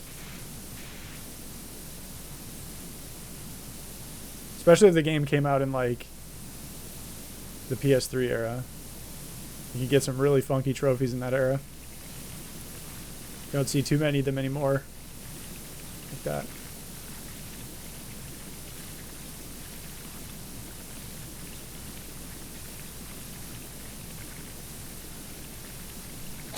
There we go.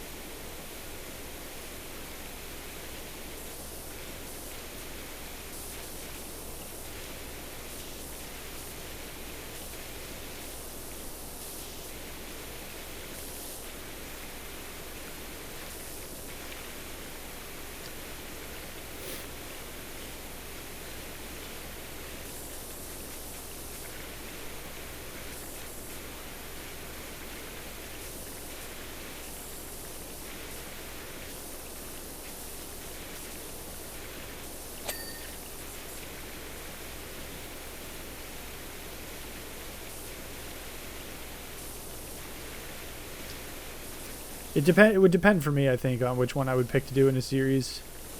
Depend on my mood that day, you know. Like if I was really raring to go and feeling up to a challenge, then I'd probably take a hard one. But or if I didn't like the franchise, like if I was gonna play Platinum a Kingdom Hearts game, it would probably be 3 because that's the easiest and shortest one. But it would be pretty cool to have Kingdom Hearts 1. So maybe I'd do it.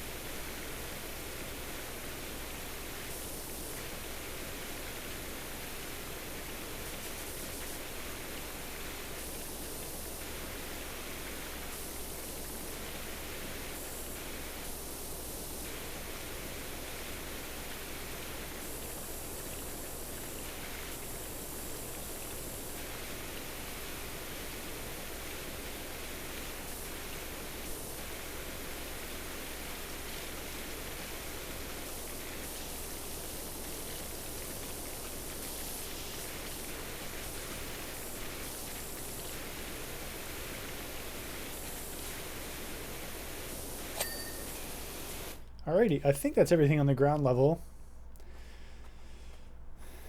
Gonna go up. Can I go up this ladder?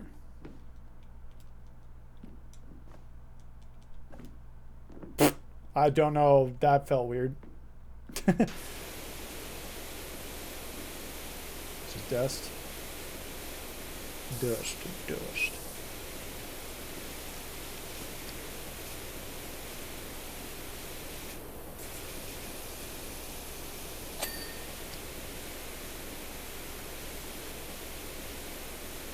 Feels that way for sure. To bring it up again with The Last of Us PS3 and its PS5 remake. Original is a 3.85% plat rate. Makes 42%, yeah. No difficulty related, no online etc. They took away all the ones people hate. Yeah, I mean that's a pretty fair thing to do, I think, as a dev. Because I think devs have realized now that like some people will buy games or not buy games, more importantly not buy games because of the trophies. And people who trophy hunt generally buy more games. Which is probably, maybe now that I say it, maybe that's really the more important thing. But yeah, I mean,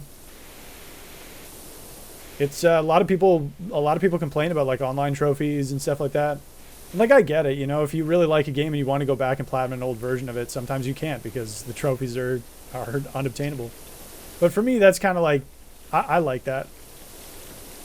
Like, I don't love it, but it's just, it makes it more special, right? For me, I've talked about this before. It just makes it more special, and you get to be like, hey, check it out, I have this trophy that was around for a limited time only. It's a limited edition trophy, pretty much. And that, as a collector, that's cool, you know?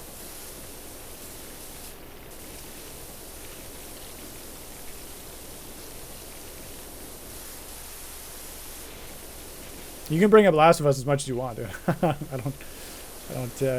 Doesn't bother me anyway.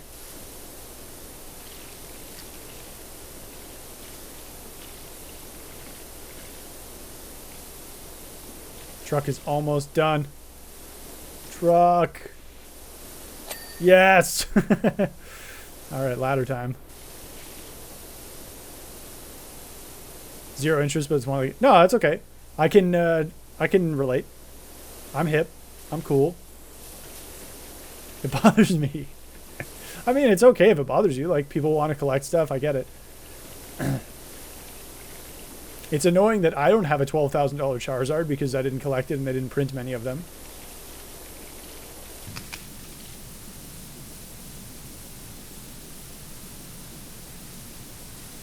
Where's my $20,000 Charizard? Yes, the market is that volatile.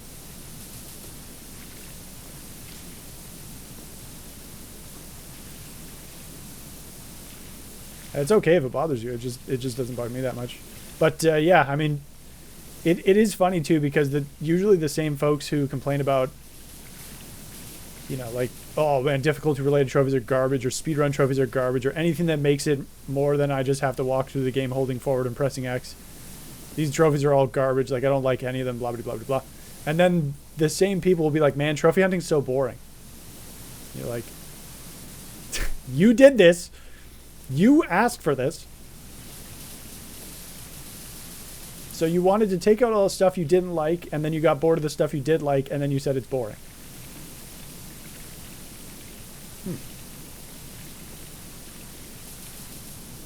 Thinking emoji.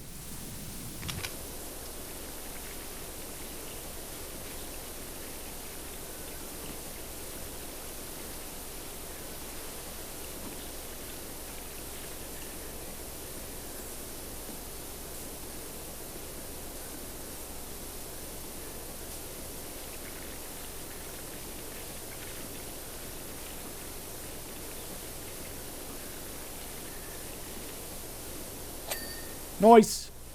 Fog lights, handles, windscreen. Oh, I didn't do the windscreen wipers. Lule.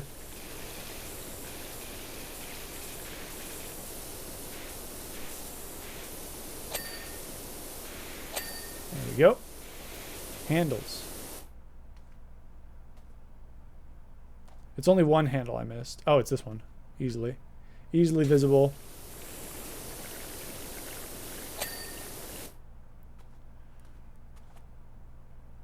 Indicator fog lights. Warning light. Warning light, indicator, grill, headlight. Fog light? No. It's not even a light. What the hell? Oh, it's these. No. It's these? There we go. Hey, yeah. Skyrim horse. Eh.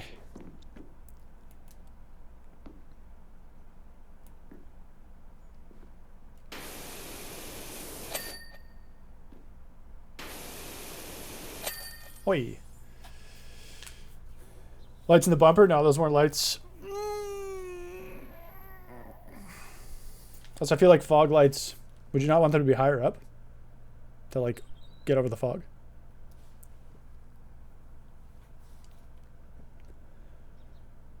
FA, you're a legend. That is absolutely pristine. Even the rust's gone. Should get the mayor off our backs for a while, which means we can all get back to doing the jobs we're paid for. Thanks, pal. Yeah, the fire station is out saving the mayor's cat. Ooh, oh, this is for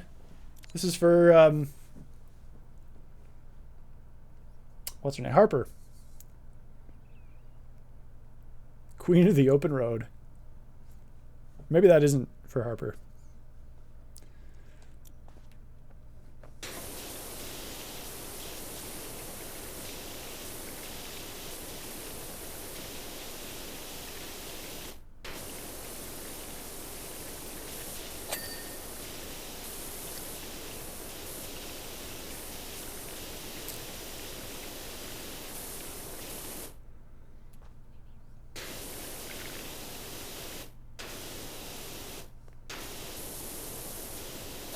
There we go. Well, RV cleanage.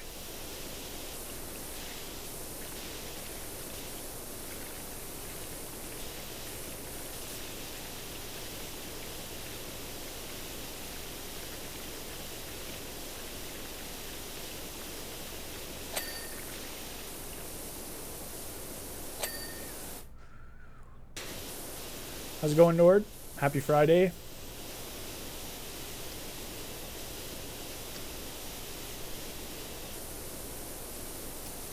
Below the standard headlights, even on big risky vehicles like there's no difference between a fire truck and a regular vehicle in that way.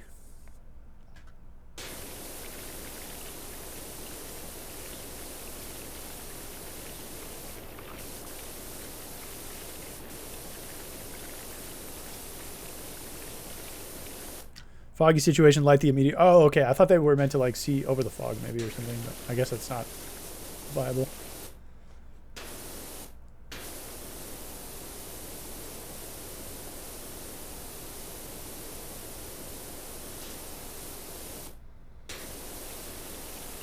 My ex-housed.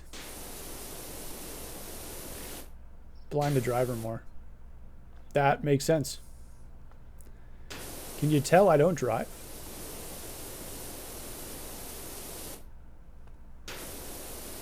There we go. Got the X housed. Might as well clean the underside first.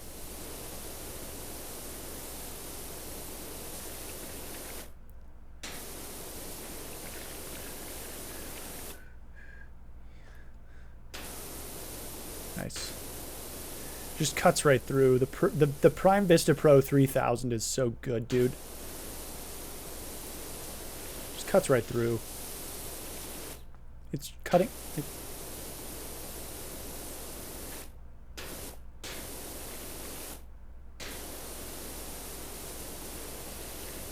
Undersad.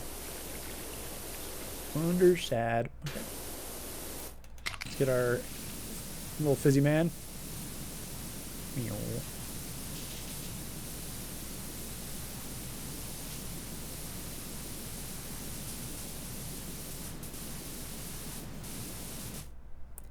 It's probably the bumper. Oh, there we go. Underside, getting there. Oh, missed this entire big spot. What the hell is I doing? There we go. Nice. Let's get the tires. It smells a lot like Febreze and weed right now. It's very good, man. I'm happy for you. I'm assuming that's a good thing. Wouldn't know. Not cool.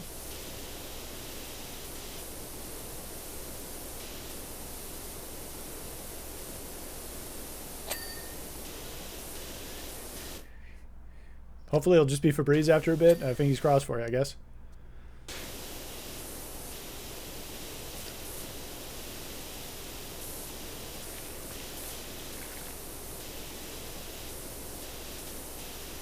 You don't stand out as a non-driver? Yes.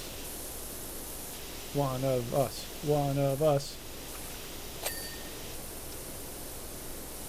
I try to be attentive as a passenger because I know at some point I'm going to drive, so I don't want to be like, where's the X button to accelerate? Or where's the right trigger? X button to accelerate. Holy fuck, I'm old. And as a pedestrian, like, when I cross roads as a pedestrian, I'm like, oh, geez, let me get out of your way, Mr. Car, sorry. So, like, I'll, if I look up and I'm about, like, you know, I'm 20 feet from crossing a road or something, and a car is coming, and I'm not, like, in a rush or anything, if I'm just on a walk, I'll, like, stop dead in my tracks super far away from the curb and pull out my phone just to make it really obvious I'm not about to sprint across the road. It's how I communicate to drivers that they can go, that I'm not going to immediately jump out in front of them.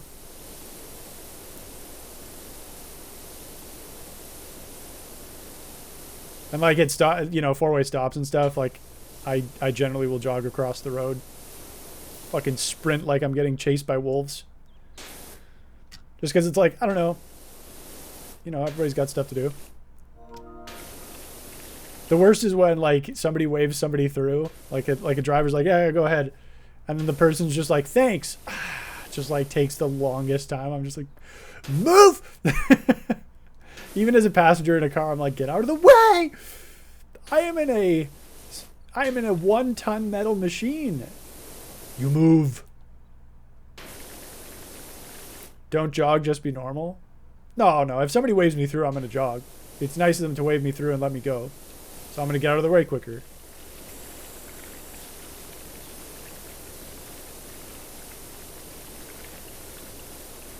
And everybody gets to move on. Traffic moves that much faster.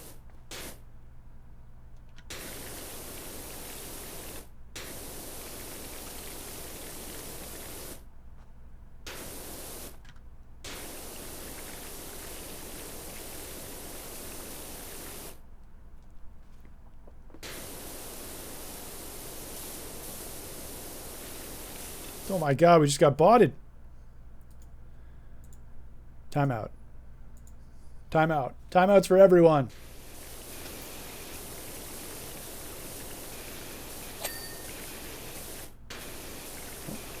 Oh my god, it's another one. They're coming from the trees. Oh my god. Do I need to ban a specific phrase? I think I might.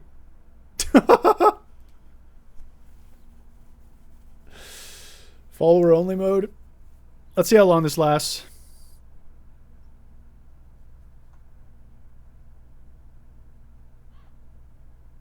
You're in for it. Oh no.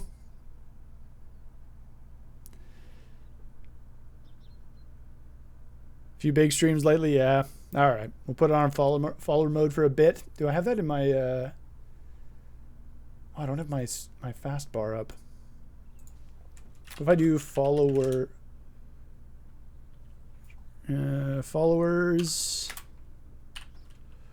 one day. Invalid parameters. Oh. Well.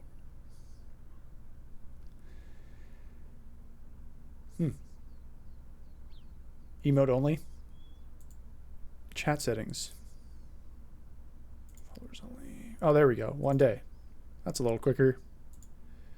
And now let me go to Nightbot. Boop. And say spam protection. Blacklist words and phrases. Options.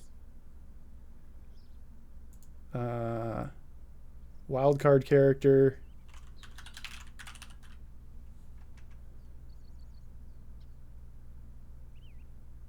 There we go. There we go.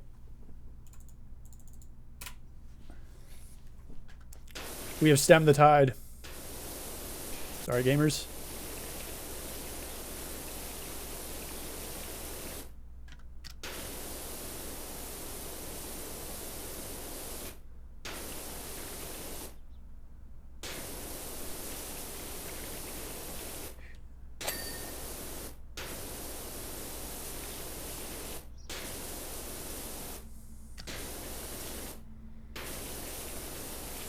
Why is the rum gone?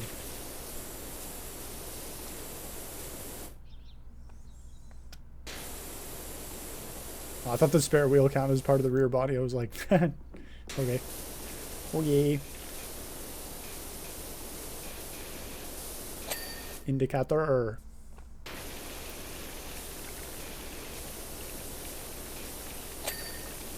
Nice. Let's get this out of here.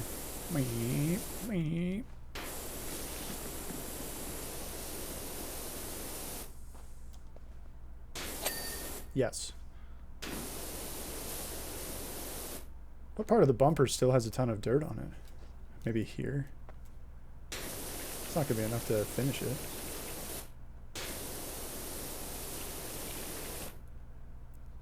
Oh. I found it.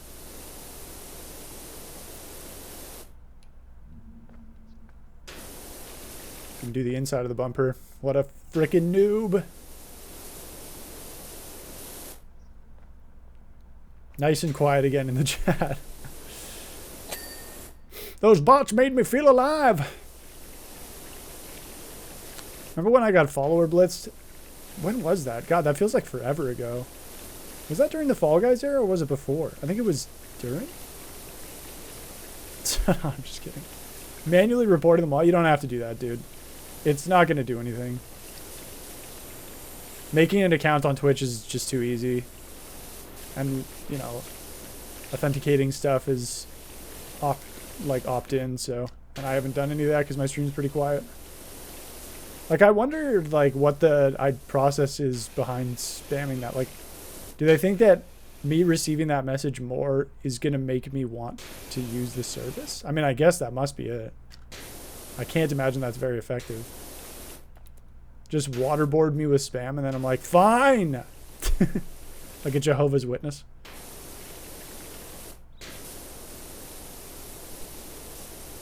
Compromised accounts with old passwords? Yeah, who knows?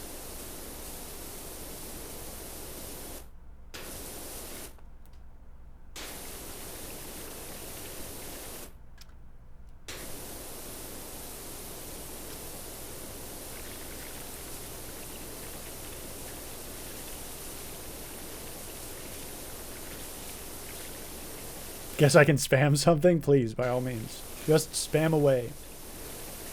If chat is inactive, my whole day is ruined. Especially now that it's my hobby rather than my career. Like the tire cover? Yeah, it's pretty cool. Spam, spam, spam. Okay. Somebody ban that guy?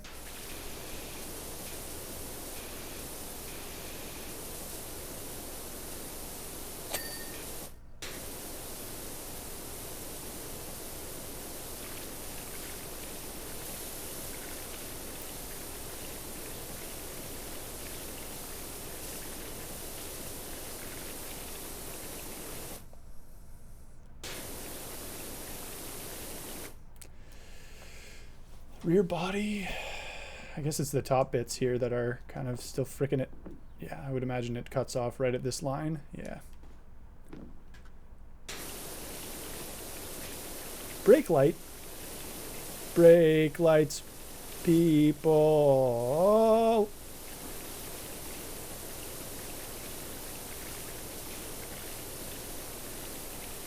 I'm slipping.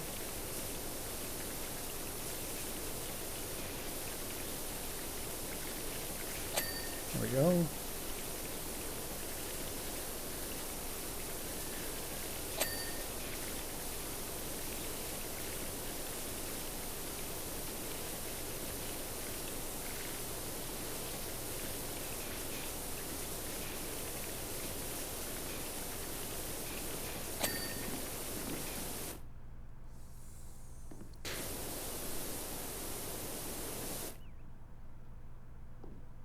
Mod check.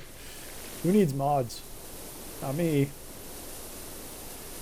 Oof, they were lucky they caught me at a quiet time in Powerwash Simulator. I almost couldn't pause the game there to stop them. Imagine if I had been in a more intense part of the game, like...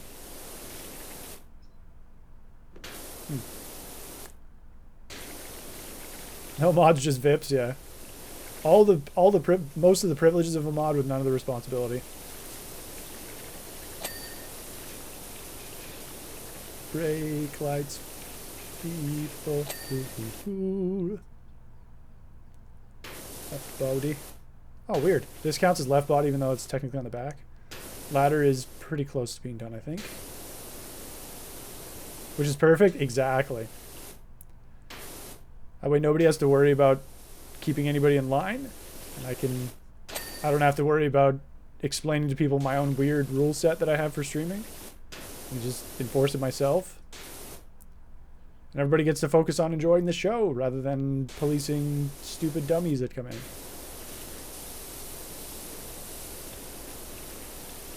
You can see how out of practice I am with spammers though, holy. Okay, that. So the exposed, like, I guess that's chrome metal or something. It really is the stuff that gets rusted pretty quick. That's pretty good. The roof.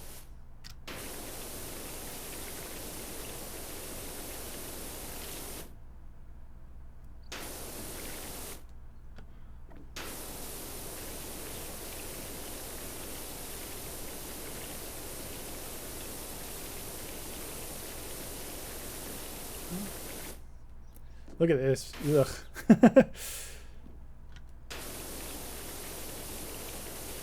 Is this metal? Let's try using our soap here. Oh, I don't even have I actually don't have a nozzle for soap. Never mind. Never mind. Slow but steady. That's how you win the race. As long as your opponent's not fast and steady. Because fast and steady kind of kicks slow and steady's ass. But nobody wants to talk about that! Why are we not talking about this more?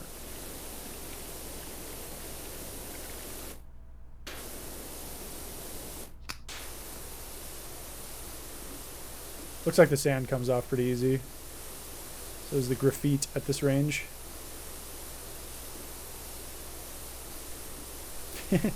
Another smiley face.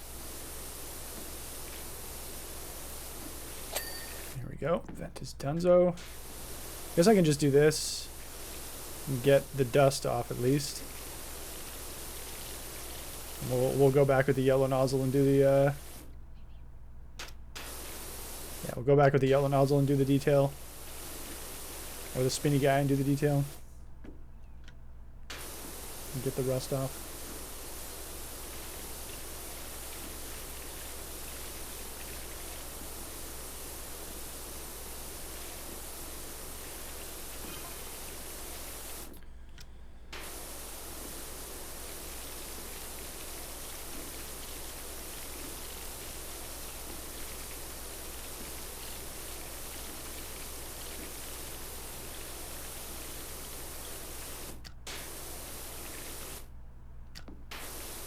That's the dust.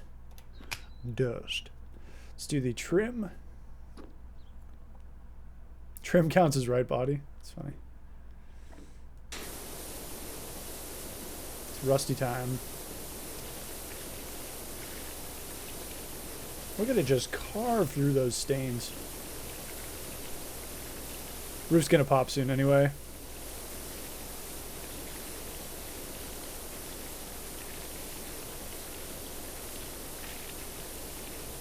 The roof.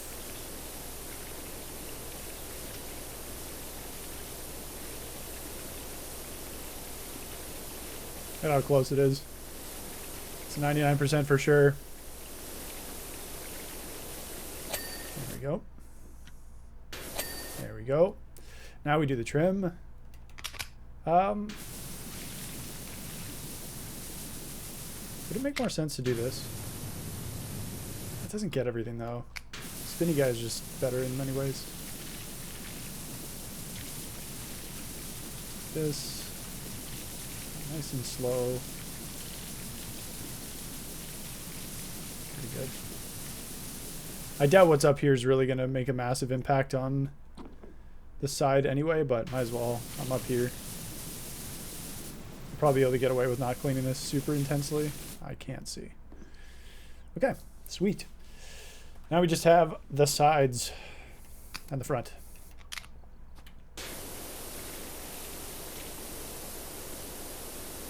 This should speed up pretty quickly here. I don't imagine the second 50% will take us nearly as long.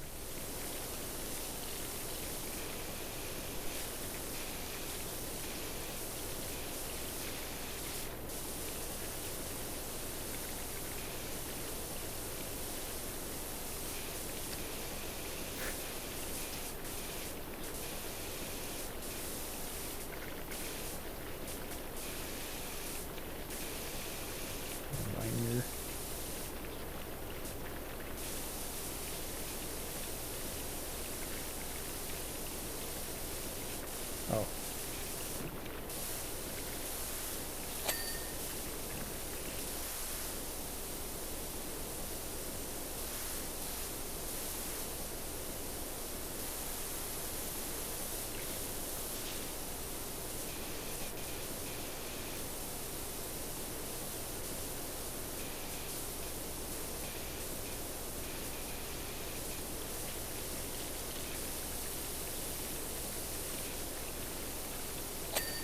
Go.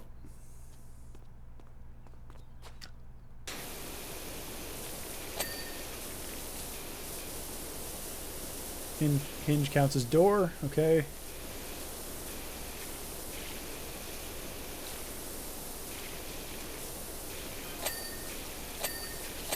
Oh yeah.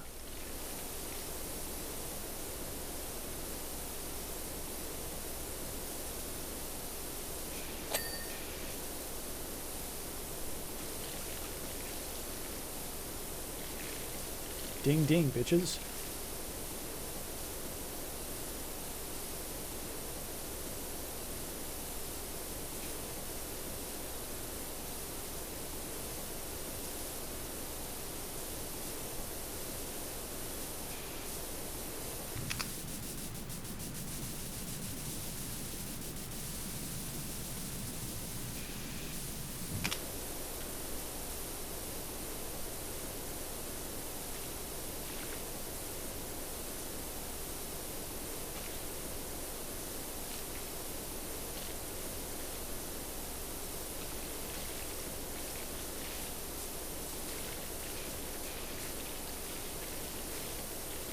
Rusty crap down at the bottom.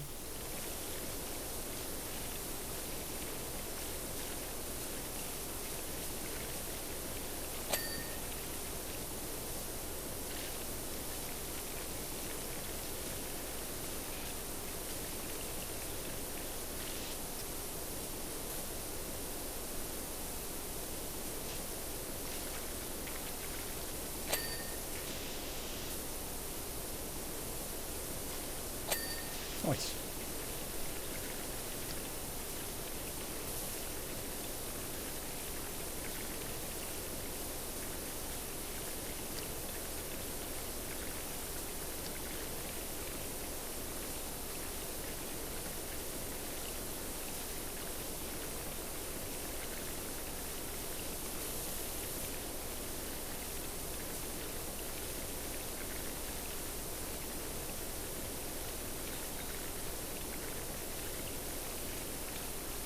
Tough stains.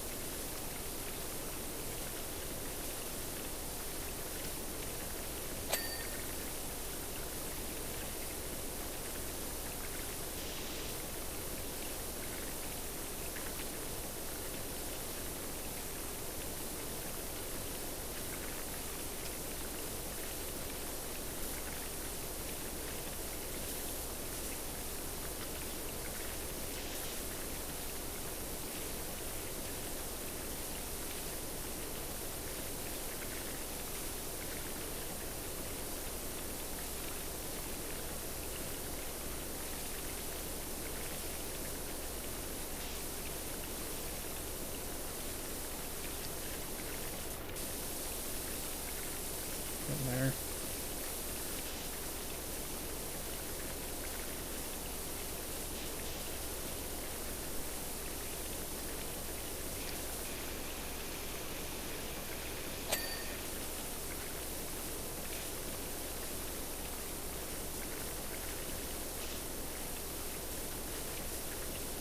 So close. Pop it.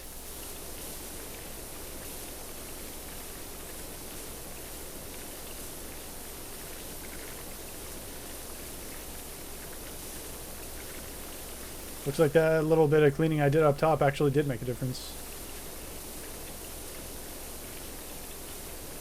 That's here. Alright, now this side. Lather, rinse, repeat. Or in my case, rinse, rinse, rinse.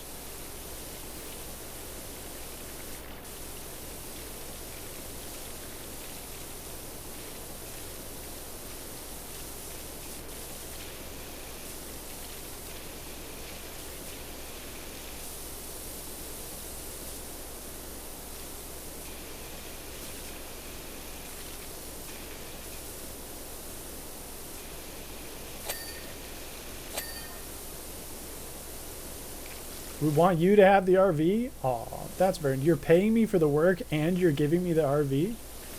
Holy moly. I've been given more RVs in video games. You get one in Lake, you get one in this game. Like a new tax law or something that allows you to declare it as a write-off.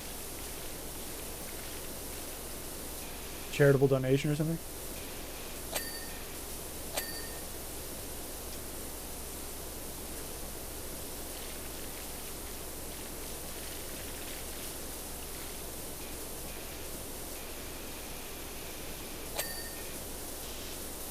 I didn't do this tire. I am the worst. Take that out of there. These guys off the front.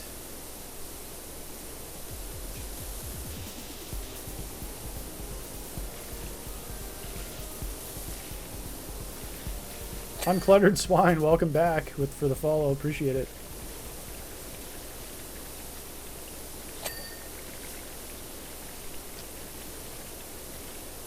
How are you doing?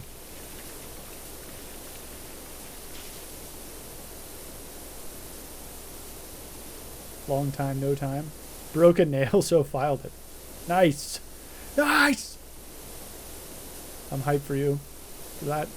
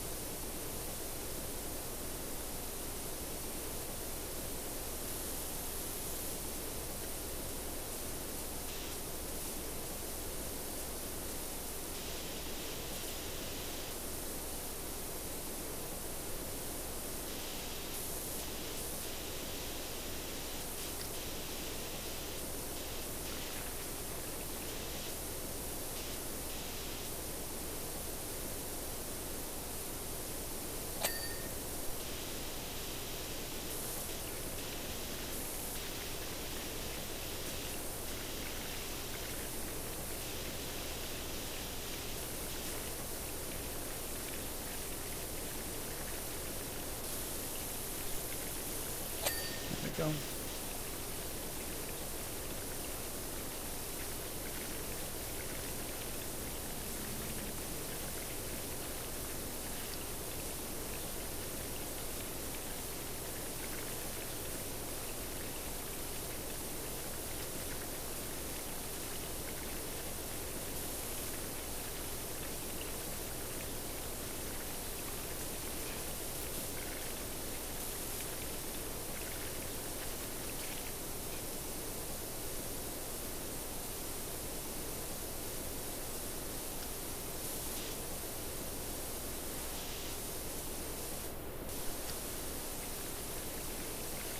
It always feels like it's gonna be so easy. And then you get to the last like 2 things you have to find. It's like, rah!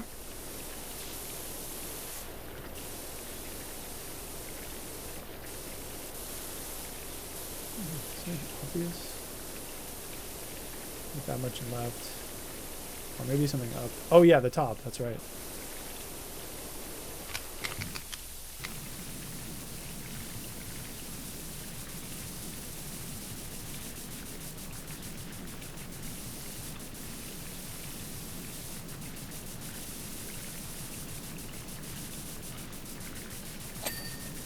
Q. That was window.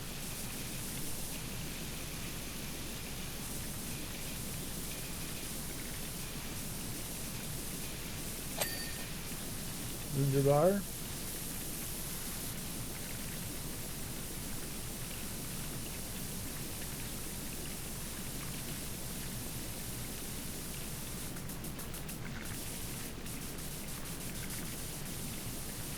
Do I have to use this one?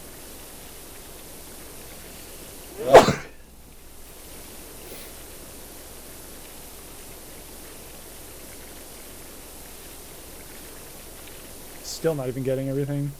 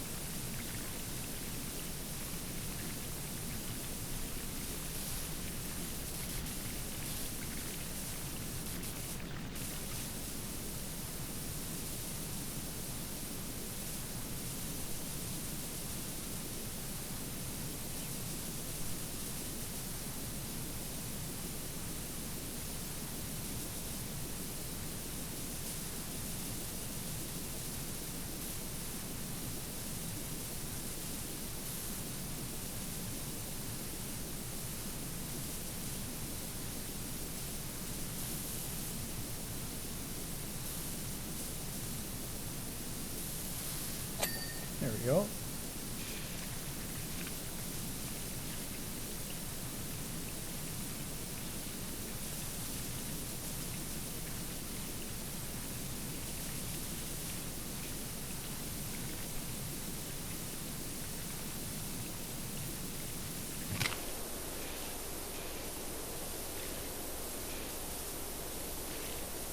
There's the stuff in the grill. Nice.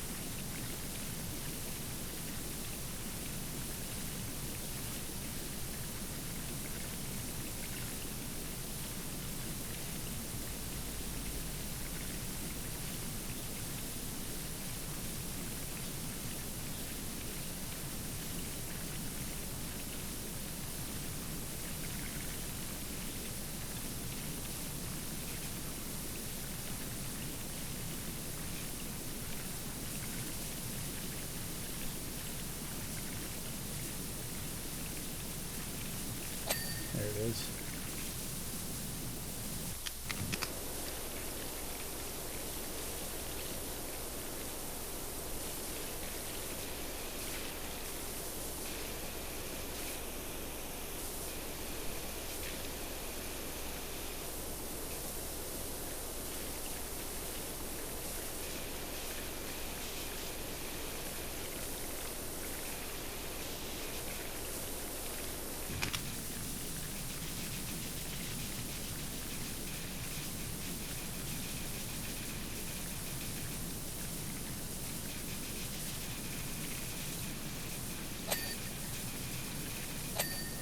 Nice.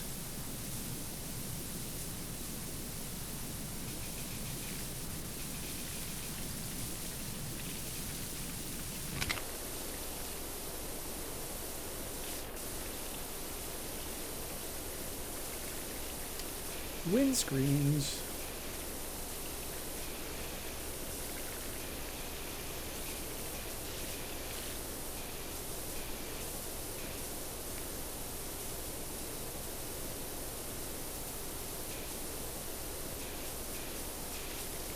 The most professional power washing service you've ever seen.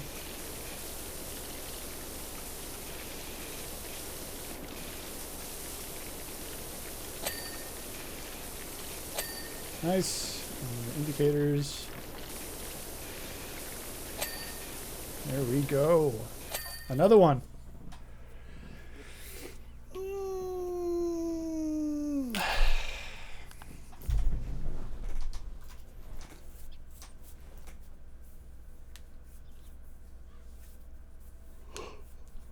Harper here. Just want to thank you again for gifting me the RV. I'm about to hit the road, heading to pastures unknown. She's so beautiful and so clean. I know you said not to, but I've sent some cash over.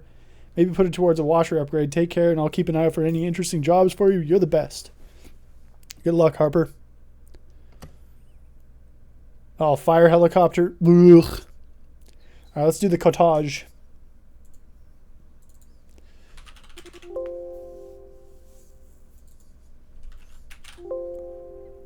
Really?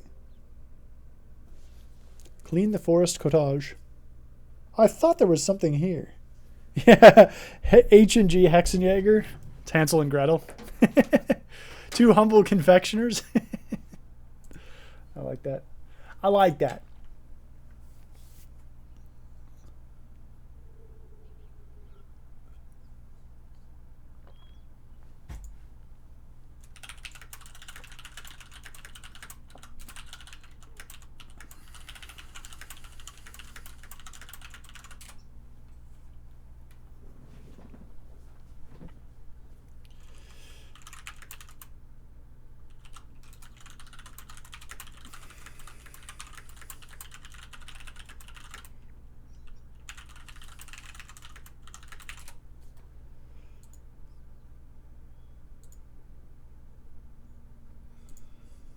All right.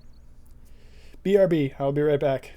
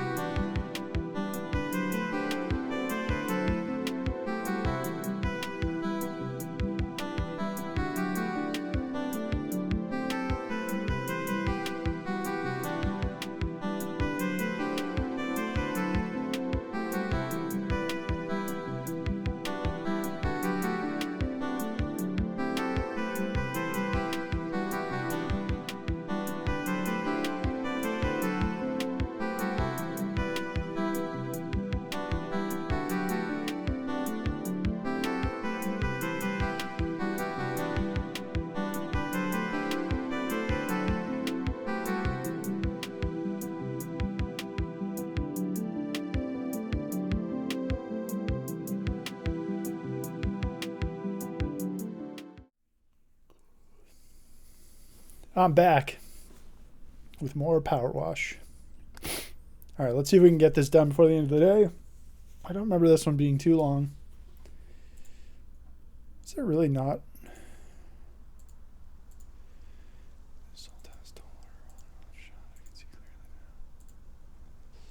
Penny farthing. Treehouse. All right. Hi, back. I'm Nikki.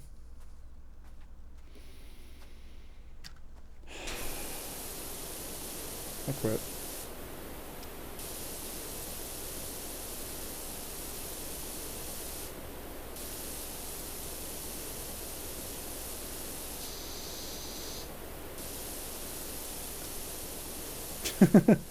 Don't give me that.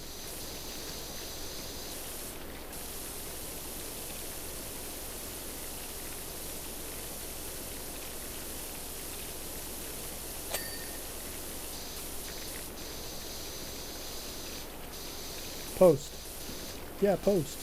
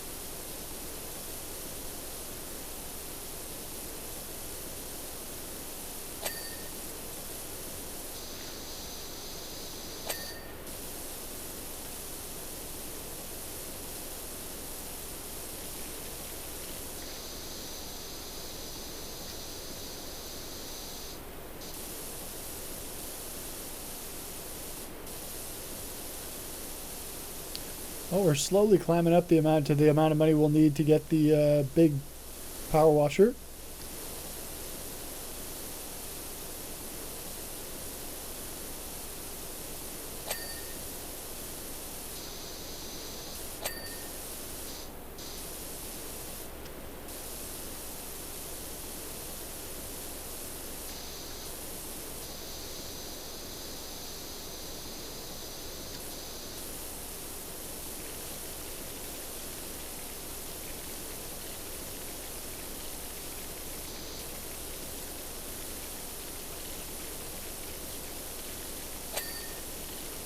These walls are so generous.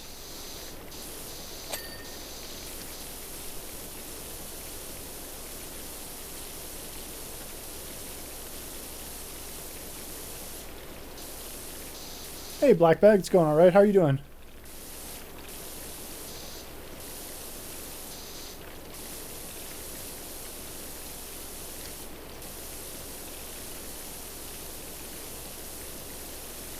Enjoying a little power wash.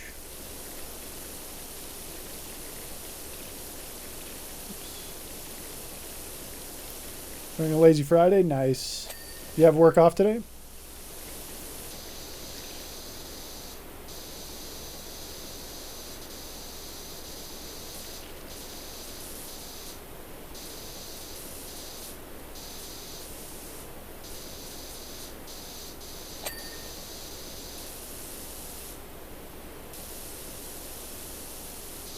Oh, this counts as this, okay.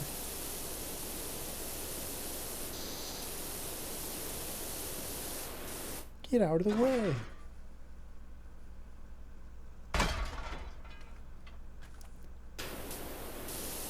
Did you already finish this? I did. The PS5 stack. You are correct. This is the PS4 stack. Wanted something a bit more mindless. And this one's still pretty rare. It's only an 11% plat. Which is pretty good, all things considered. I think it was unattainable for a little while.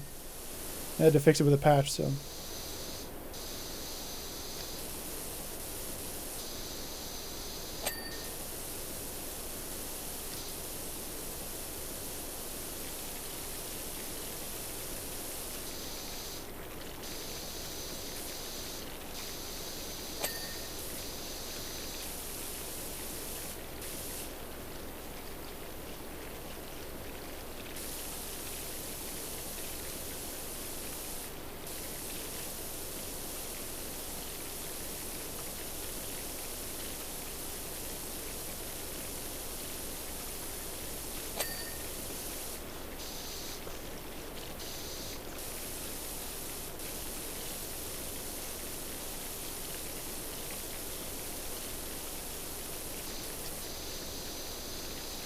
I did see that they were doing a test. Yeah, I didn't watch it because I don't want to. I want to go in as fresh as possible. I get to pick these up. Nope. But that is pretty exciting. Well, Hatties too. Early access within a month. Cool. Very exciting.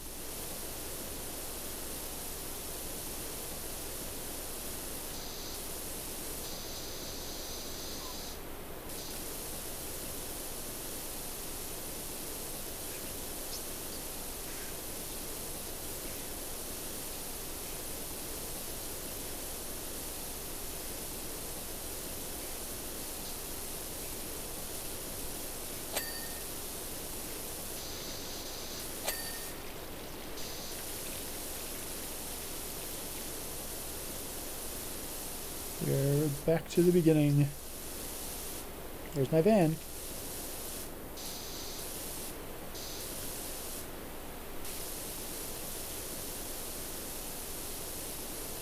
Kept the foundation there, added new mechanics and such? Yeah.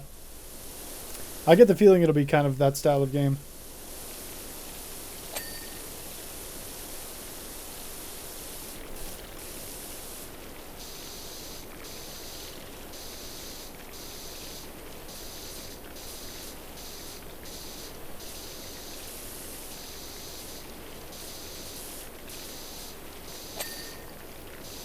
There we go. Outside fence ring done. 10% of the house. Story and soundtrack? Yeah, for sure.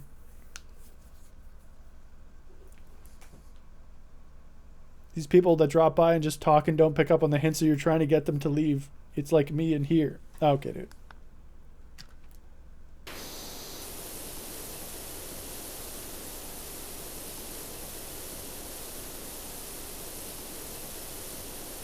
Oh, yeah. Timber pillar.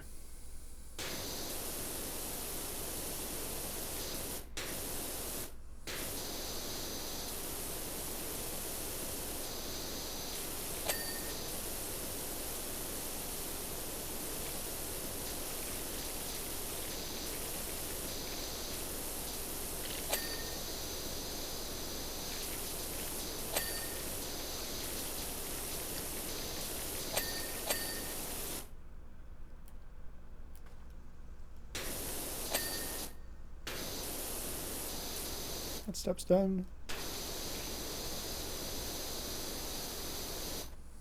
Timber frame. There we go.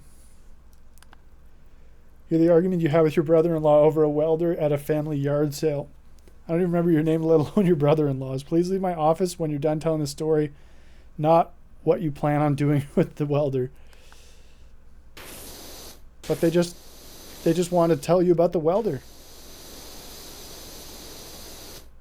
It's very important that you know this.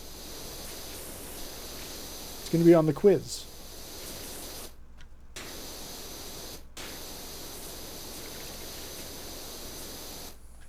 You know, the company quiz.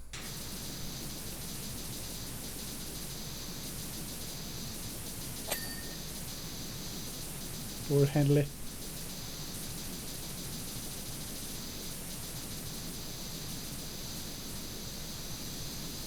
Oh, frame. Oh, there it is.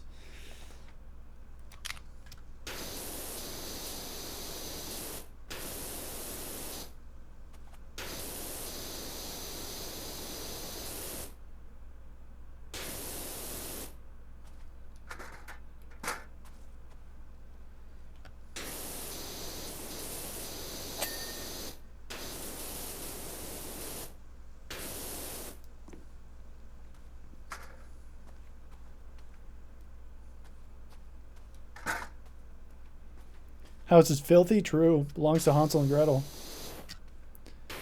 Believe it or not.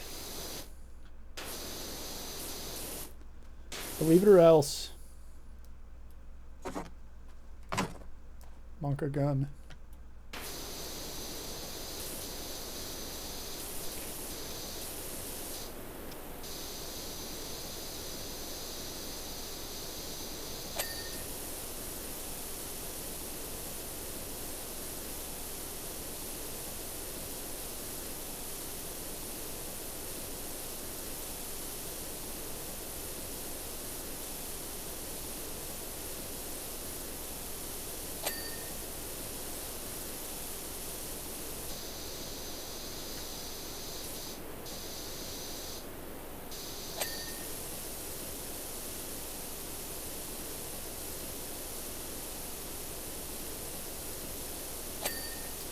Waiting for the Alta 4 Powerwash Simulator crossover.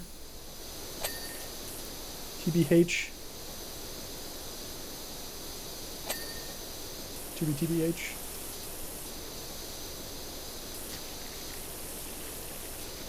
Oh god. Oh god. Goes up so far. I'm ready for this.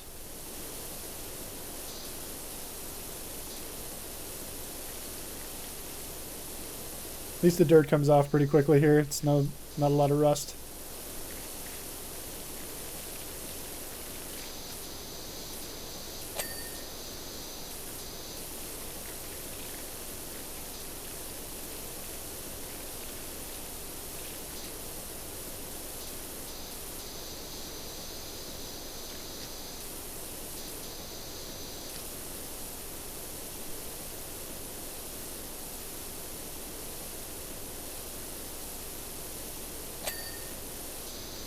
Perfect.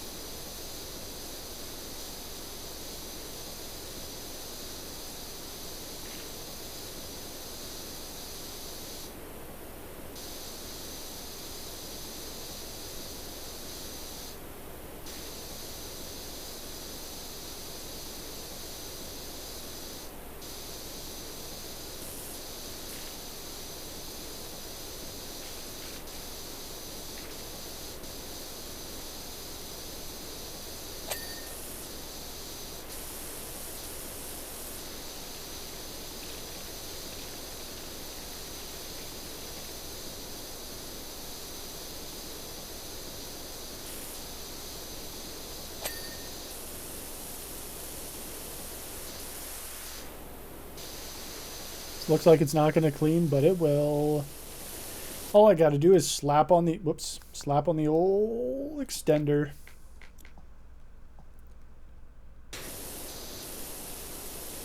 Better range.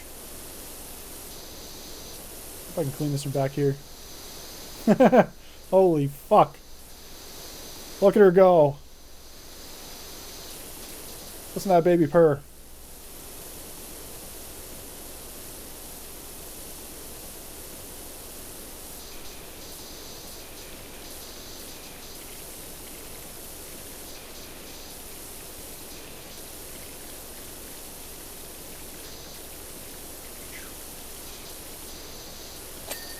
There we go.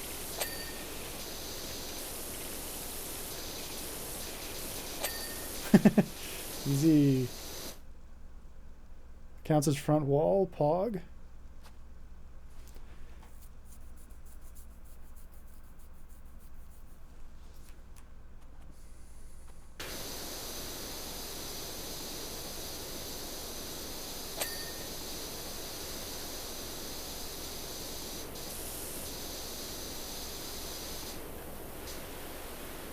Easy. This thing is pretty OP.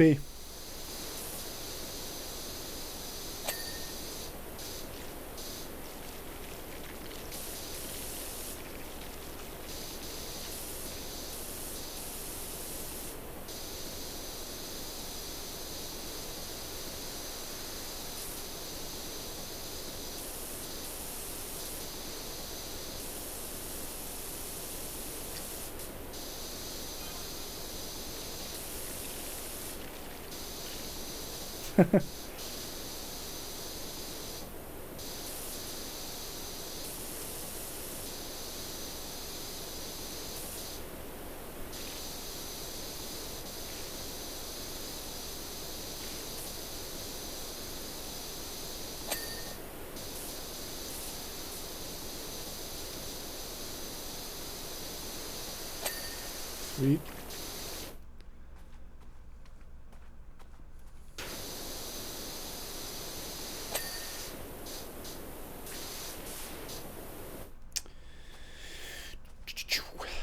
All right, probably can back to the stub.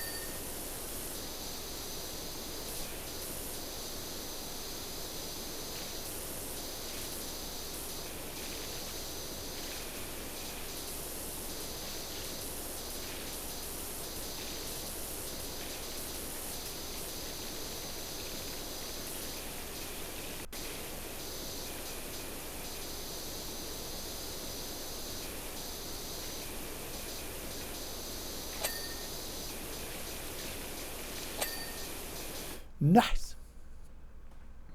I guess I clean these too. Well, as much as I can anyway. Can't get to the top just yet.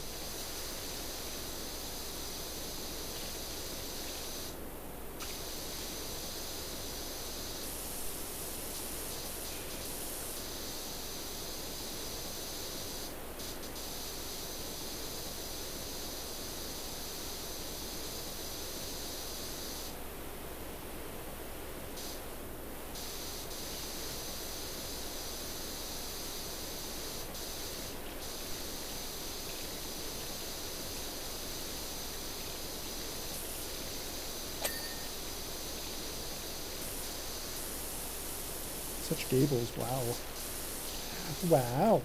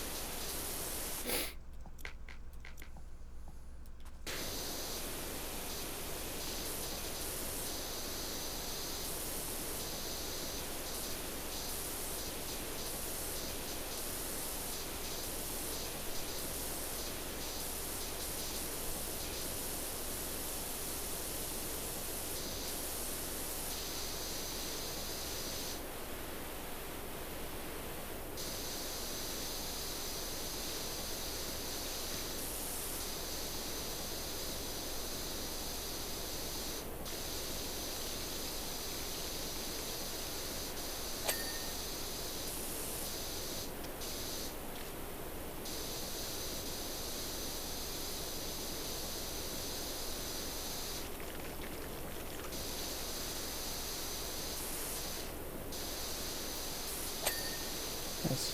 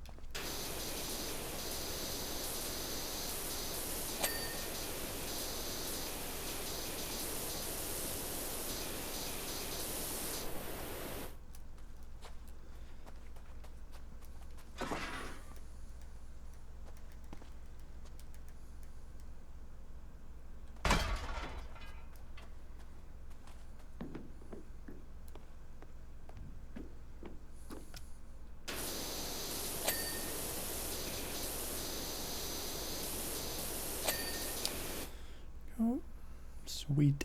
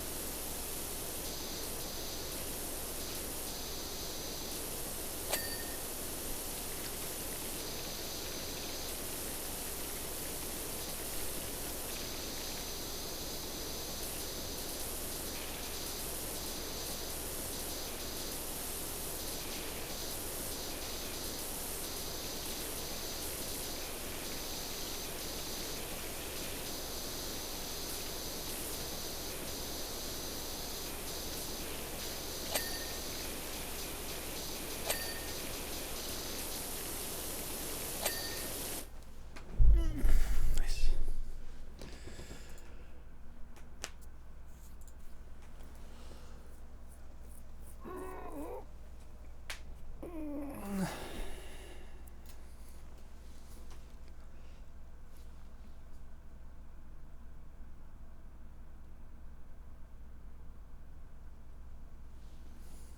Keeping you up? Yeah.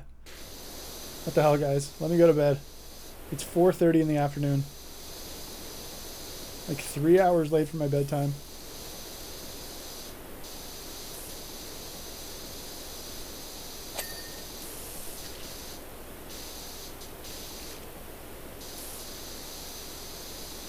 No. Well, all right then. Glad we had this chat.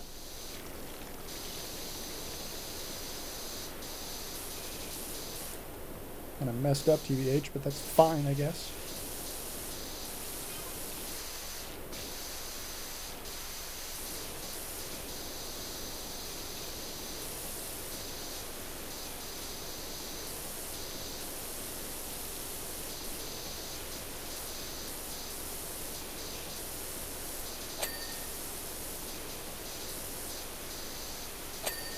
Yep.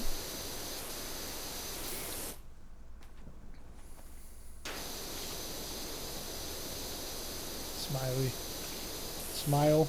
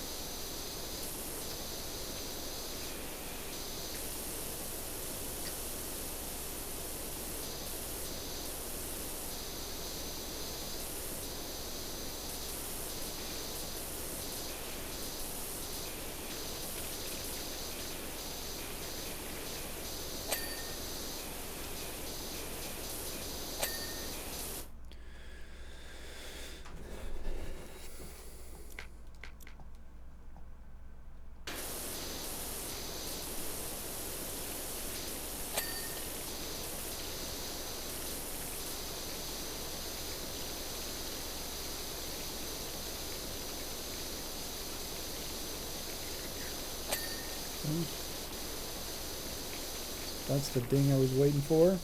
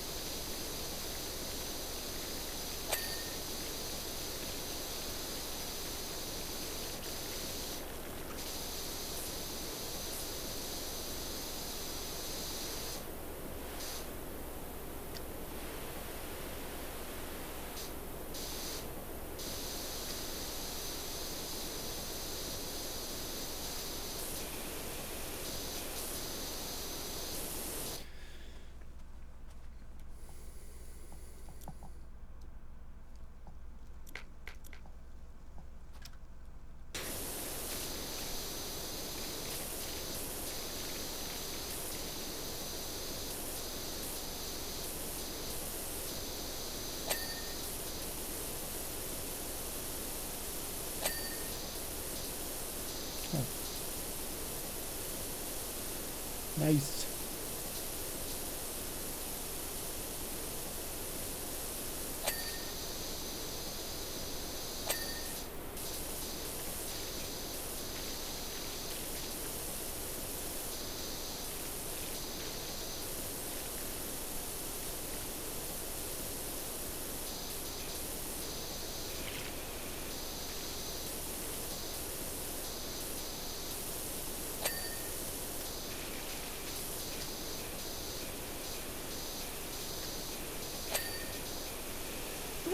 Excuse me. There we go.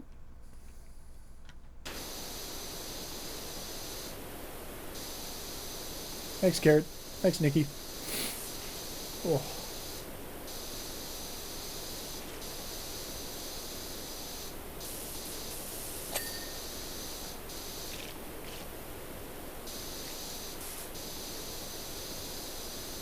Thanks, Nord.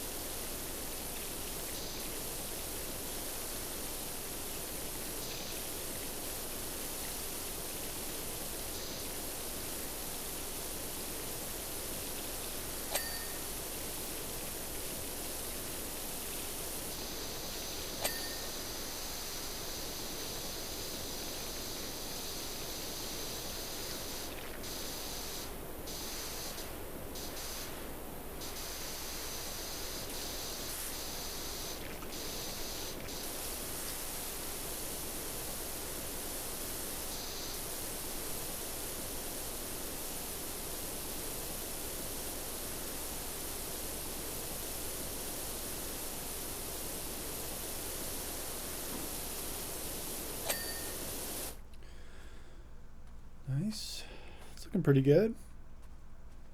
All right. To the second floor. I could probably get this from down here, but it's pretty annoying to walk around on roofs in this game, so. How far are we going? Holy fuck. Jesus, this extension is disgusting.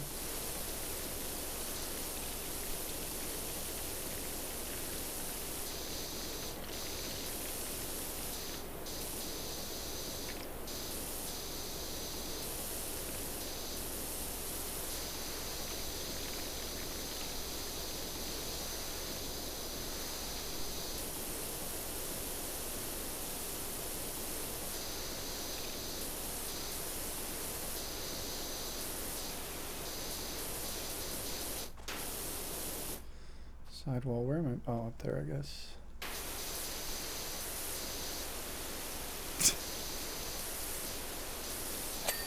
Point and click adventure game.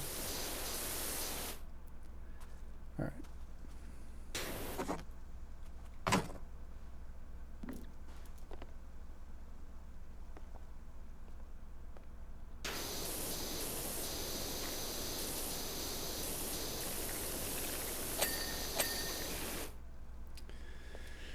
Sweet.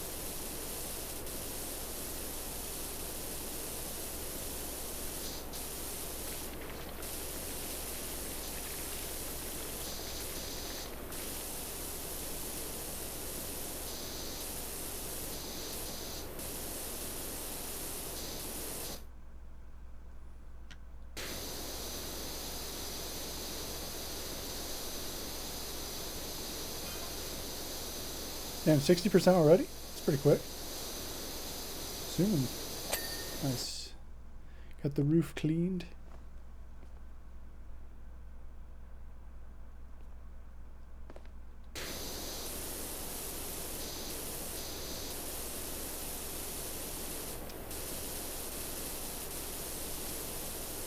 Chimney, chimney. Up down your hair.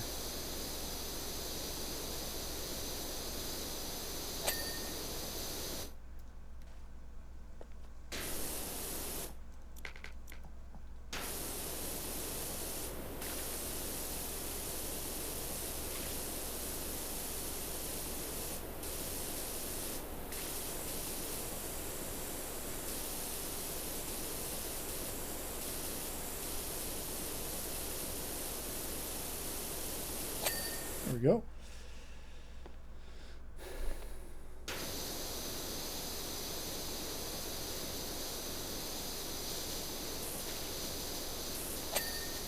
Oh.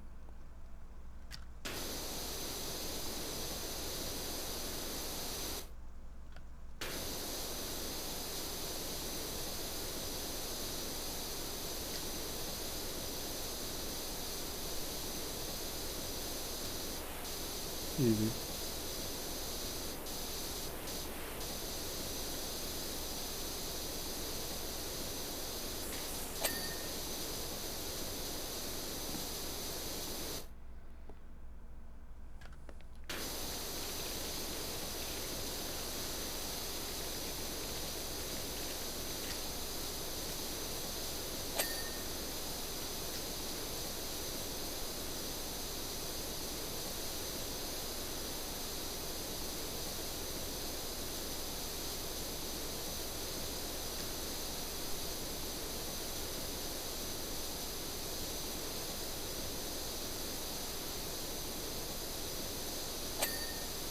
Nice.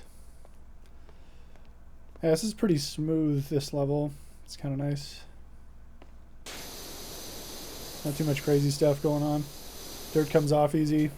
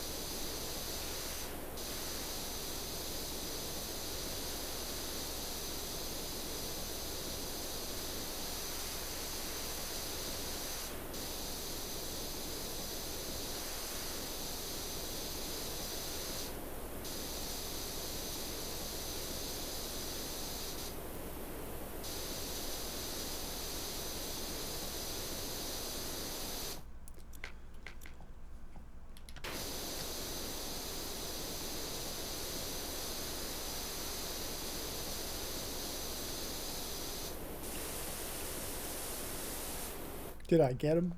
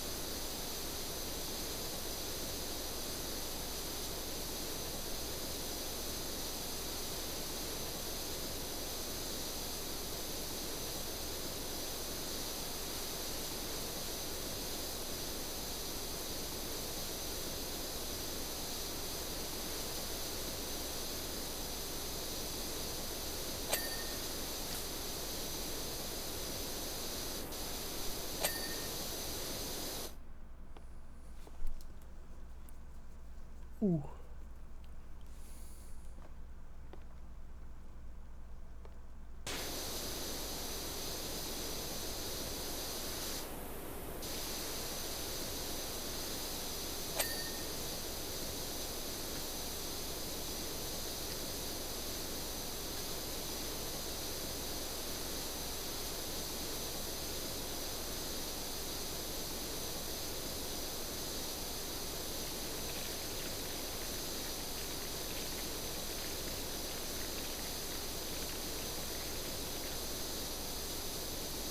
Where does he get all the water from? That's what I'm saying. Just carrying it on my back, I guess.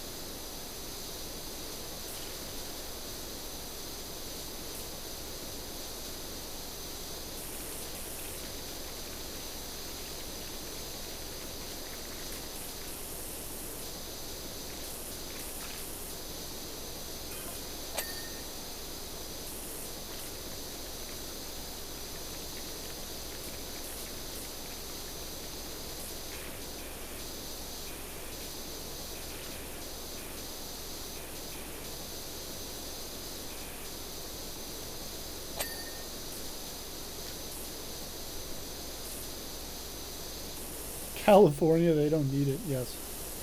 True. Too much water. Share some already. We here in Canada have like no fresh water. Definitely not most of it. There we go.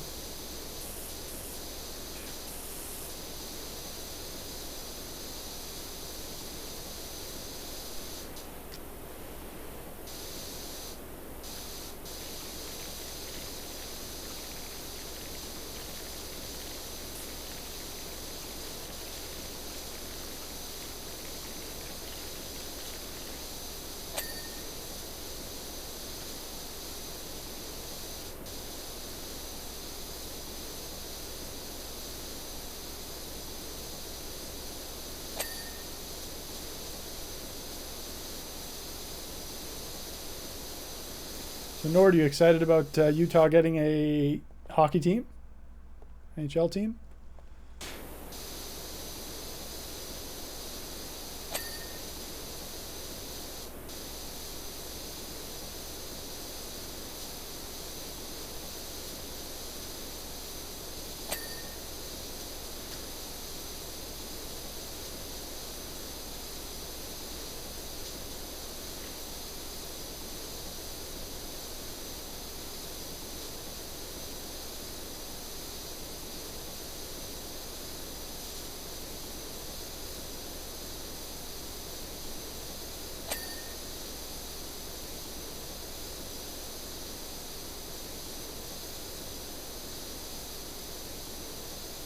Damn it. There we go.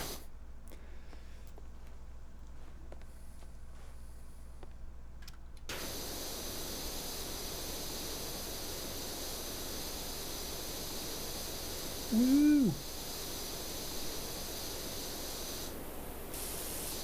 Zip, zip.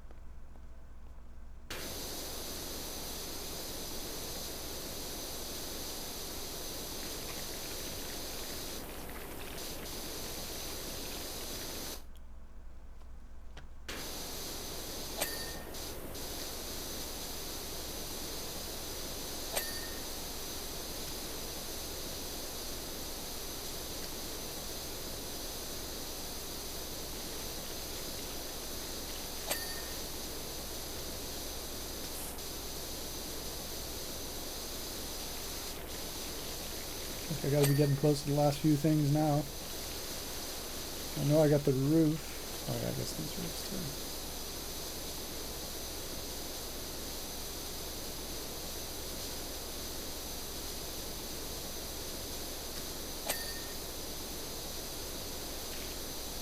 Guess there's some small stuff I'm missing somewhere. Ah.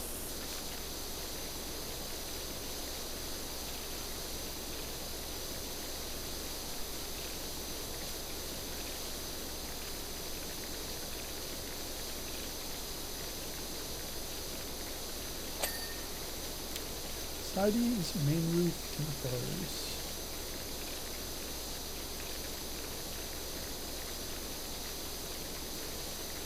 Skip.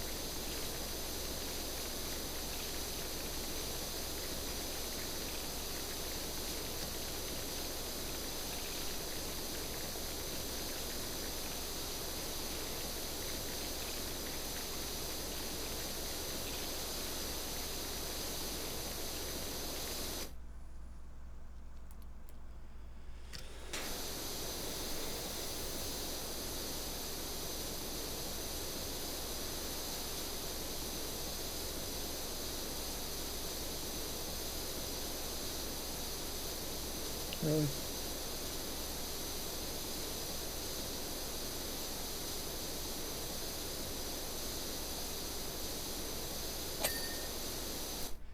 Side eaves and main are in timber pillars.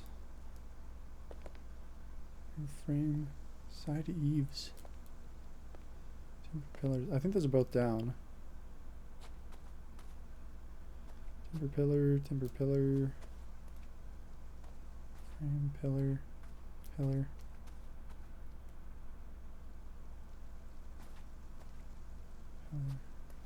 Pillar. Oh, there we go.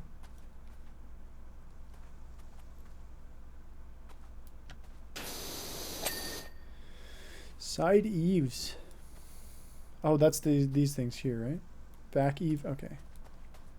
Side eave is here.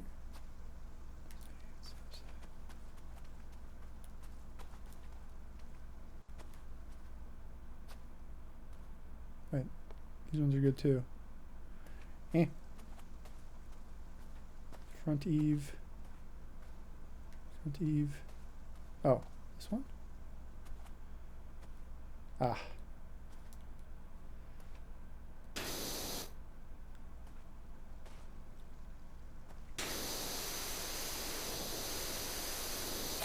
Yes. Yes. Oh! Nice. Let's see. We're kind of zooming. I think we could do the SUV pretty quick.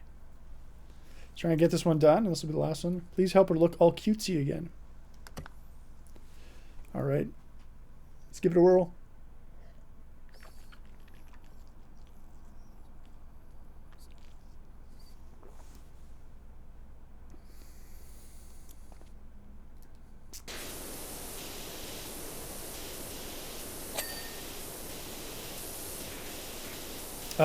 Do I need something with the van? Van.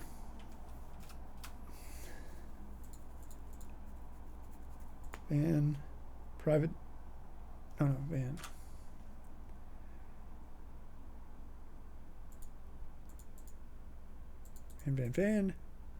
Van. Nope. All right. Looks like we can just clean away here.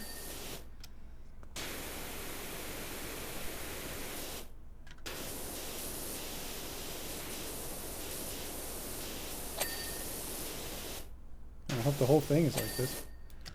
This is like my van at the very beginning.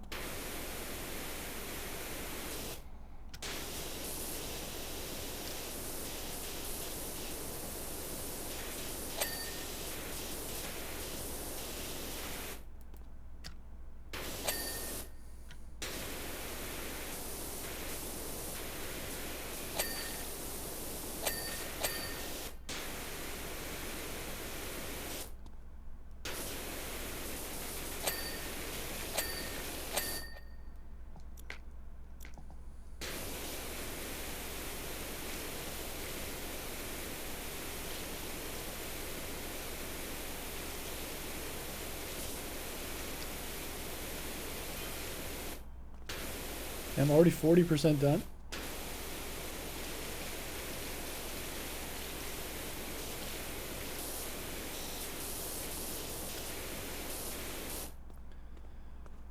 Oh.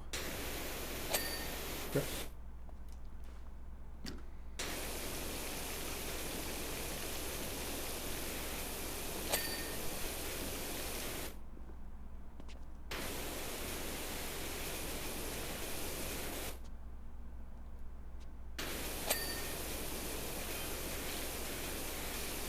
%60 done.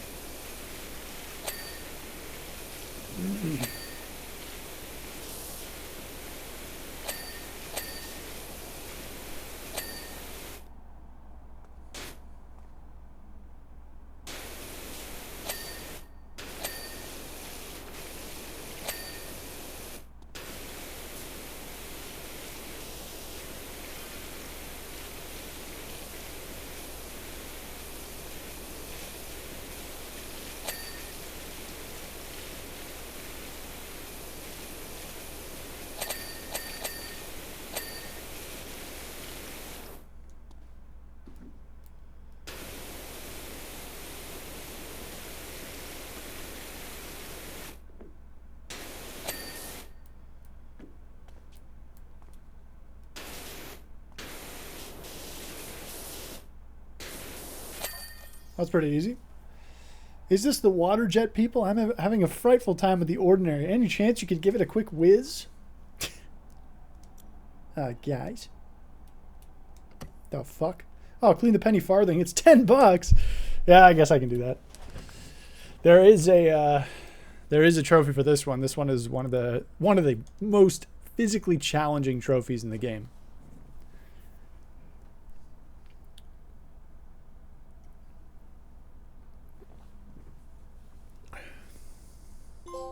All right, I did it.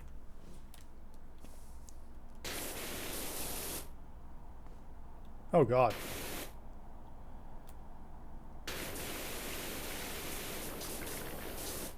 Is it all metal and plastic? What if I do use all-purpose? I still don't have a nozzle.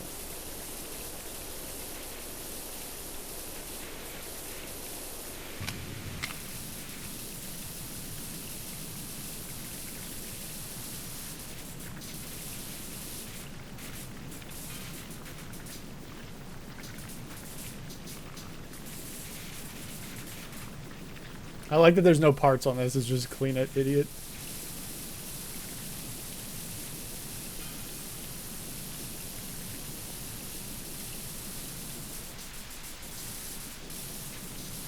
I wonder, actually, maybe this is better.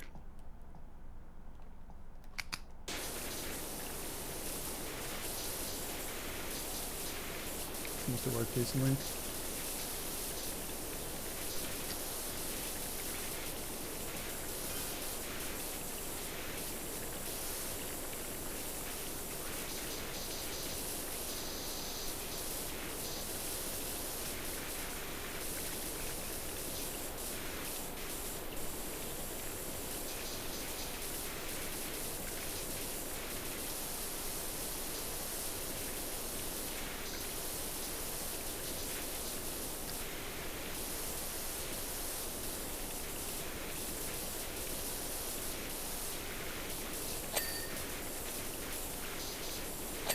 Oh, there are pieces of it. Never mind.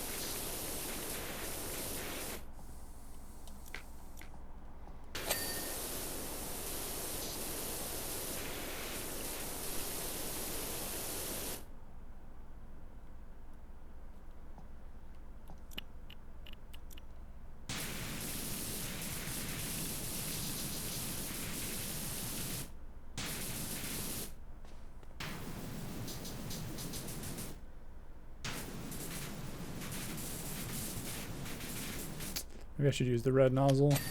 There we go.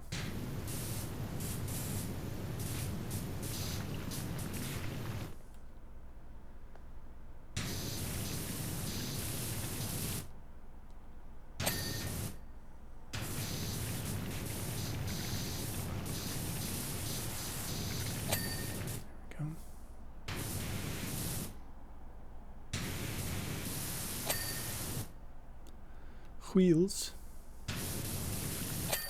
Easy. $10 whole for that. Sweet. Wow. That's amazing. 2 E's, true. I like it doesn't show me standing on the bicycle at all. If he didn't ride so beautifully, I'd flog him to a museum. All right. I think that's pretty good. So 90 stars means there's only 150 in the campaign. So 90 stars means we're 2/3 or 3/5 of the way there, I guess. That's pretty sweet. Managed to get a whole bunch done today as per Scuge. And we'll be back tomorrow with getting into sort of, well, we won't have as long a stream tomorrow, but we'll be back tomorrow getting into sort of more of the main game. When are you coming to clean my car? Pay me $600. I'll do it. Maybe. Actually, probably not, because the plane ticket alone would be a lot.